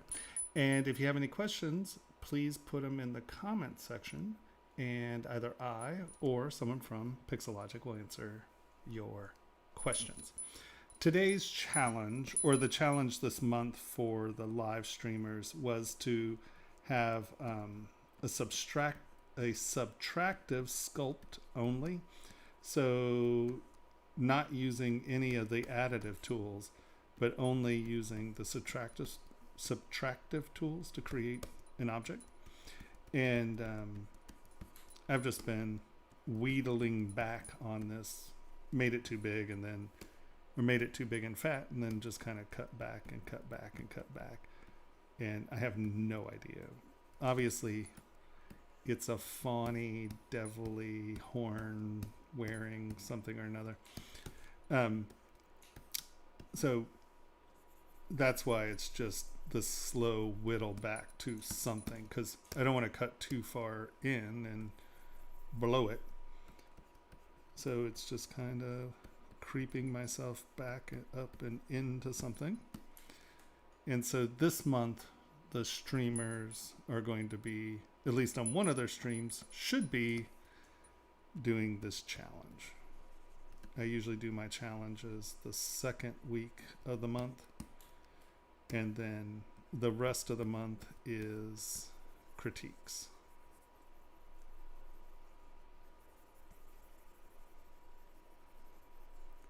So no adding anything back if you accidentally scoop it out.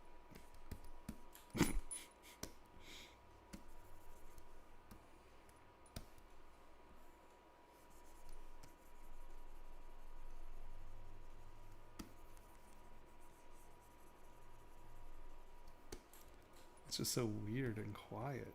I feel bizarro. Just dealing with a troll. Someone's Need those trolling me? tunes.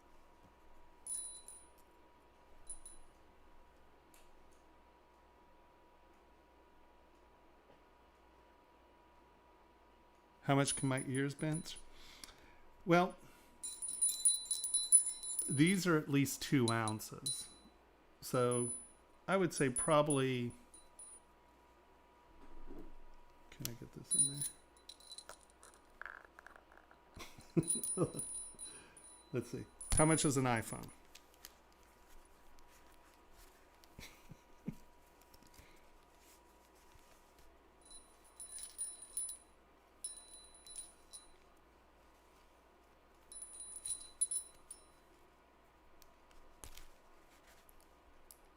One hook. No, that's headphone. I lost it.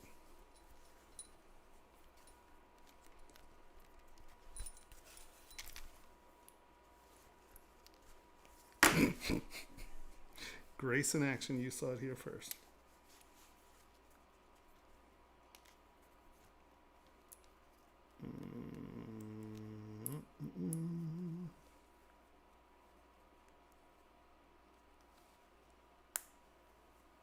It can definitely bench an iPhone. It can bench an iPhone and a battery charger? No. We're not going to turn this into a circus game. I'm sculpting here. You know that you're losing the audience when they want to know how much weight your ears can support and not what you're sculpting.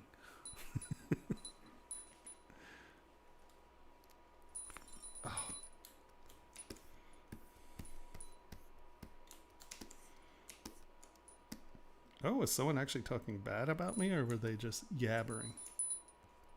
Yeah, Both? both. Oh, awesome. Now there's another troll. Super fun. Must be a fun day out there in the world for everybody.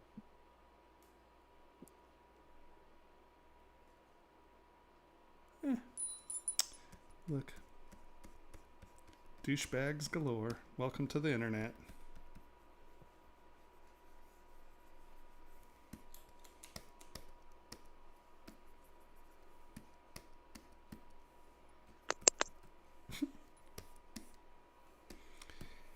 Yeah. I definitely don't stress too much about wing nuts.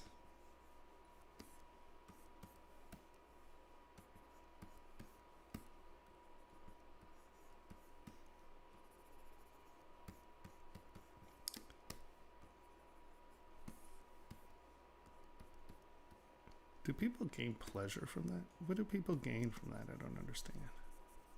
Hmm.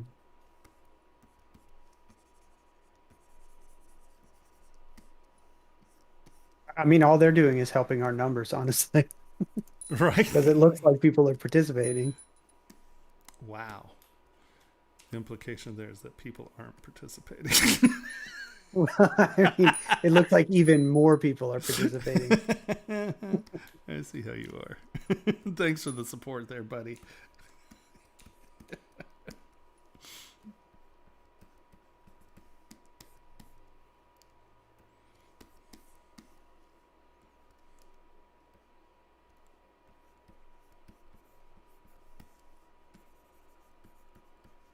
I'm always glad you're with me there.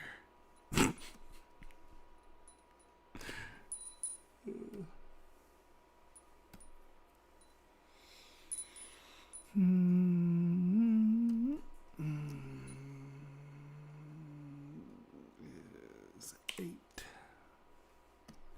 No. 0.00035. Roll distance 10, I think. No. Roll distance. No.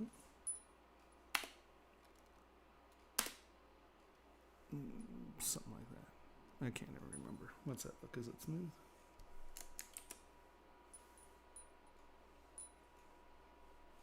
I think that's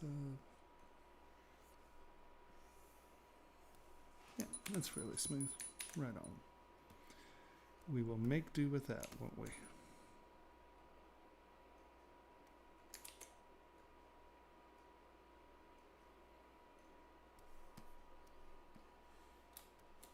How do you get started practicing anatomy?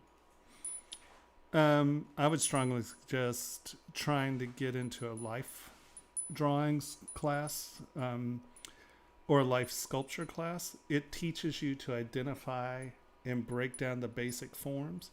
Also, I find this book, where is it?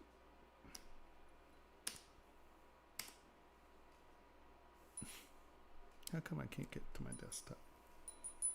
It's in here somewhere. Oh, that's Form Lab. Anatomy for sculptors. Come on, open up. I find this book to be really helpful because it breaks everything down into basic forms and shapes, and it shows you really how the muscles overlay, where they insert, what bones are your surface structure bones. So this book isn't just an anatomy book. It really goes into, see, like it's showing you here that this is actually bone. You know, it gives you an idea of the structure of stuff, and they really push kinetics, which is important. They have a whole thing on, like, it's this stuff that I think can be really helpful when you're just learning, like seeing how the layers work, seeing how your planes work. I can't recommend this book highly enough. It's a good book because it's sort of like what Bridgman. I liked Bridgman, but I think that this is a great book. It sort of took Bridgman and lays it over real anatomy. That's the other thing that makes this book really nice, is that it's real anatomy. It's not just a sketch, where a sketch can be a little off here or there. Well, this is actual anatomy. See, it's showing you the mechanical function of what's happening. It's showing you the muscles overlaying, you know, and it really breaks it down into this constructionist form that I think really helps kind of figure out what's going on. Right? It shows you when a muscle flexes what it's doing. It shows you how the tendons and the mechanics of the situation are working. So I think if you're just trying to learn anatomy for sculpture, this is a great book. And they also have one for faces and stuff. But this does go into a bunch of facial expressions in here somewhere.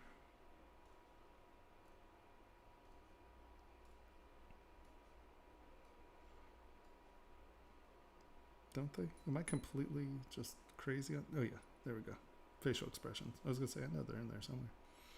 And like, you know, it gives you all your percentages. It shows you how things stretch, how your muscles form. It shows you what muscles are actually doing the expressions. Yeah, I find this to be a great book. And it also, like understanding the mouth curvature, right? You get the 3 points. There are these two muscle peaks here, and then your chin. Your upper lip is one big plane. So it's really a good explanation of anatomy tied to sculpture. So, and we get a discount on it. So if you wanted to buy it, there's a discount up there somewhere. Yeah, up there. There we go. Yeah, they have one that's just facial anatomy that's pretty darn cool too.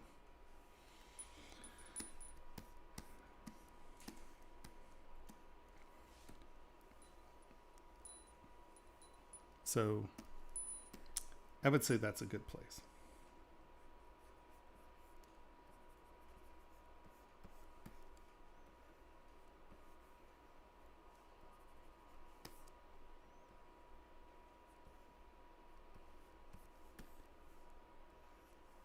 But I will say, this is a little trickier without the tools I need. Whoa, turn that lazy mouse off.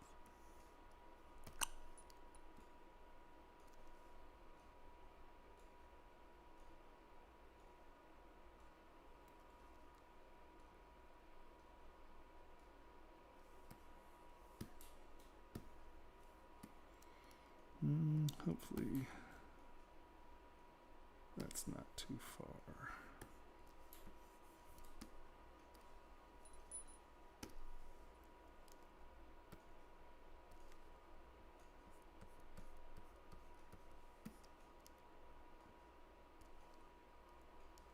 Mm-hmm.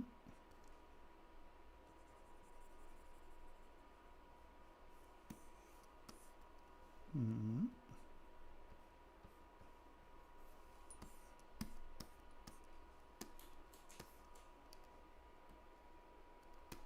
I think you need two weird little dimples in there, didn't it?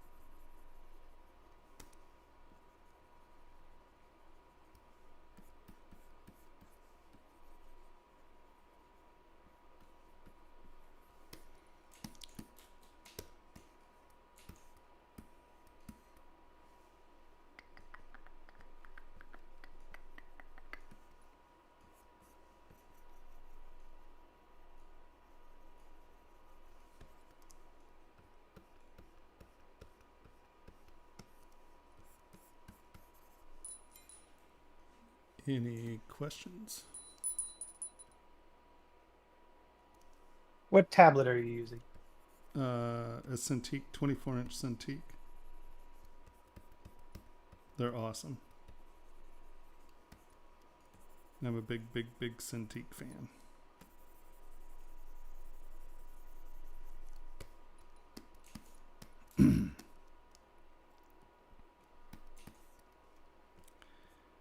They are a high quality product. And I've had one for like 20 years.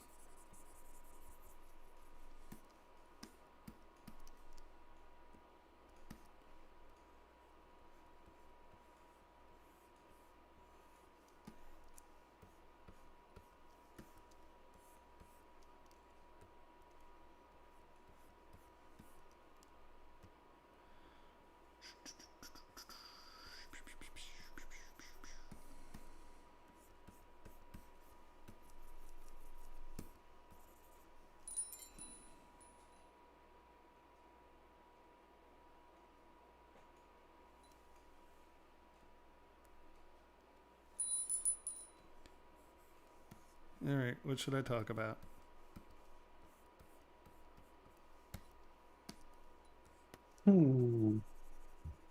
Why do you prefer to sculpt in super high poly? Doesn't it take longer? No, it doesn't take longer. Only because I don't just use super high poly. I have all my subdivisions normally. And so if there are things that I want to achieve quickly, I drop my polygon levels and do things at low level that I need to and then come back up. But I like the sculpt in super high poly. And I mean, this is only 4.7 million polys. This isn't super high poly. But if you'll notice, like all the textures I'm leaving on the structure. So starting out as a physical sculptor, I used rake tools. And so you lay down lines on a surface and you can sort of see what that surface is doing with the lines, where if everything's very smooth, it's hard to tell what your surfaces are doing sometimes. And so I like to work with clay tubes at a high poly because you can see my Z intensity is set very low. And this allows me to lay a lot of lines down and I can start to see what the contours of my surfaces are. And it allows me to really control the subtleties of my surfaces. And I can start to set directionality with my strokes. And that gives me my surface rhythms. And it allows me to kind of creep up on what I'm doing. And normally I'm coming in and I'm adding and I'm subtracting and I'm adding. And it allows me to really dictate what's happening with my surface very quickly and easily. And then if I need to do something dramatic or if I need to move it, I lower my resolutions down and I come in and I drag it out or move it. Well, hold on, where's move? Move. Like I can move it out, push it in, push it in. And so I've made some very big changes on the shape of the face now. But when I come back up,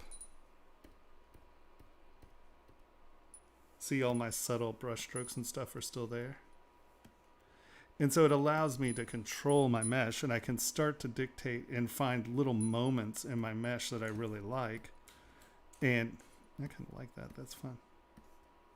You're not going to let me keep that, are you, Henry? Undo.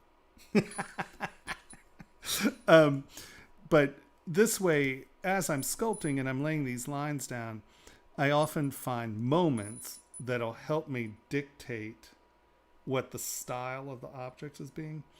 And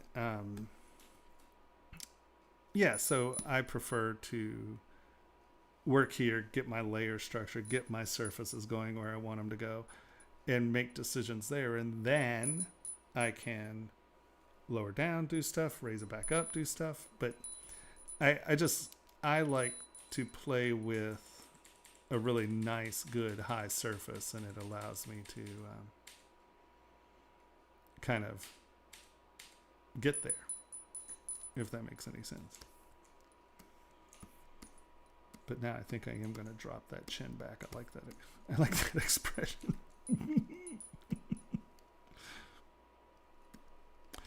And also, normally when I'm sculpting, I'm moving a lot more material than what I'm doing right now, because we're only allowed to do subtractive right now. So I'm trying not to wipe out too much.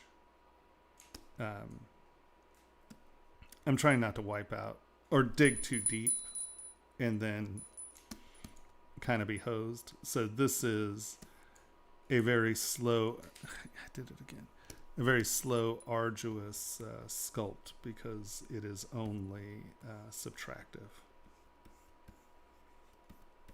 But see, like when I'm doing here, you know, when I'm here, and I'll even divide it again. No, hold on. I'll just go higher. There we go. So if I'm designing something, because normally jewelry, you're looking for minute architectural elements and changes that can become unique sort of architectural moments in something. And I sort of view how I sculpt sort of how a lot of people sketch, right? You know, a lot of people do this, and you get a bunch of lines in, and then when you see it, you come in and you hit the line you like. And that's how a lot of people sketch, right? You put down a bunch of stuff until you cue on the one line that really hits it. And so I'm just doing that dimensionally, where I'm throwing down a bunch of line. Oh, that's clay buildup. Clay tubes. I'm throwing down a bunch of lines, and then I'm finding the one that I like, and then I can come back in and really hit the form that I like and just creep up on some of these shapes, right? Oh, I like that. All right. And it lets you really control and dig and explore forms and shapes. So yeah, I'm just throwing down a ton of lines and looking for something that I find compelling.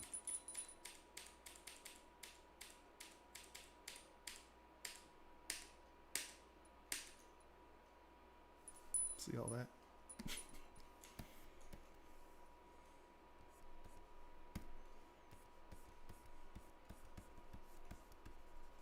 Do you do freelance work with actual jewelry shops? I thought they all used Rhino and CAD.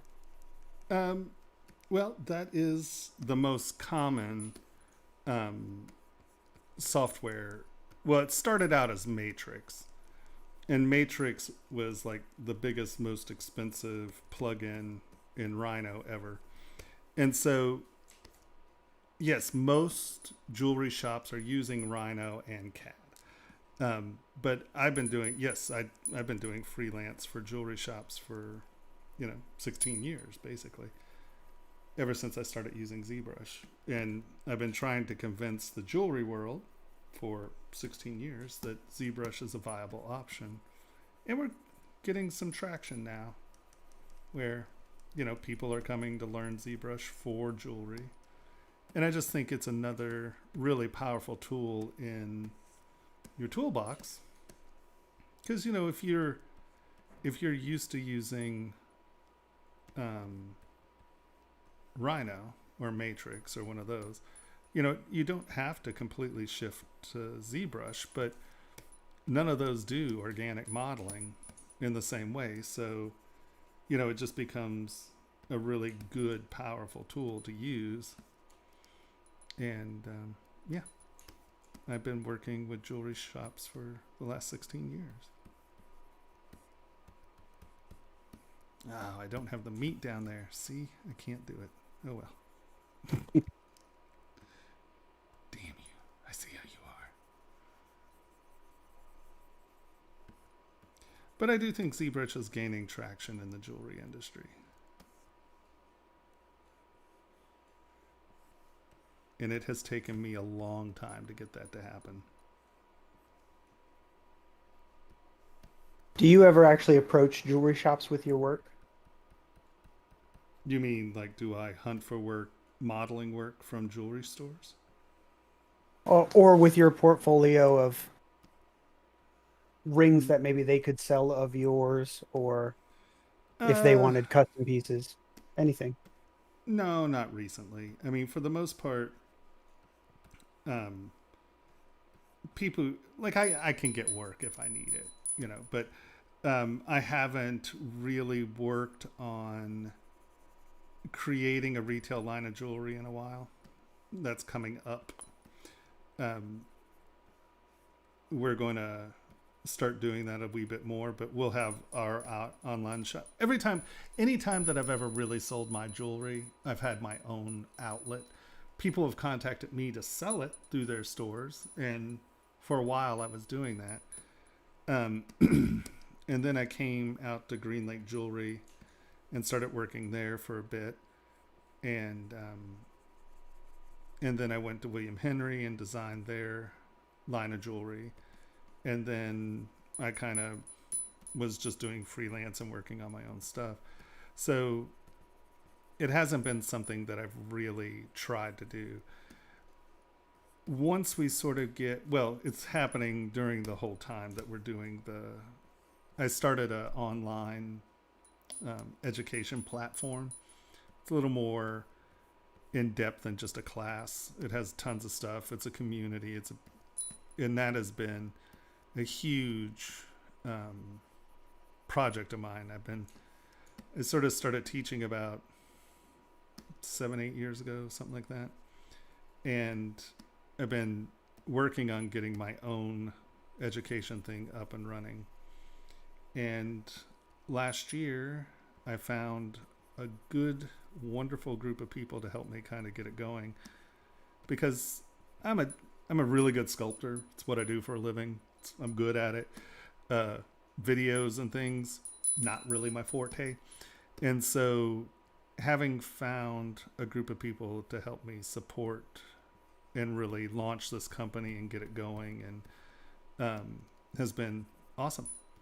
And one of the things we do plan to do is create jewelry for sale. And that's going to become a bigger part of our drive over the rest of this year and early in the next year, because we still have a bunch of videos to make, and getting the educational platform done. And I mean, it'll never be done because we're always going to, both Eric and I are on the beta team for ZBrush, and every time there's a new upgrade, we're going to be making videos and just sitting around and thinking about making different videos. We're always going to be making more videos. But once the jewelry library sort of gets sorted out, we're going to do some videos about how to produce furniture and toys, and not just jewelry. We're going to expand, because really everything I teach you is manufacturing from ZBrush. And like, we could sculpt this. I could turn this into a piece of jewelry. I could turn it into a 32-foot sculpture. We could turn it into a lamp. And, I just think once people realize that they can really monetize their work in ZBrush by not necessarily having to go to an animation or a film studio or something like that, but that we are now at a point where you can get your stuff printed, manufacture it, and have outlets for resale. And you can make money making your own stuff, as opposed to trying to get those animation and gaming jobs. And once again, that's a great job. It's a great career. I worked on the film industry for at least a decade. It's 12 to 14 years. I can't remember exactly, but I also know the joy of, owning your own business and being able to work from home and spend time with the people in your family and this, without getting tied up into the industry. Because the thing about gaming and film and all of that, everyone thinks it's this fabulous, artistic, wonderful thing, and it is all of those things, but it's an industry. And if you're not on time, you get in trouble. If you don't do this, there's a problem. Other people want your job, so it's a constant dog eat dog kind of. And a lot of that's very exciting and cool. And I'm not saying don't try it, but I'm just saying everybody and their brother's trying it. And if we can provide a way for people to make stuff, sell it, and be able to afford, their rent, and then that also allows them to get better at this, I think that it will help people actually get those jobs that they want, because you'll have a way of paying for your tools, processes, and everything you need to do it all. And that's sort of what we're doing and where we're going with some of that. And why do you prefer ZBrush to something like Rhino? Because ZBrush is sculpting. I'm a sculptor. CAD is CAD. I don't want to sit there and type things in, and because what I do you can't do in CAD. Just there it is. It doesn't happen. I'm a sculptor. It's what I did. And this is sculpting. There's just you can't get around it. This is sculpting. And that's awesome. And the fact that I can 3D print this and, create objects that I can make, put on the board, sell, just CAD would never let me make something like this quick, easily, and as good,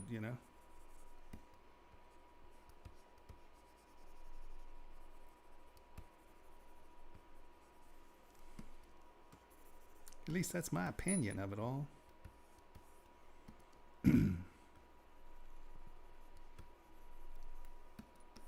Because I was learning Rhino in Matrix, and I was making product and selling it.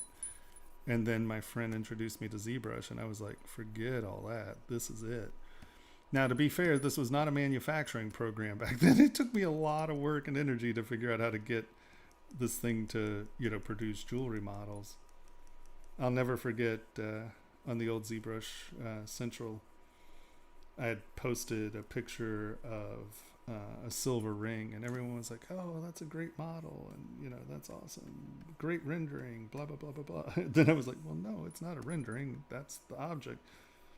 And everyone called me and was like, all right, how'd you do it, how'd you get the models? Because there was no decimation back then, there was none of any of that. This was not a manufacturing program back then, and I hammered it into getting a piece out. And there were a handful of people, like Gentle Giant was producing some pieces out of it, and a handful of people, but no one in the jewelry industry was using it. I was the first person to produce a piece of jewelry out of ZBrush and get it printed, and I was using milling machines back then as well.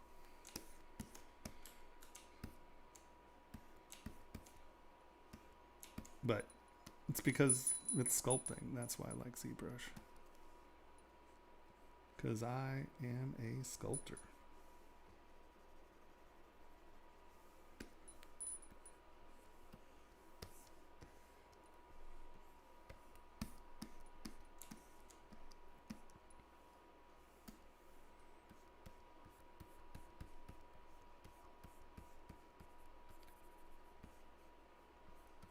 But we're really excited about trying to get everyone to kind of understand that, this is a monetizable skill.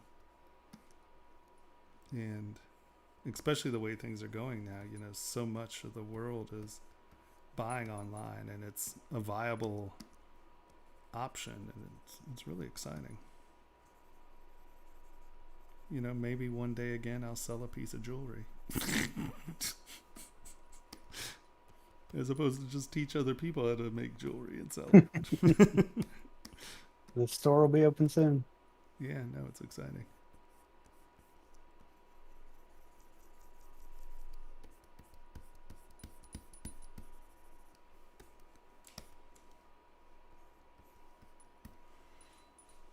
But yeah, no, normally I move a lot more material than this.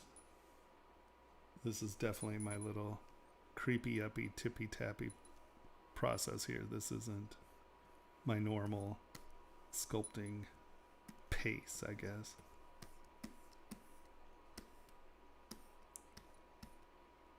At least I think that.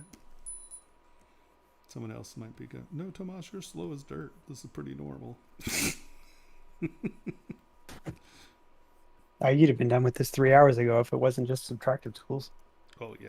No, this would have taken 35, 40 minutes, honestly. Do you have any other avenues you'd recommend for making money as a freelancer aside from jewelry?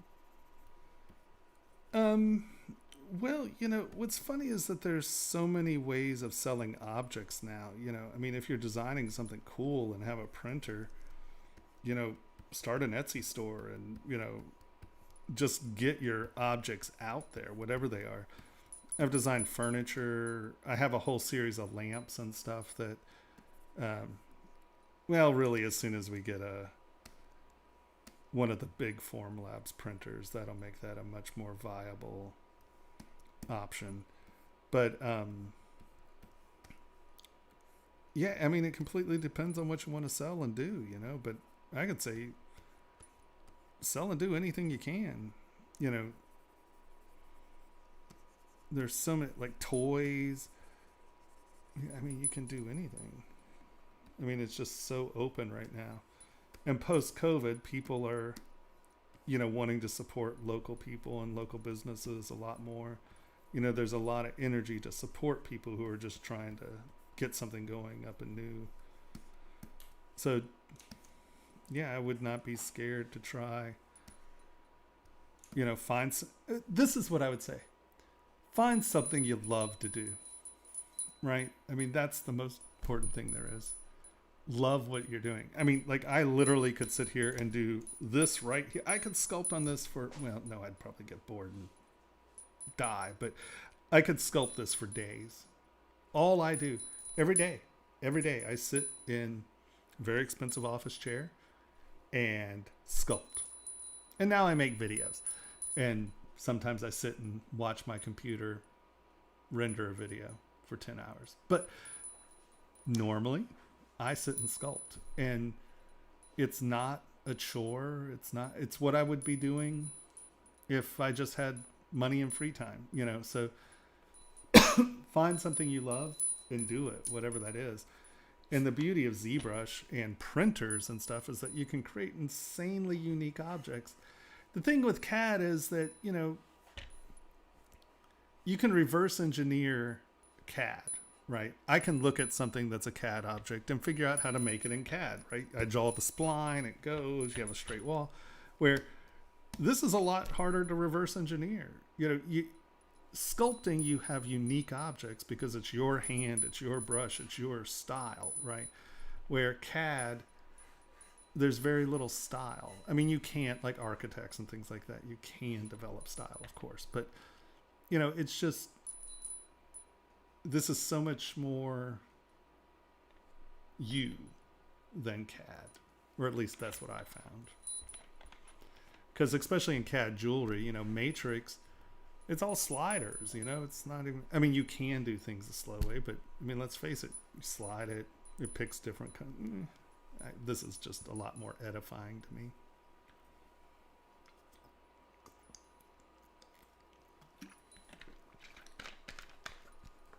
I like making unique objects, and it's much easier to do this way than in CAD, I would say.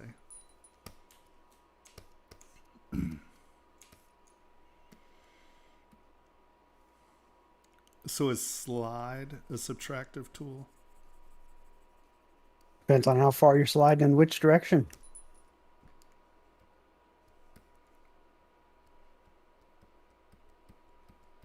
That? Was that okay? Hold on. Yeah, that's subtractive. You're going in. Okay, just making sure. I don't want to be cheating out here, Other streams aren't going to have a sub-Nazi. Or not. A hall monitor. Maybe that's a better...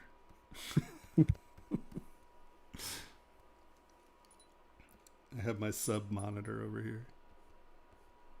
Nope. Foul.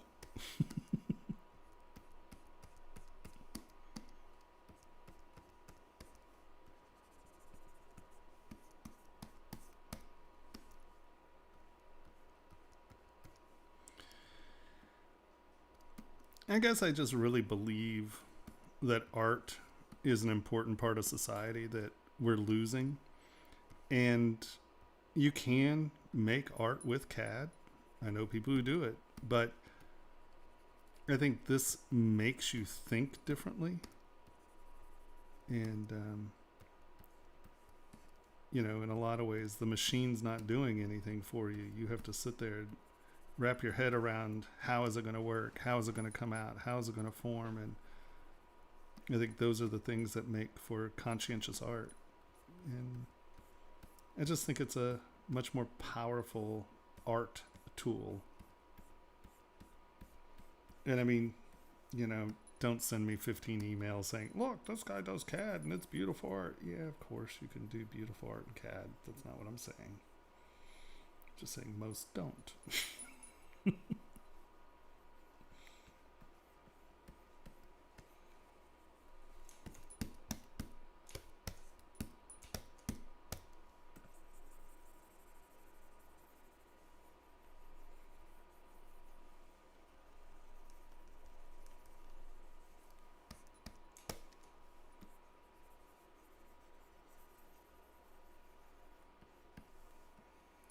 Yeah, we need art to come back. It's very tragic, the state of art these days.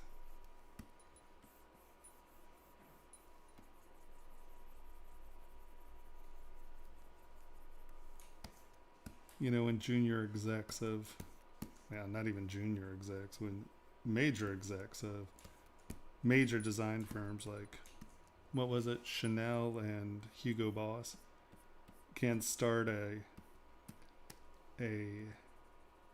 discussion on LinkedIn in the luxury section. I belong to a few groups in luxury,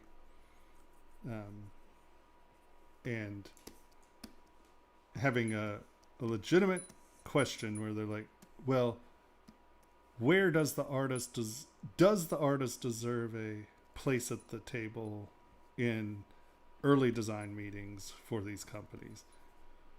And I lost my mind. I wrote like a manifesto statement. And at the end of it, I was like, yeah, it's really funny coming from Hugo Boss and Coco Chanel. It was like, it's funny you're both named after a designer, not an accountant. It's like you tell Coco that she doesn't deserve a seat at the table because, she's an artist. I was like, Coco was, I don't know if y'all know, Coco was like a notorious hard ass. She was, she was literally a Nazi, but yeah, she was brutal. I would have paid to see that marketing dude tell Coco that she wasn't allowed in design meetings because she doesn't understand trends. Oh my God. I couldn't believe they were saying it. I'm like, you worked for a company named after a designer, man. It's like, what are you talking about? Oh. That one was painful. I couldn't believe it. I was just like, you're all saying this out loud? I mean, do you realize what a ding dong this makes you look like? Nope. Because we now live in the world of junior execs. It's like, oh, I failed at law school. I'm going to go tell artists what to do.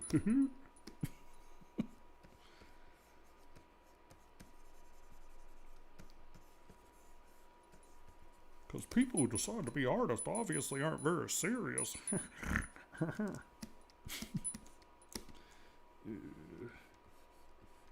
That one really rubs me the wrong way if you haven't noticed. I've yet to start cussing though, which is a good sign. That one will get me riled up. Change the subject then. No. No.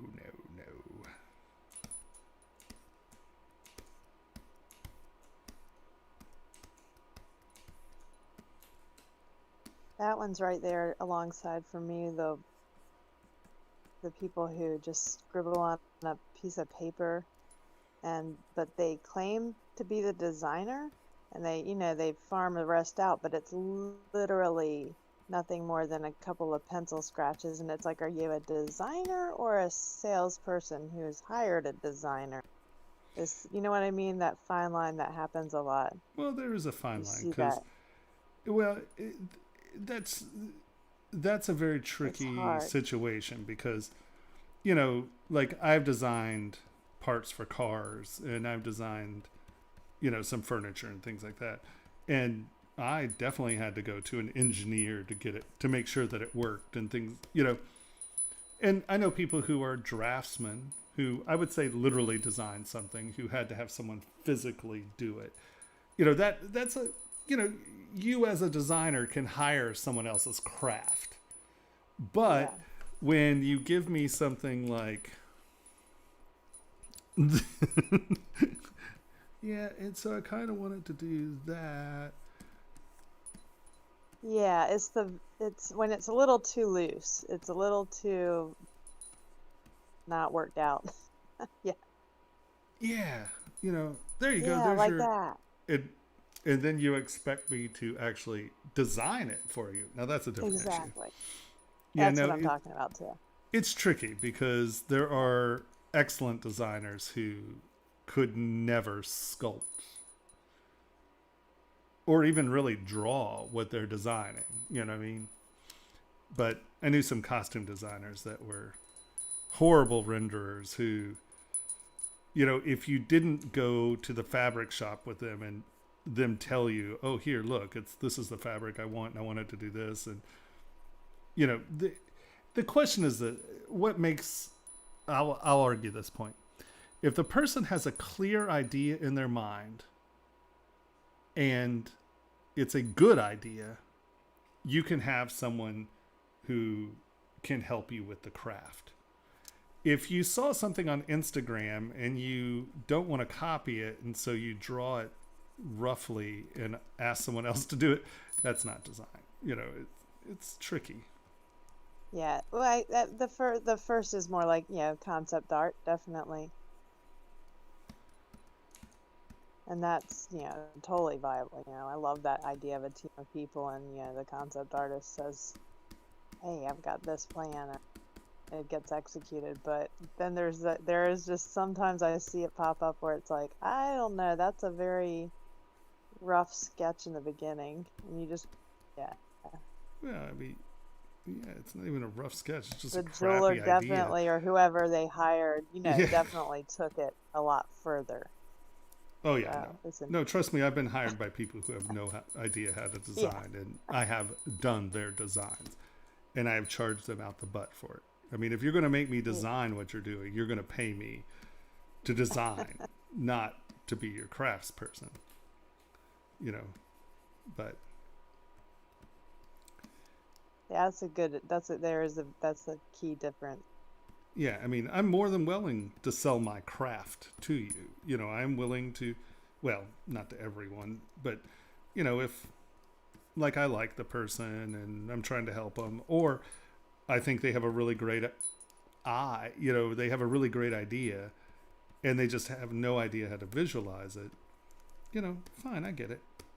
But, yeah, don't call yourself a designer and then ask me to design it for you. That's probably... well, that's fine. You can do that, but I'm definitely going to charge you for it. That person does not get a discount.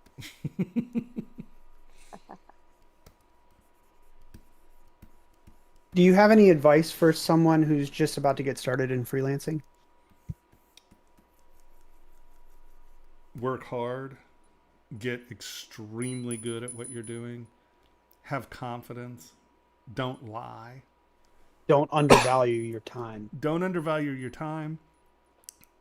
And there's a big difference in knowing what your skill set is and someone saying something and you've never done it before and you go, yeah, I can do that. And then there's lying. Don't lie. It's really important. Because if you lie, you make yourself look like a dork. And all it takes is one big failure and you don't work much anymore. Because I don't care what industry you're in, your industry is smaller than you think it is. And all you have to do is lie a couple times and you're done. Now, sadly, that doesn't work in politics, but, I think it's really important to be incredibly ethical. Because there are so many shimmy shiesty ding dongs out there, and you don't want to be labeled one. Be very upfront, value yourself, don't be cheap, never send a model to someone until they paid for it. You can embed models in PDFs so they can look around it and zoom in and look at wall thicknesses, and there's absolutely nothing they can do with that model. Control your models. It's very important. Copyright your designs. It's like $25. But the key to copywriting your designs is you have to send them you have to send the copyright it's not department, what's it called? The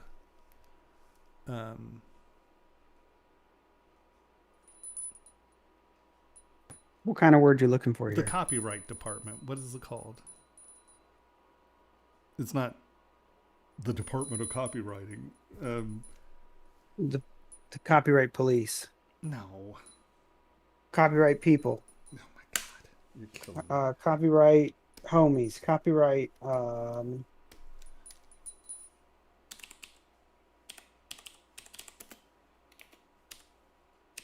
It's the USPTO, United States Patent and Trademark Yeah. Office.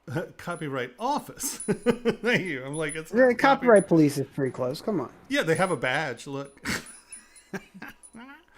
I think that a quick copyright is like $25.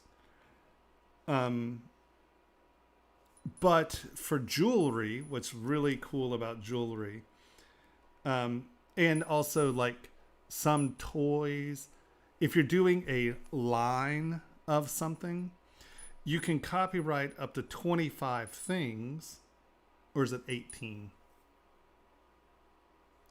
I can't remember. You can do it, but the thing is you have to copyright it before you ever show it to someone.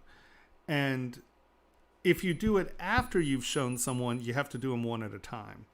But if you're doing a line and all you do is send them in, like I send the PDFs with the models in them so you can see the model. I send that stuff to them. They store it. They charge you $25, $50, and then you have a copyright. And it's important because people will steal your stuff. And the people who steal your stuff, the key is you're never going to stop people from knocking you off. But the second someone makes money off knocking you off, you can then come take their money. And that's a very important thing. But just be careful. That's the key. Don't send models to people until they've paid you. And think about it this way too. Like how I bill or how I charge. If I'm doing something for someone and it's sort of like a one-off piece, right? Let's say it's a ring for their mom or whatever. And I'm designing that. I'm going to charge them by the hour and, we'll bill them. But if let's say I have a jewelry company and I'm like, hey, will you design a line of jewelry for me? And you're like, yeah, sure. And then they're like, oh, well, I'll pay you sort of by the hour. Well, the thing is that they're going to make money off of your designs for the rest of your life.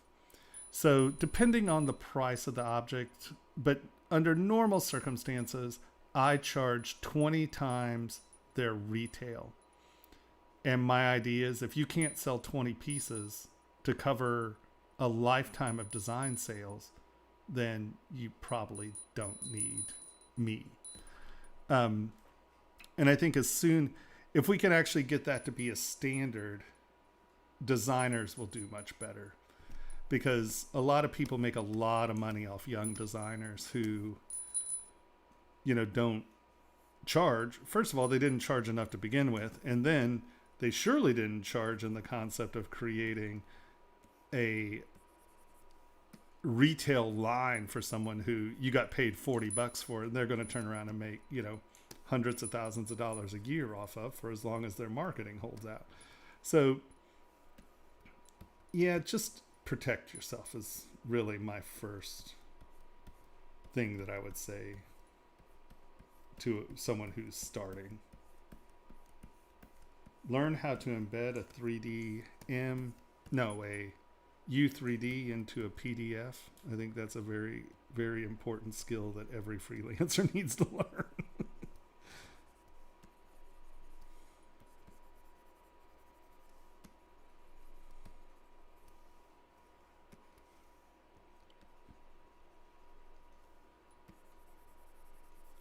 Make people sign off for their changes. Do everything through text or email. Write contracts. Even if it's just a silly little contract that says, you're going to pay me $40 for me to do this drawing or whatever. Get into the habit of writing contracts, because even dumb little contracts written on paper, on a napkin at a bar, that's contract. And yeah, they sign it. That's legal. So don't get into the habit of, yeah, I'll do that for you. Sure, I'll pay you that. And then you're done and they're like, oh, I never said I'd pay you that. Yeah, no, just contracts. Very important thing as a new freelancer.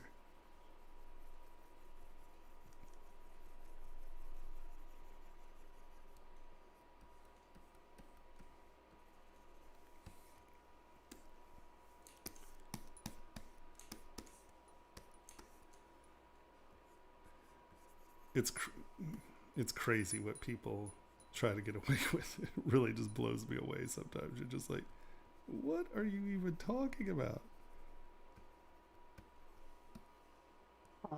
So Sina wants to know, if we're making jewelry, do we have to, well, if we're making anything, do we have to work stylized, real, or on a particular subgenre all the time? Or will it negatively affect our progress if we try and branch out into a bunch of different styles? No, make anything you can and everything you can. Yeah, no, I wouldn't. I mean, okay, so I will say this. If you are trying to get your name recognized as a designer, you're going to have to start with the style, right? And so I would say that, but you can do tons of different genres and still have a style. I mean, I think my style is how I lay materials down, right? And so it's just my stroke is really sort of my style, right? And so I think that, I was known for very geegery stuff. But if you really knew me, you'd know that really my style is much more Art Nouveau, sort of. Louis Sullivan was a far bigger influence on my dimensional sculpting than Giger by all means. But, I think that you should have a voice, right? Develop something that is your voice. And then you can make anything and still sort of have that style. But that's if you're trying to get recognized as a designer. If you're trying to get recognized as a freelance artist, do everything and anything and everything and do it great, and you're going to get a lot more work. Because you don't necessarily want a distinctive style if you're trying to do freelance work, because usually freelance work is doing other people's style. So, in that case, it just completely depends on what you're trying to accomplish. If you're trying to get recognized as an independent designer and artist, then that initial style is actually something that's important.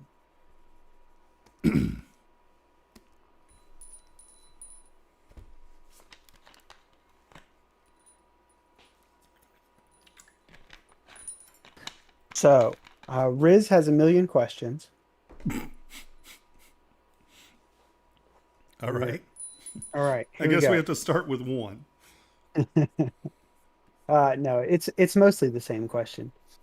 Um, so when we're dealing with contracts, how do you know who owns the copyright? So with freelance, it belongs to the freelancer, and the company doesn't own it unless they specifically pay for that license. No. If you are working for a company and they are coming up with the idea, let's say I get hired by Jeannie Wink's jewelry company and they want to do a series of 34 hearts. And they're like, okay, I want love on one. I want heart on one. I love hearts on one. I want hearts love hearts on one. And you sculpt that. It was their ideas. You're just selling your craft to them. If you go and let's say a company says, hey, we want to hire you to design a line of jewelry for us. We want it to be Western. Well, that's where your contract delineates whether you get paid for the rest of your life from it. If you are working on the hour and they have rights to it, if you're using your intellectual property, you have more rights to demand percentages. But if you work for a company, technically the work is theirs. Usually. Most companies aren't going to want to have to deal with all the garbage of trying to keep track of all that. And that's why I say, if you're designing a line of jewelry, make sure your name's on it. If you can, if you're doing something for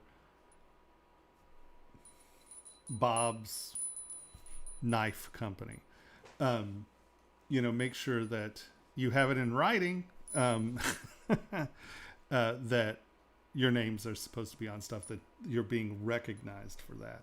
So admission of the design work is something that should be in contracts, how it's dealt with.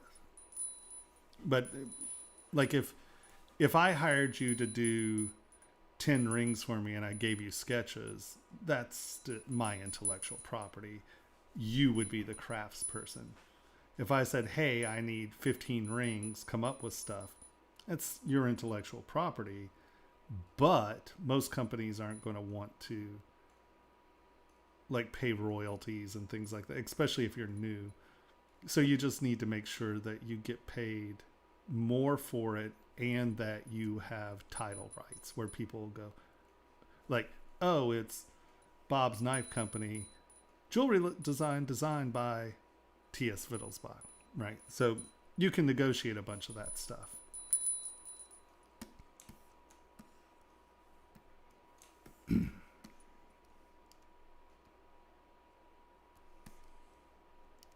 Now, that was one question.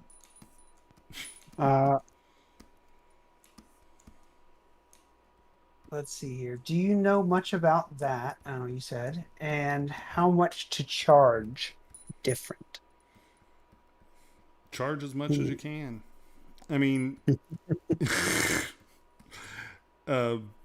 like I said, if I'm designing a line of jewelry for someone, I'm not on their payroll, I'm not getting health care, I'm not getting any of that stuff, then I tend to charge 20 times retail. But to be fair, I'm a fairly recognized artist and my designs have made people millions of dollars. And I can point to that and say, hey, look, things I design are making money, right? So that gives me that extra leverage to demand money. But to be deadly honest, I haven't done freelance in a while now. I mean, I do kind of one-off gigs for people every once in a while, but it's not a big part of my income anymore because I've been trying to focus on this education thing. And sadly, I'm not one of those multitaskers. I have to focus on what I do, sadly.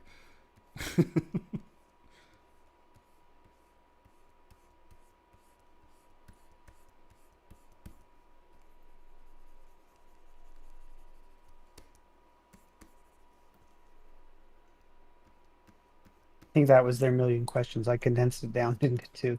Wow, that was a really short million questions. To be fair, I think it was only two to begin with.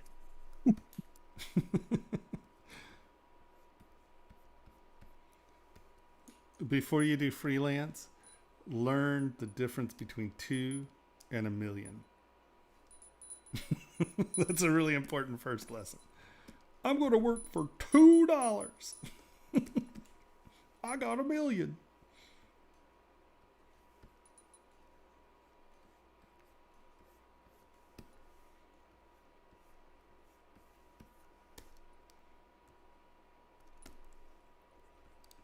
Yeah, pricing's always tough. Because the other problem is that there are 500 million people out there who will work for $15. Okay, it'll look good in your portfolio is BS. It'll look good when I can pay rent. That's when it'll look good.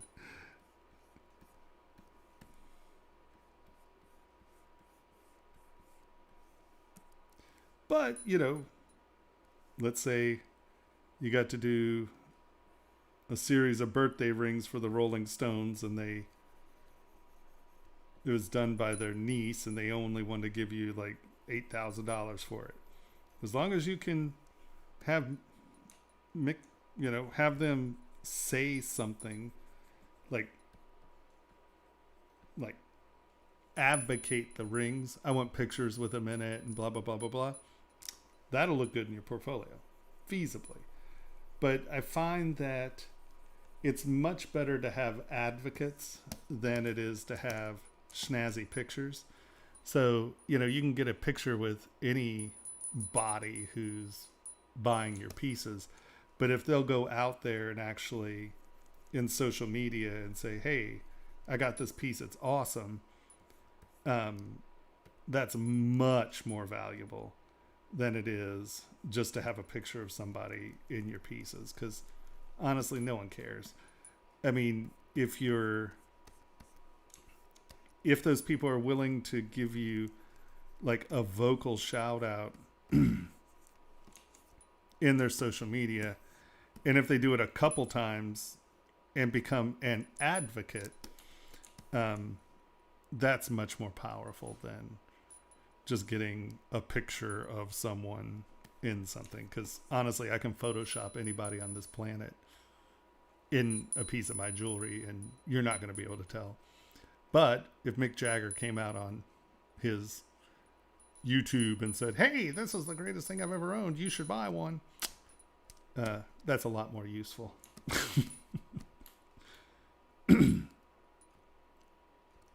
Oh, Riz just posted his other question that I missed. Have you, let me find it, make sure I word it right. Yeah. Have you ever had one of your designs stolen? This was back when we were talking about copyright. Yeah, all the time. My sugar skull is just absolutely, completely, and utterly abused.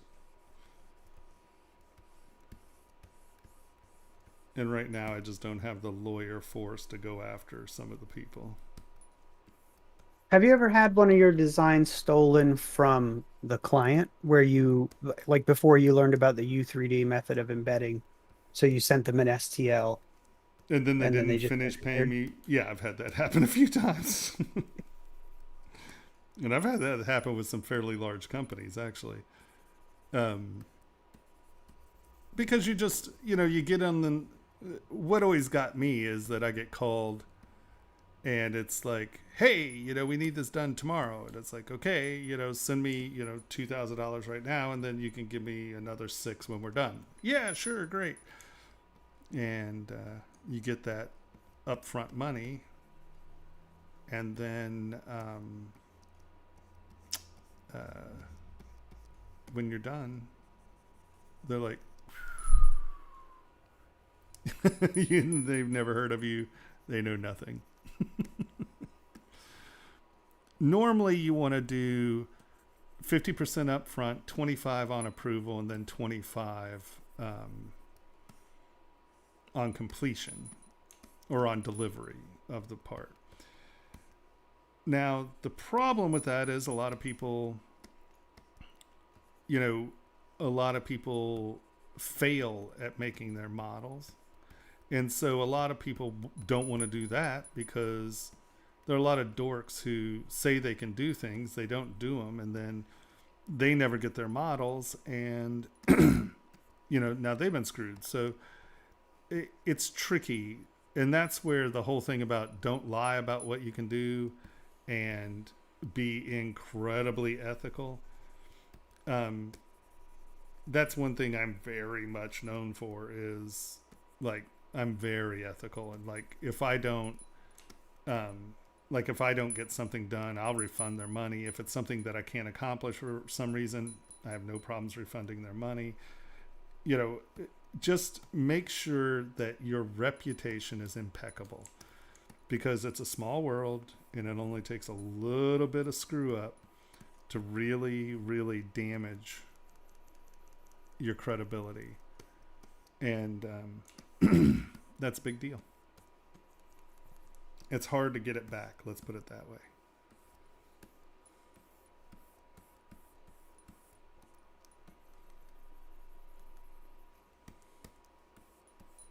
And in a world where the truth means nothing, if you're truthful, you're always truthful. You do what you say, you accomplish it. If you don't do what you say, you punish yourself, in the sense of, give some of the money back or whatever. As long as you're above reproach,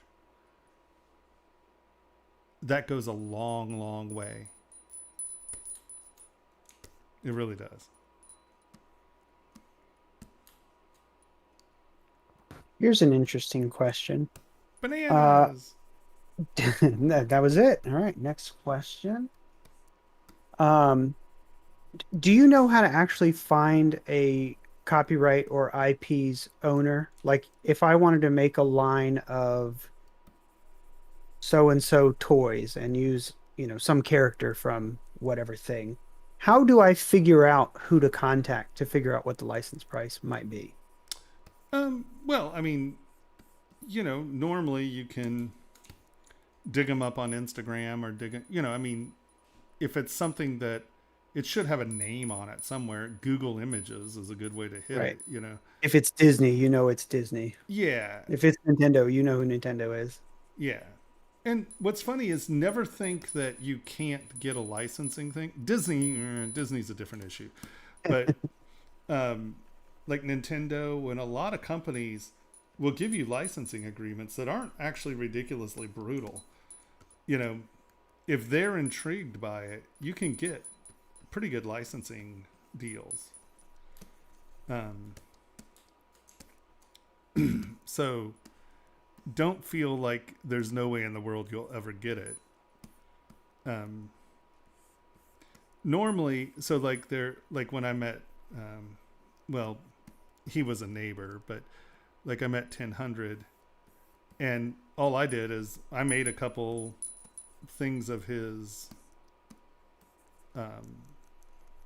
paintings or prints or whatever, and I was like, hey, I want to make these with you. And seeing the objects, he was like, yeah.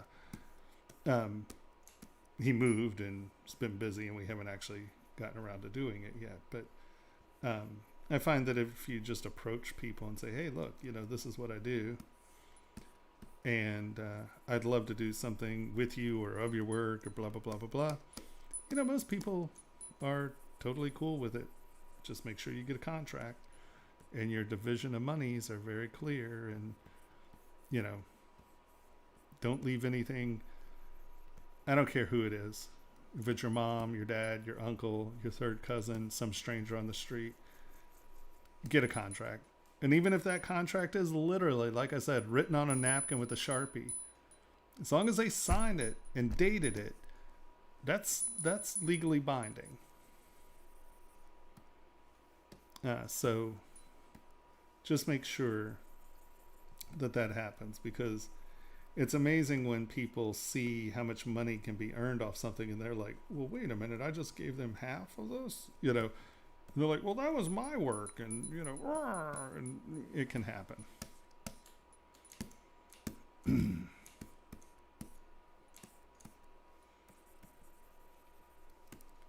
It's amazing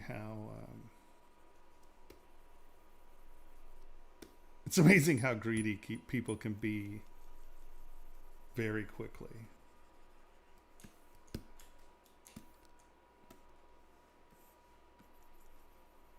Especially with, like, let's say there's an illustrator you like and you approach them. This is definitely not Tin Hunt.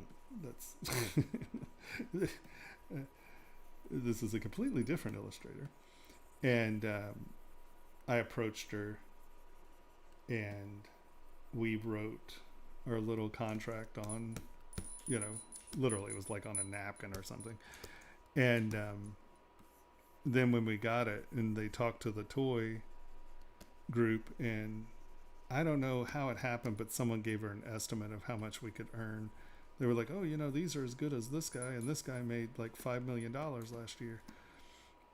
And I think that was literally the conversation.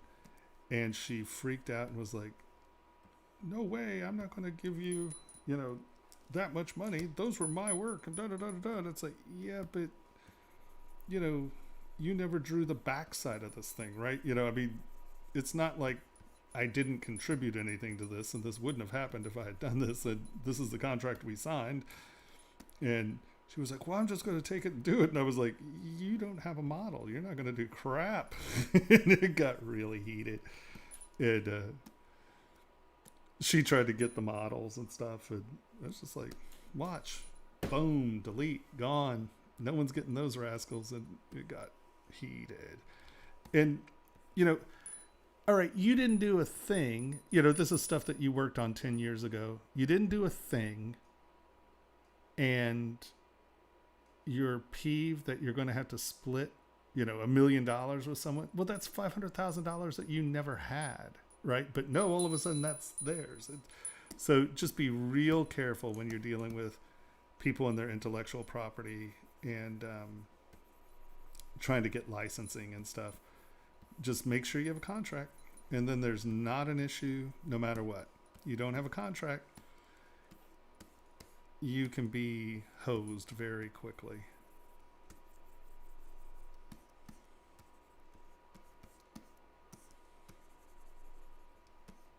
Never turn over a model until you have a contract. Like that. I mean, obviously if you get hired to just make a model for someone and it's just a real quick thing and blah, blah, blah. That's not what I'm talking about.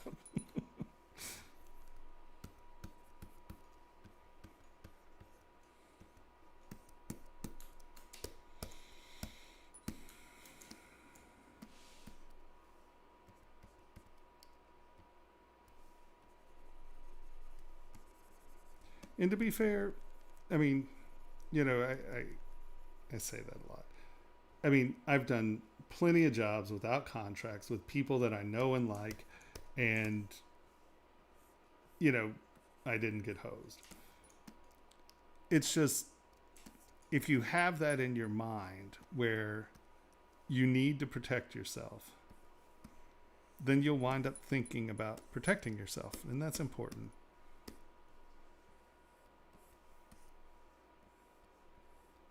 Valuing yourself and your work is one of the trickiest things there is. It's very easy to get behind the 8-ball on that one.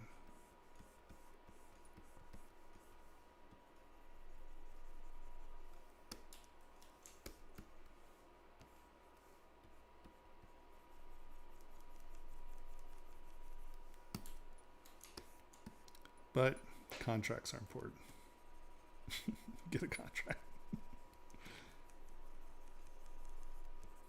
And what's funny, even like just texting, just getting it in text or an email, that's a binding contract.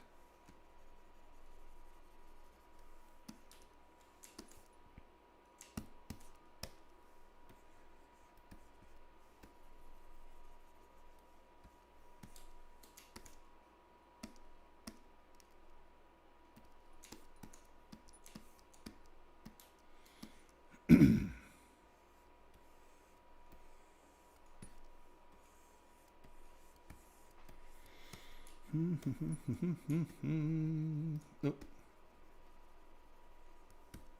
I was cheating there.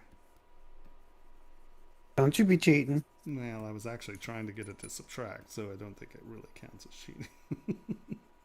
I was failing at my subtraction, so I don't know if that counts.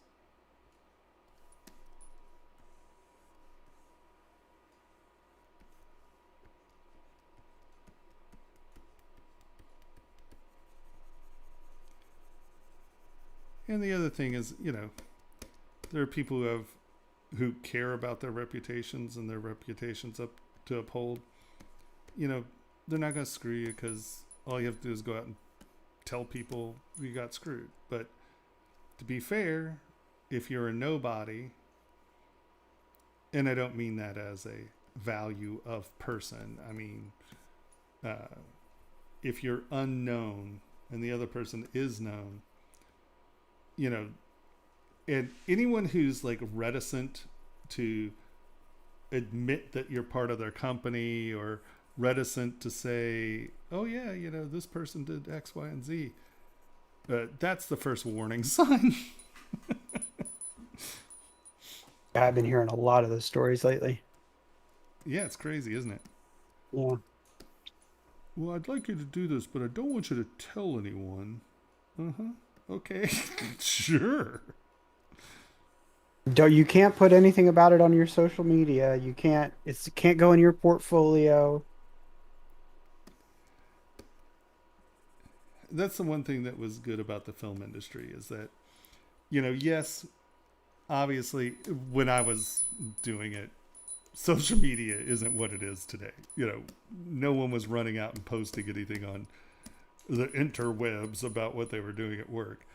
But you had a right of representation.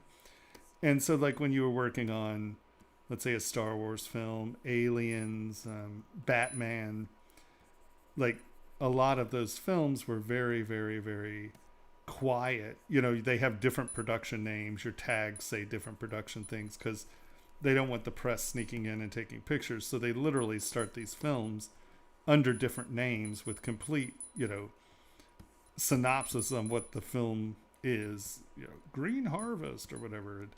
It's like, but that is, you're working on Star Wars or you're working on Batman. And they had non-disclosure clauses where, obviously you were not allowed to show any work until the show opened. And then once the show opened, they don't care if you have every right in the world to represent the work you did. I mean, that's how you get your next job. So if anyone is unwilling to give you there are non-disclosures, and if it is, you don't want your new designs being leaked before Fashion Week or something like that. Great, I get it. I don't get to show anything until this date. But then, I'm going to claim this work. And if anyone has problems with that, there's a problem,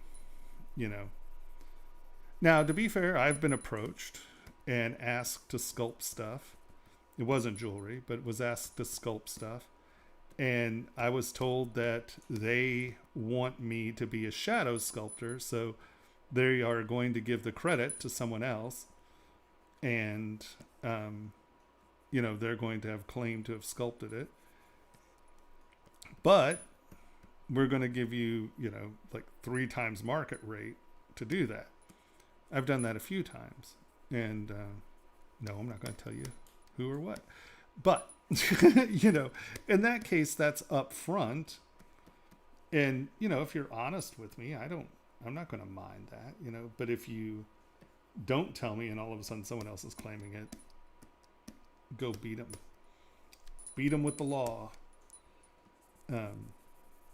But anyone who is shady about you representing yourself and not, them, oh, we don't want you to do that, and blah, blah, blah, then definitely be careful.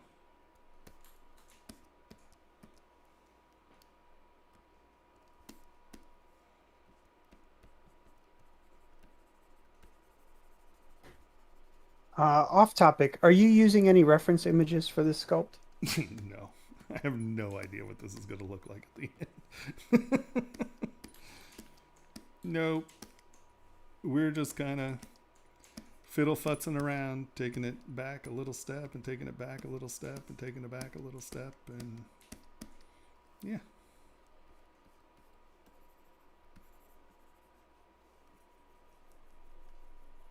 Is there a project or subject you like to work on when you're not sure what to work on? Honestly, I kind of like, I'll just pick something random. Like if I don't have a job or something that I'm working on, like often I'll just go, okay, we're going to design a motorcycle, or okay, we're going to design a flower, or okay, we're going to, just do something random. And I find that stimulating because if you just like,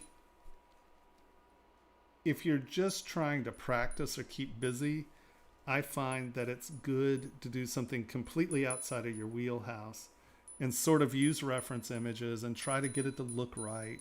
And that is much harder than it is to, oh, I'm going to make, another Pokemon, if you make Pokemons every day, right? You're like, okay, well, I'm just going to do Squidoodle 3 more times. No, make a transformer, make something that's harder, make something that's easy, just break it up so you're used to identifying shapes and forms and getting them to look well.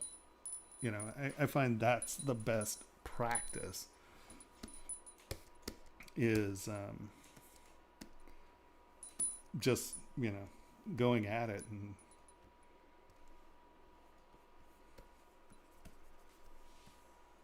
but practice, I would suggest definitely doing something you can judge, in the sense of make sure that you're not just, unless you're practicing making stuff up, that's cool, that's fine.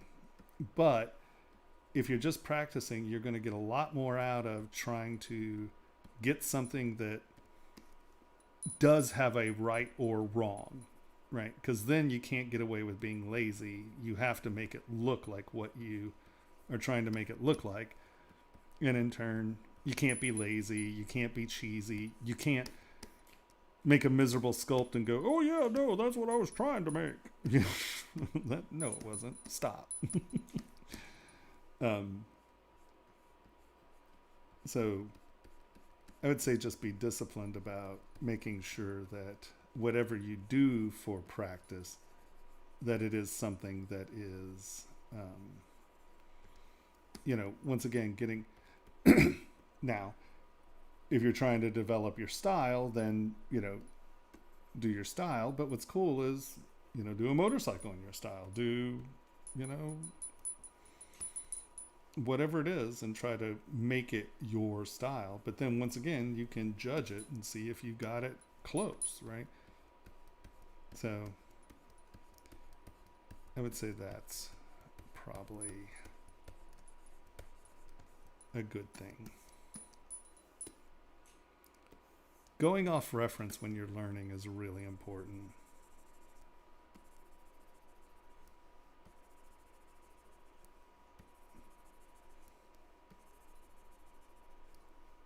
Max and I are the same.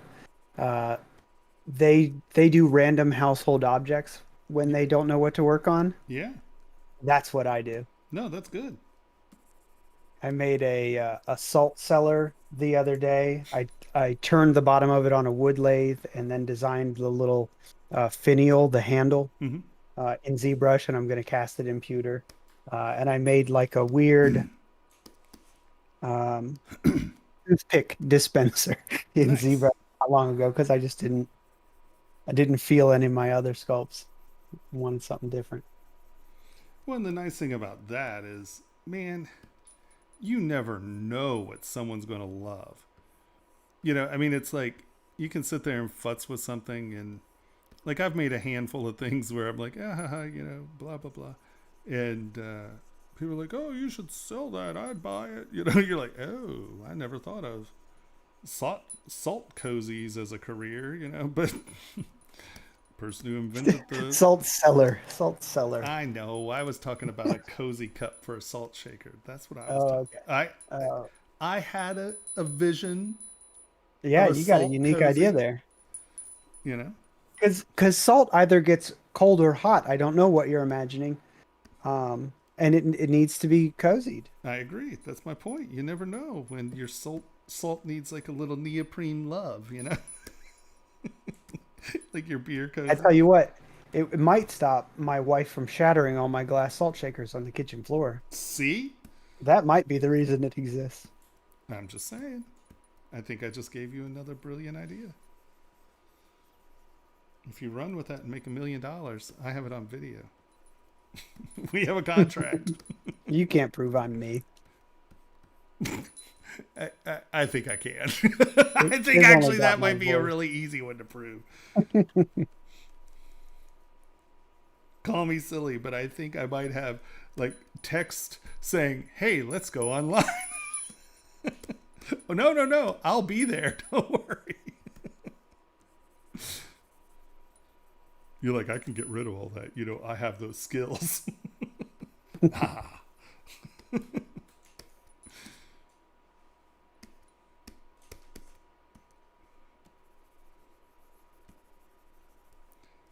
The Ute of today. Just because I can't see prompt my way out of a paper bag doesn't mean that I'm just open to get messed up.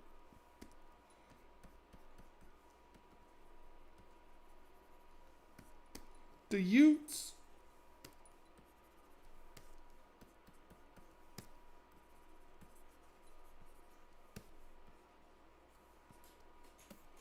Das Utes.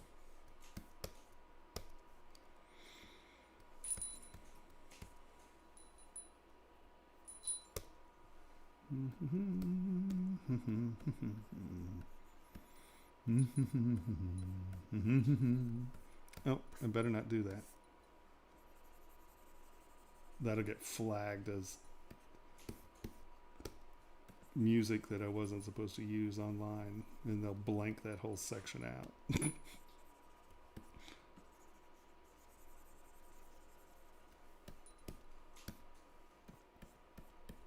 Gotta be careful.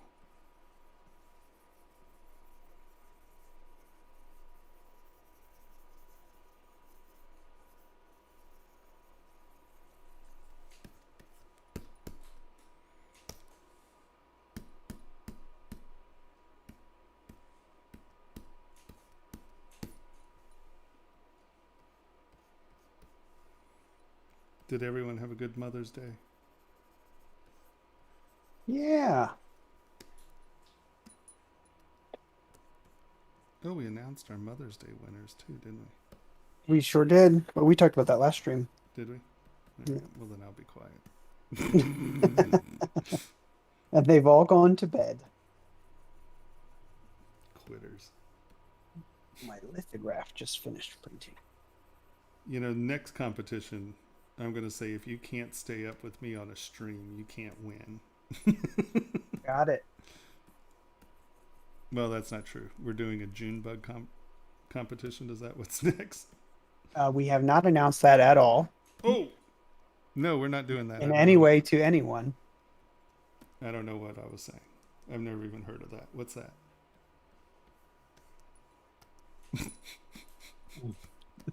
See, Tomas, you suck at this game. Yes. You are very bad at this.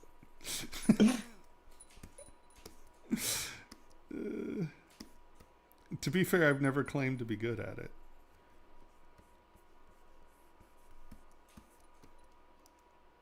I don't think anyone has any clue what that even meant.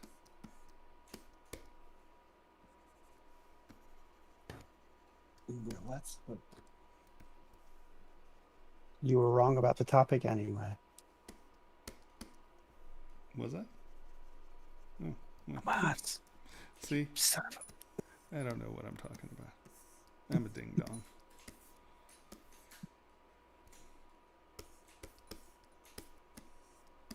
It's my story. I'm sticking to it. That you're a ding dong. I'll Mhm. stick to it too. Right? I think I have, I think that's empirical evidence of that. Ooh, that was not. Where's my. There you are. Turn that down.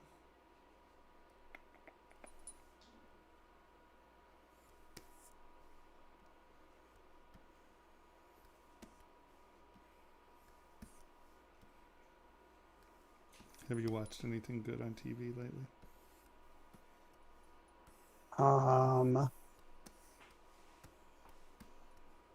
What have I watched most recently? The Circle.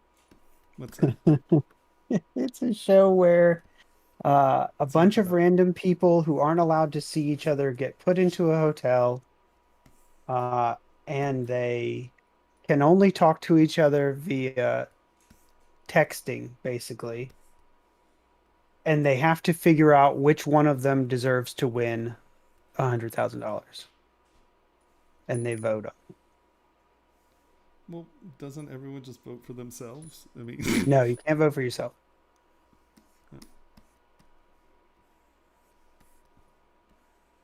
I don't So even know. it's like a popularity contest, Great.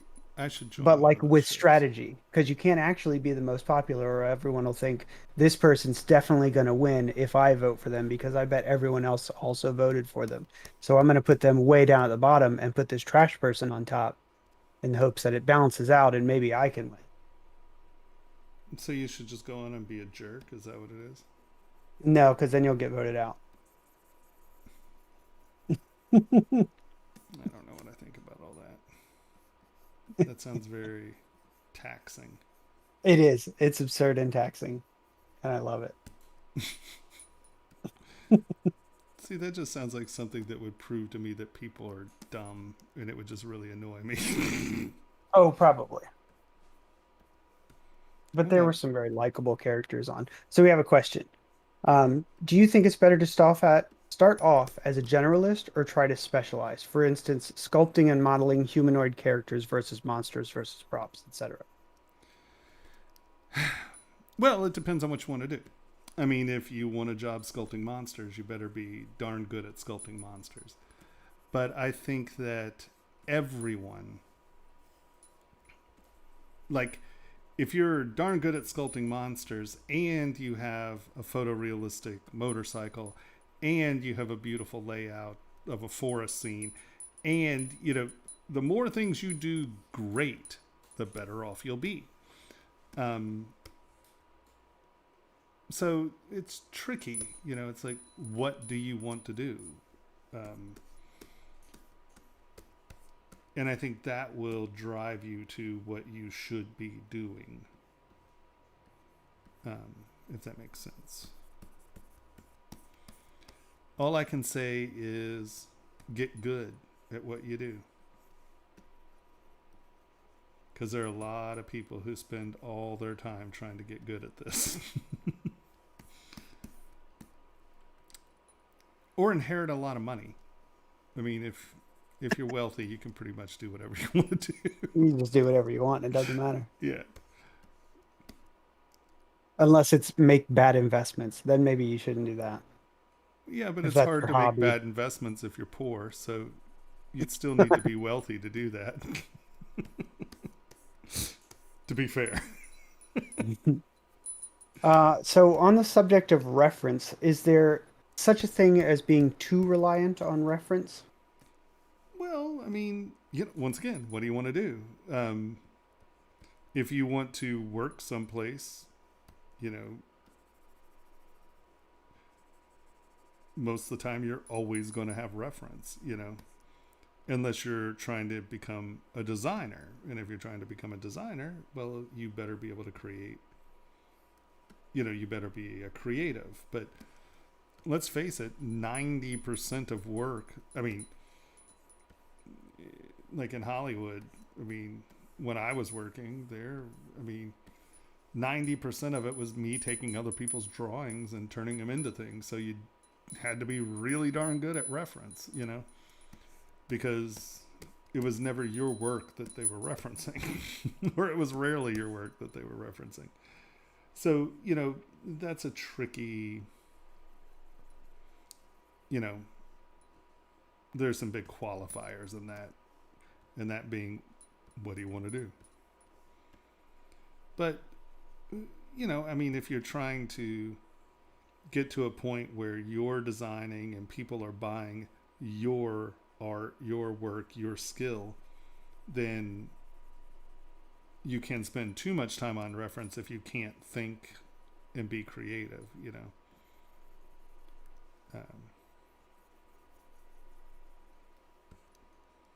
And that's just a different kind of practicing, you know. That's set little tasks for yourself where it's like, okay, design a motorcycle, design a plant, design a thing, and, you know, just start to come up with things that are original. And yeah, but I think that if you get to the point where you can create anything from reference, that gives you a much more powerful tool to be able to pull forms and shapes out of your head and actually be accurate with it.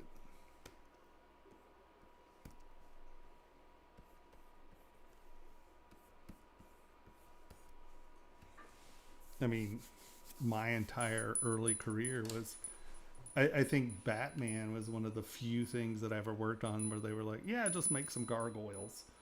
You know, every film I worked on, we had reference, right? And then, like in Big Fish, I did some design stuff, but, you know, there was still kind of reference. You know, there was some sketches and things like that. So, if you're trying to work in the industry, I don't know that you can be too... Well, okay. How the question was phrased, maybe yes. You can be too dependent on reference in the sense of you have no capacity to create something on your own. I don't think you can ever be too good at reference. Do you see the difference in those two statements? Henry, do you hear the difference in those two statements? Did that make sense? It probably did, but I was busy reading, so I missed it. Oh, I see how you are. I'm sorry. No. There's so I much get to it. read. The words that I say are not important. You're off just chitty-chatting with friends. I don't know. I'm here to read questions. Mr. Chitty Chatter over there.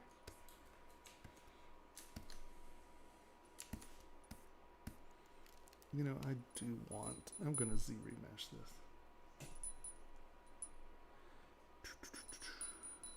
Because I do want to be able to shift. What just happened there? Those two can't be the same. Oh, it's because that's still... I'm like, what is going on? They cannot be the same. Okay, we're going to delete that. Yes. We have you. We're going to duplicate you. Z-remesher.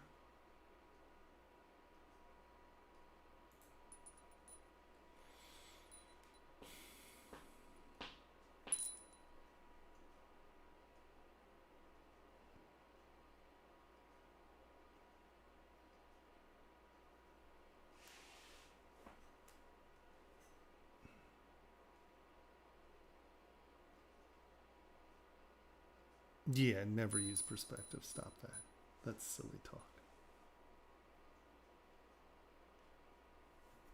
Oh, you saw that? I just looked up and saw he was going to say not to use perspective. Yeah. Just say don't use perspective. That's all he's ever going to say. It's true. No. All right, I'll just keep that over there. Don't spill my water on the computer.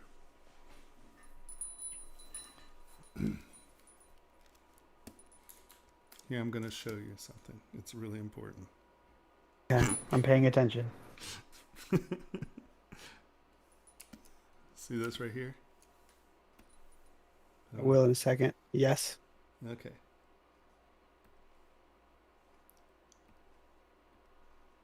See this? This is an object I sculpted. See this? Does that look like anything I've sculpted?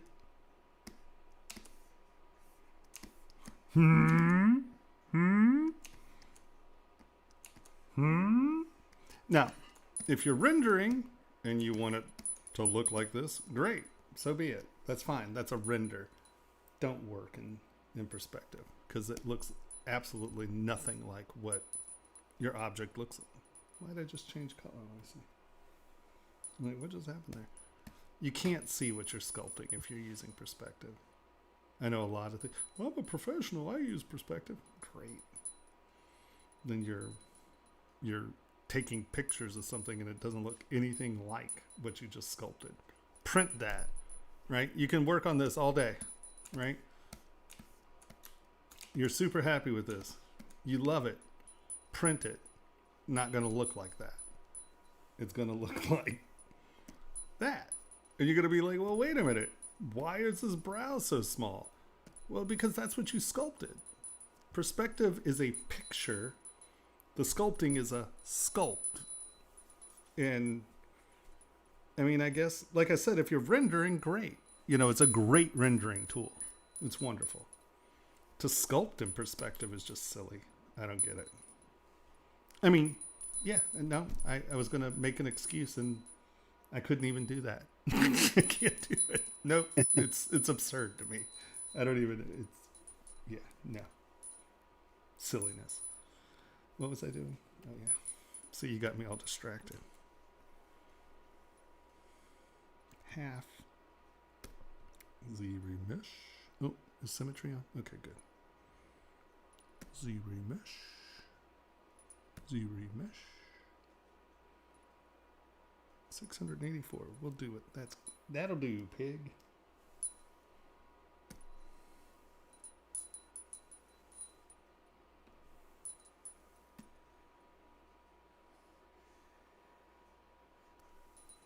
Why don't you use hotkeys for your brushes and actions?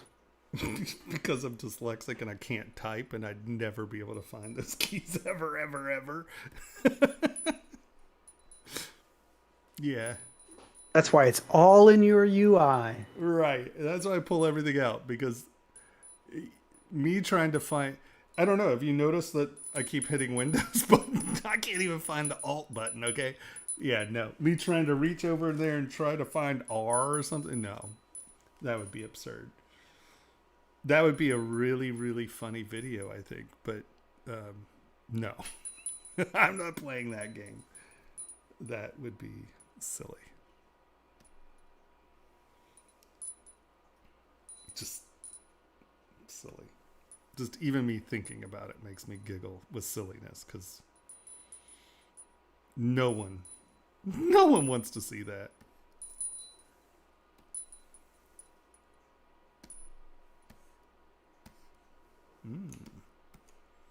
We did have a fail point there. And yeah, I'm going to use additive right now. I don't want to hear anything out of you.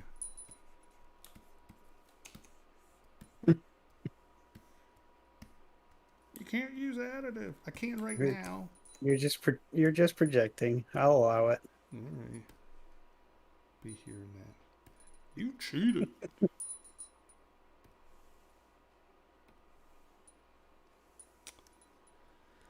Projectile.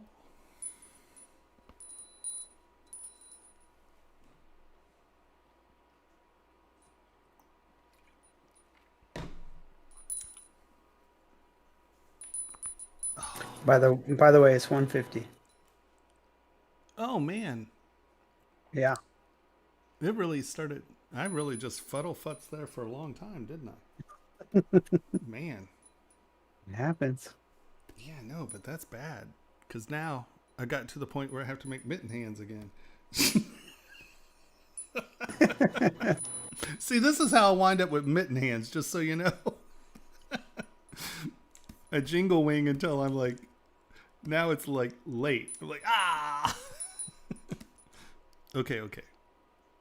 I'll work quicker now. You got 10 minutes and I'm pulling the plug. No. 10? You can give me 10, a little. You can give 9 me a minutes. little. Pulling the plug on the whole thing. No, you can give me a little more than that. Shutting her down. No. I'm going to start slowly deleting buttons out of your UI. No, you can't do that.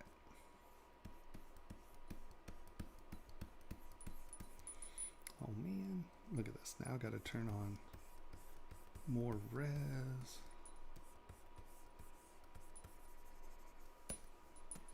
Now it's going to look like I rushed through it. I just spent 40 hours like not doing anything. Now it's like, ah! It seems to be a reoccurring theme in my threads, or my streams, doesn't it?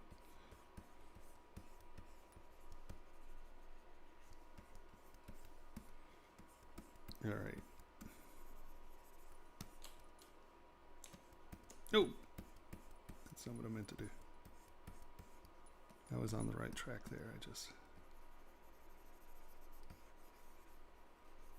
All right.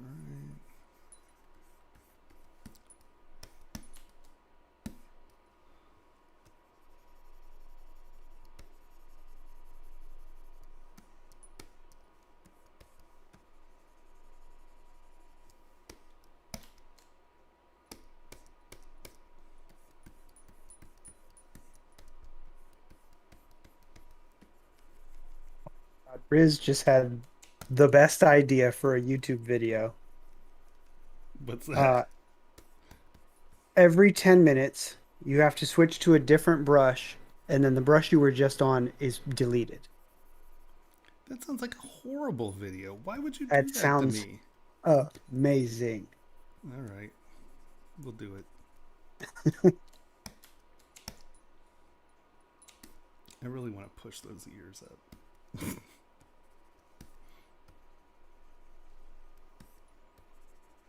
So how do you go about getting your sculpts turned into jewelry? For example, I want to design some jewelry for friends. Where do I send the models? What's the process like? Hey Henry, why don't you answer that, since I only have like 3 minutes here and I gotta like actually pay attention to sculpting for a second. I will answer that. And actually, I have a Formlabs list here. Oop. So that link I just posted is a list of. Oh no, that's actually a list. List. So anyway, you're going to contact a thing called a casting house, and a casting house is someone that will make sure that your model is watertight, printable, castable, etc.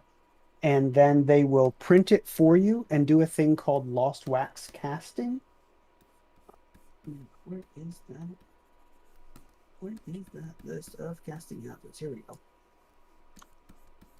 So this is a list of casting houses that is recommended by Formlabs. There's lots of casting houses in the world. There might be one right down the street from you. Just find one that has a good reputation. And they're going to charge you to print the model. They're going to charge you to cast it. And they're going to charge you for the silver or the gold or whatever you printed in. And then they will charge you to finish it. So polish it, patina it if you want that. Any soldering work, any stone setting that you have in it, that sort of thing. And then they'll send it to you. And I know I made it sound complicated, but it's actually fairly easy. It's something that they do all day long, so they'll know what to ask of you. And we're happy to help if you need to know what to ask of them. And I think I have a link here.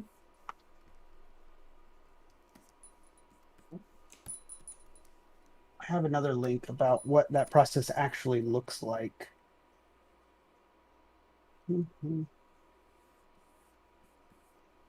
Wax process. I'm sorry if it sounds like a spaceship behind me. My little Formlabs wash machine is getting busy. There you go. That last link is a little look at the lost wax process where Tomas, and I think he was with Tony there, 3D printed one of his models and invested it, is what the process is called. And then you melt the wax out of it, pour metal into the cavity that's left over. And that's it.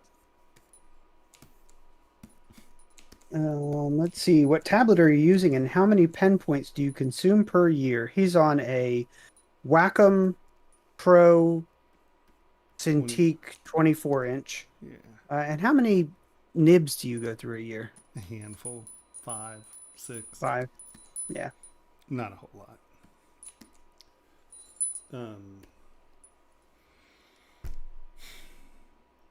Yeah, I used the felt ones for a while, and now I use just the standard black plastic ones, and they last a long time. I don't really have problems with them going away anymore. Damn it, 10 minutes. I like how you don't warn me before 10 minutes.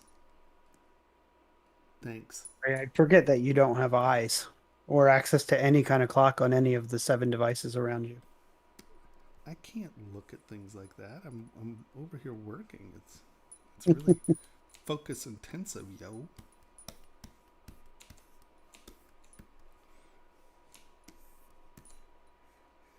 And Max recommended Shapeways. And I think that's a great suggestion if you just want to dip your toe in that process. They're a really simple solution. My watch is done. And they're not They're a cheap. really simple solution. They're not cheap, and the quality is not what you're going to get from a real professional caster. You will probably see layer lines. They will not do a final polish. They will not patina. They will not set stones. They will not solder, anything like that. But I'm guessing if this is your very first time designing jewelry, you're probably not looking for soldering and all that. So Shapeways is good for your very, very first attempt. And if you want to keep doing it, you'll want to find a real casting house. Yeah.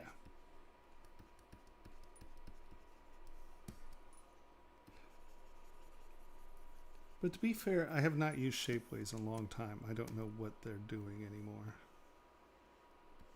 When's the last time you used Shapeways?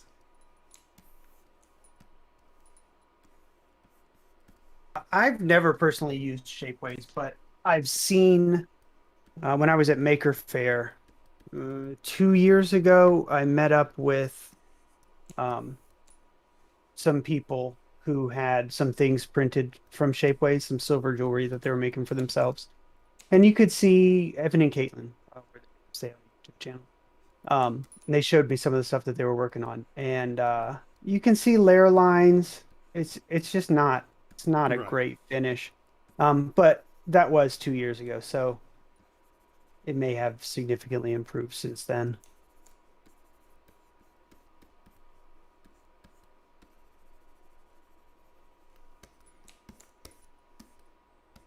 It's not where I wanted his eyes. I was going to dig back farther in there, but I got too busy. Too busy.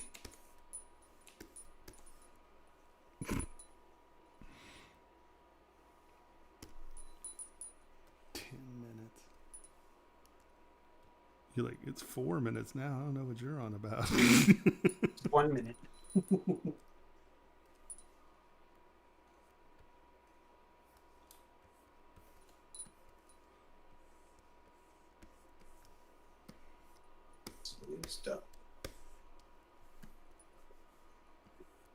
What should I delete out of your UI first?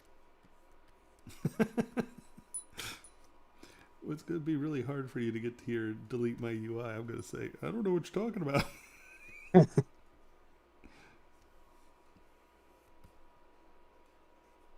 right, I have logged into your computer. What?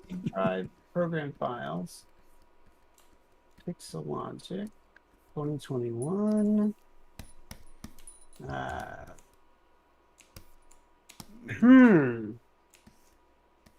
I don't think I can delete individual things out of a UI. You haven't taught you how to do that yet, have I? Yeah. Well, no, I mean, I can if I'm, like, if I took control of your mouse, but from the CFG itself. That's an interesting. If you could do Let's see that, what I'd this be file very looks like. impressed.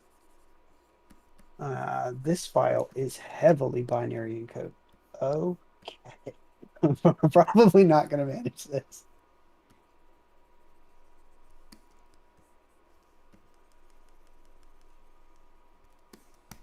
And well, all right, I'm just going to delete the first 5 lines and see what happens.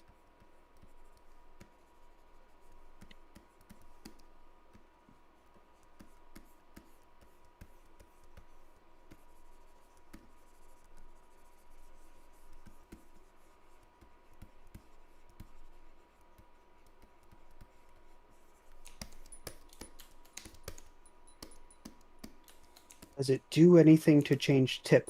Oh, Did you just? I was trying to figure out what change tip meant. Pete wants to know, he's talking about the stylus nibs. Does it do anything to change the nib? I have worked many thousand hours and never noticed. Forgot those things were even in there. No? I mean, if you're not noticing any inverse reaction, any problems. No.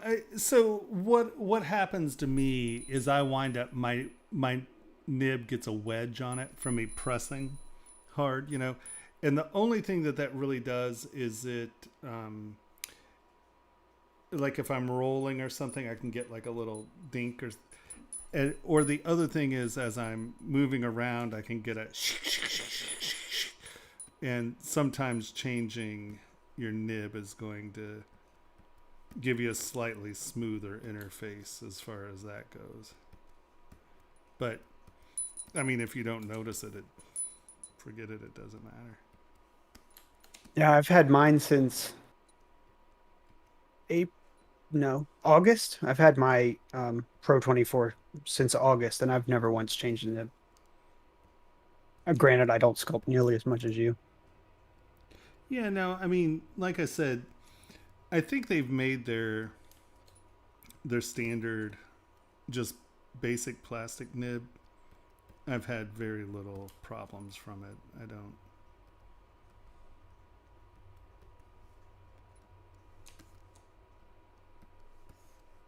I mean, they last a long darn time. You know what doesn't last a long darn time? My stream? This stream. I'm working on it. I mean, it does last a long darn time, but not too much longer. Let's check the uptime. Where are we at here? 6 hours, 4 minutes. I'm close. I would have preferred to go in and actually put details in things, but whatever. I'm not gonna cry. I think it looks great for a thing you didn't plan a single piece of. No, that's turned up a little too high.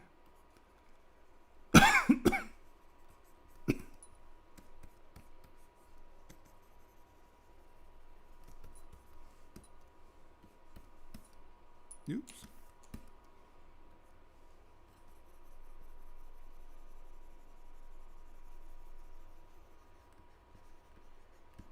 He got mitten ears, thanks to you. Mitten ears. It is my fault you waffled on about something for too long to finish your sculpt. It I'll is take totally credit for your that. fault. I'm totally blaming you. There's no way that this is my fault. Pete wants to know, do any of you use the 3D Connection support? He's been looking forward to that for many years. I do. You got anything over there you could hold up? That might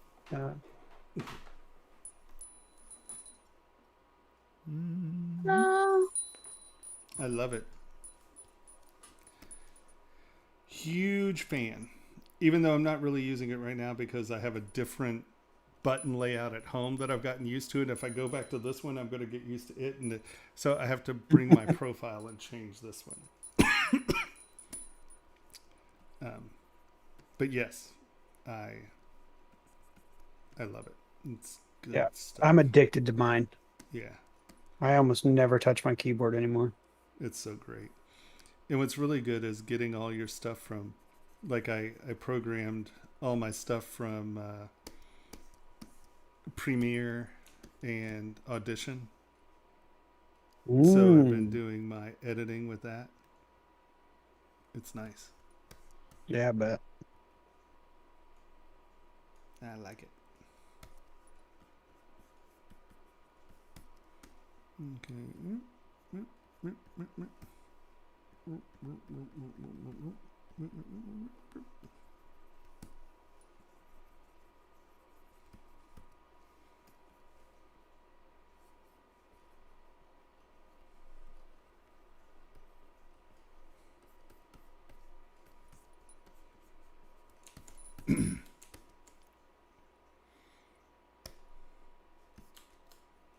Okay, not horrible. The ears are really bad. Mitten ears.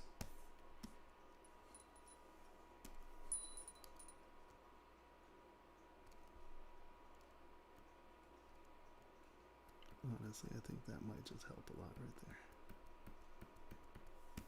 Shh, you didn't see that. That's sort of subtractive, right? Yeah, that helps some.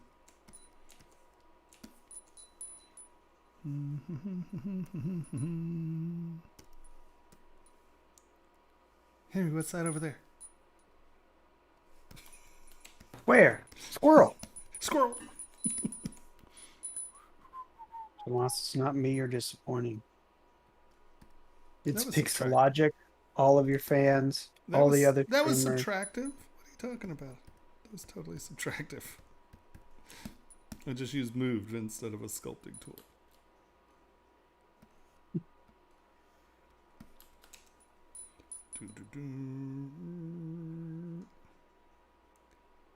How did we change that? Didn't someone talk about how to change that resolution where it doesn't drop down so low when you move it? Preferences. Oh yeah, it was somewhere in preferences. Was it cam view? No.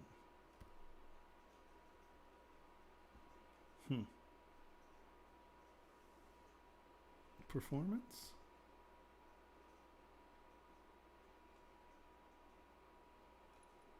I don't. Oh, 3D mouse. There it is. Nope. Oh well.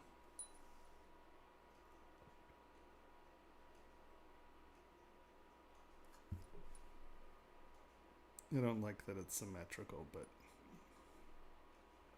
that's what we get to deal with. All right. I guess I'm fired.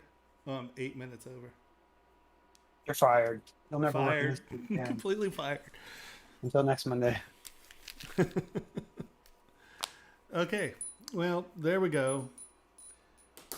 I dilly-dallied there in the middle. It took forever to get to like 11 o'clock, so I thought I had more time. And then we started doing other things, and I started talking, and that did it. Right.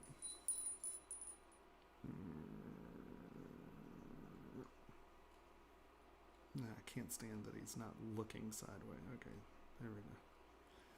So this is what I sculpted. Now wait. That's not. How can you tell me that that's normal? That's frustrating.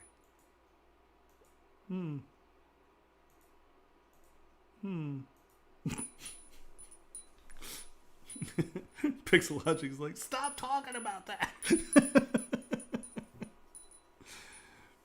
Okay, I think that I wasted too much middle time, but it's okay.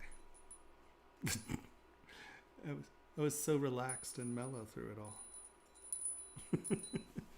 I sank down in the chair. It looks like just my top talking head. Okay, so those of you on YouTube, if you like what you see, push like and hit subscribe. It's really good for our algorithms and it's really important. So push subscribe. And if you have any questions, put them in the comment section below and either I or someone from Pixologic will answer it.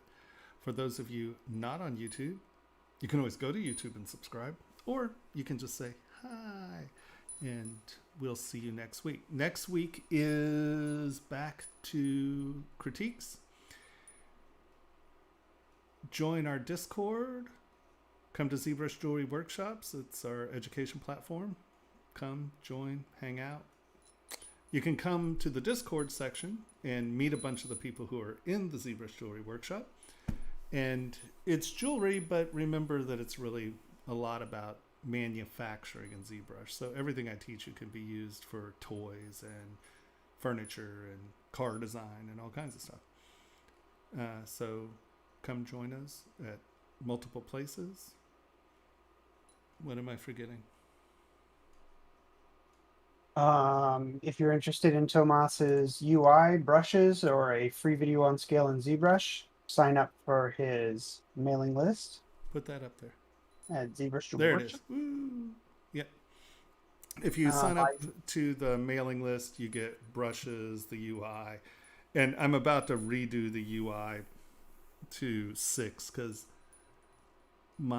I've been having some weird things go on with this UI. So we're going to renew the UI. The last one works perfectly well. It's just I'm going to make it better because there are a handful of things I want. There are new features that I want in the UI. So that's coming soon.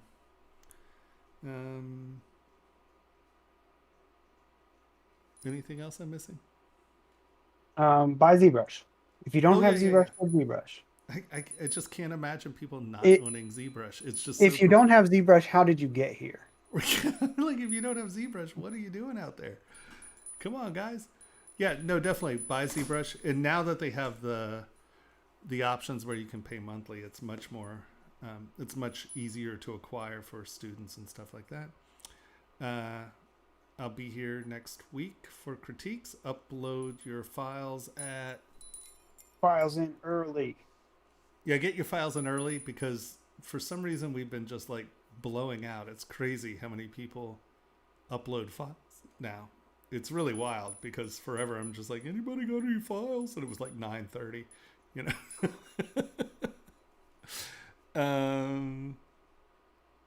Yeah, there you go. All right. I think that does it. Thank you guys for joining us, and I hope that was entertaining, if not educational. Right on, right on. Have a great week. I'll see you next Monday. See ya.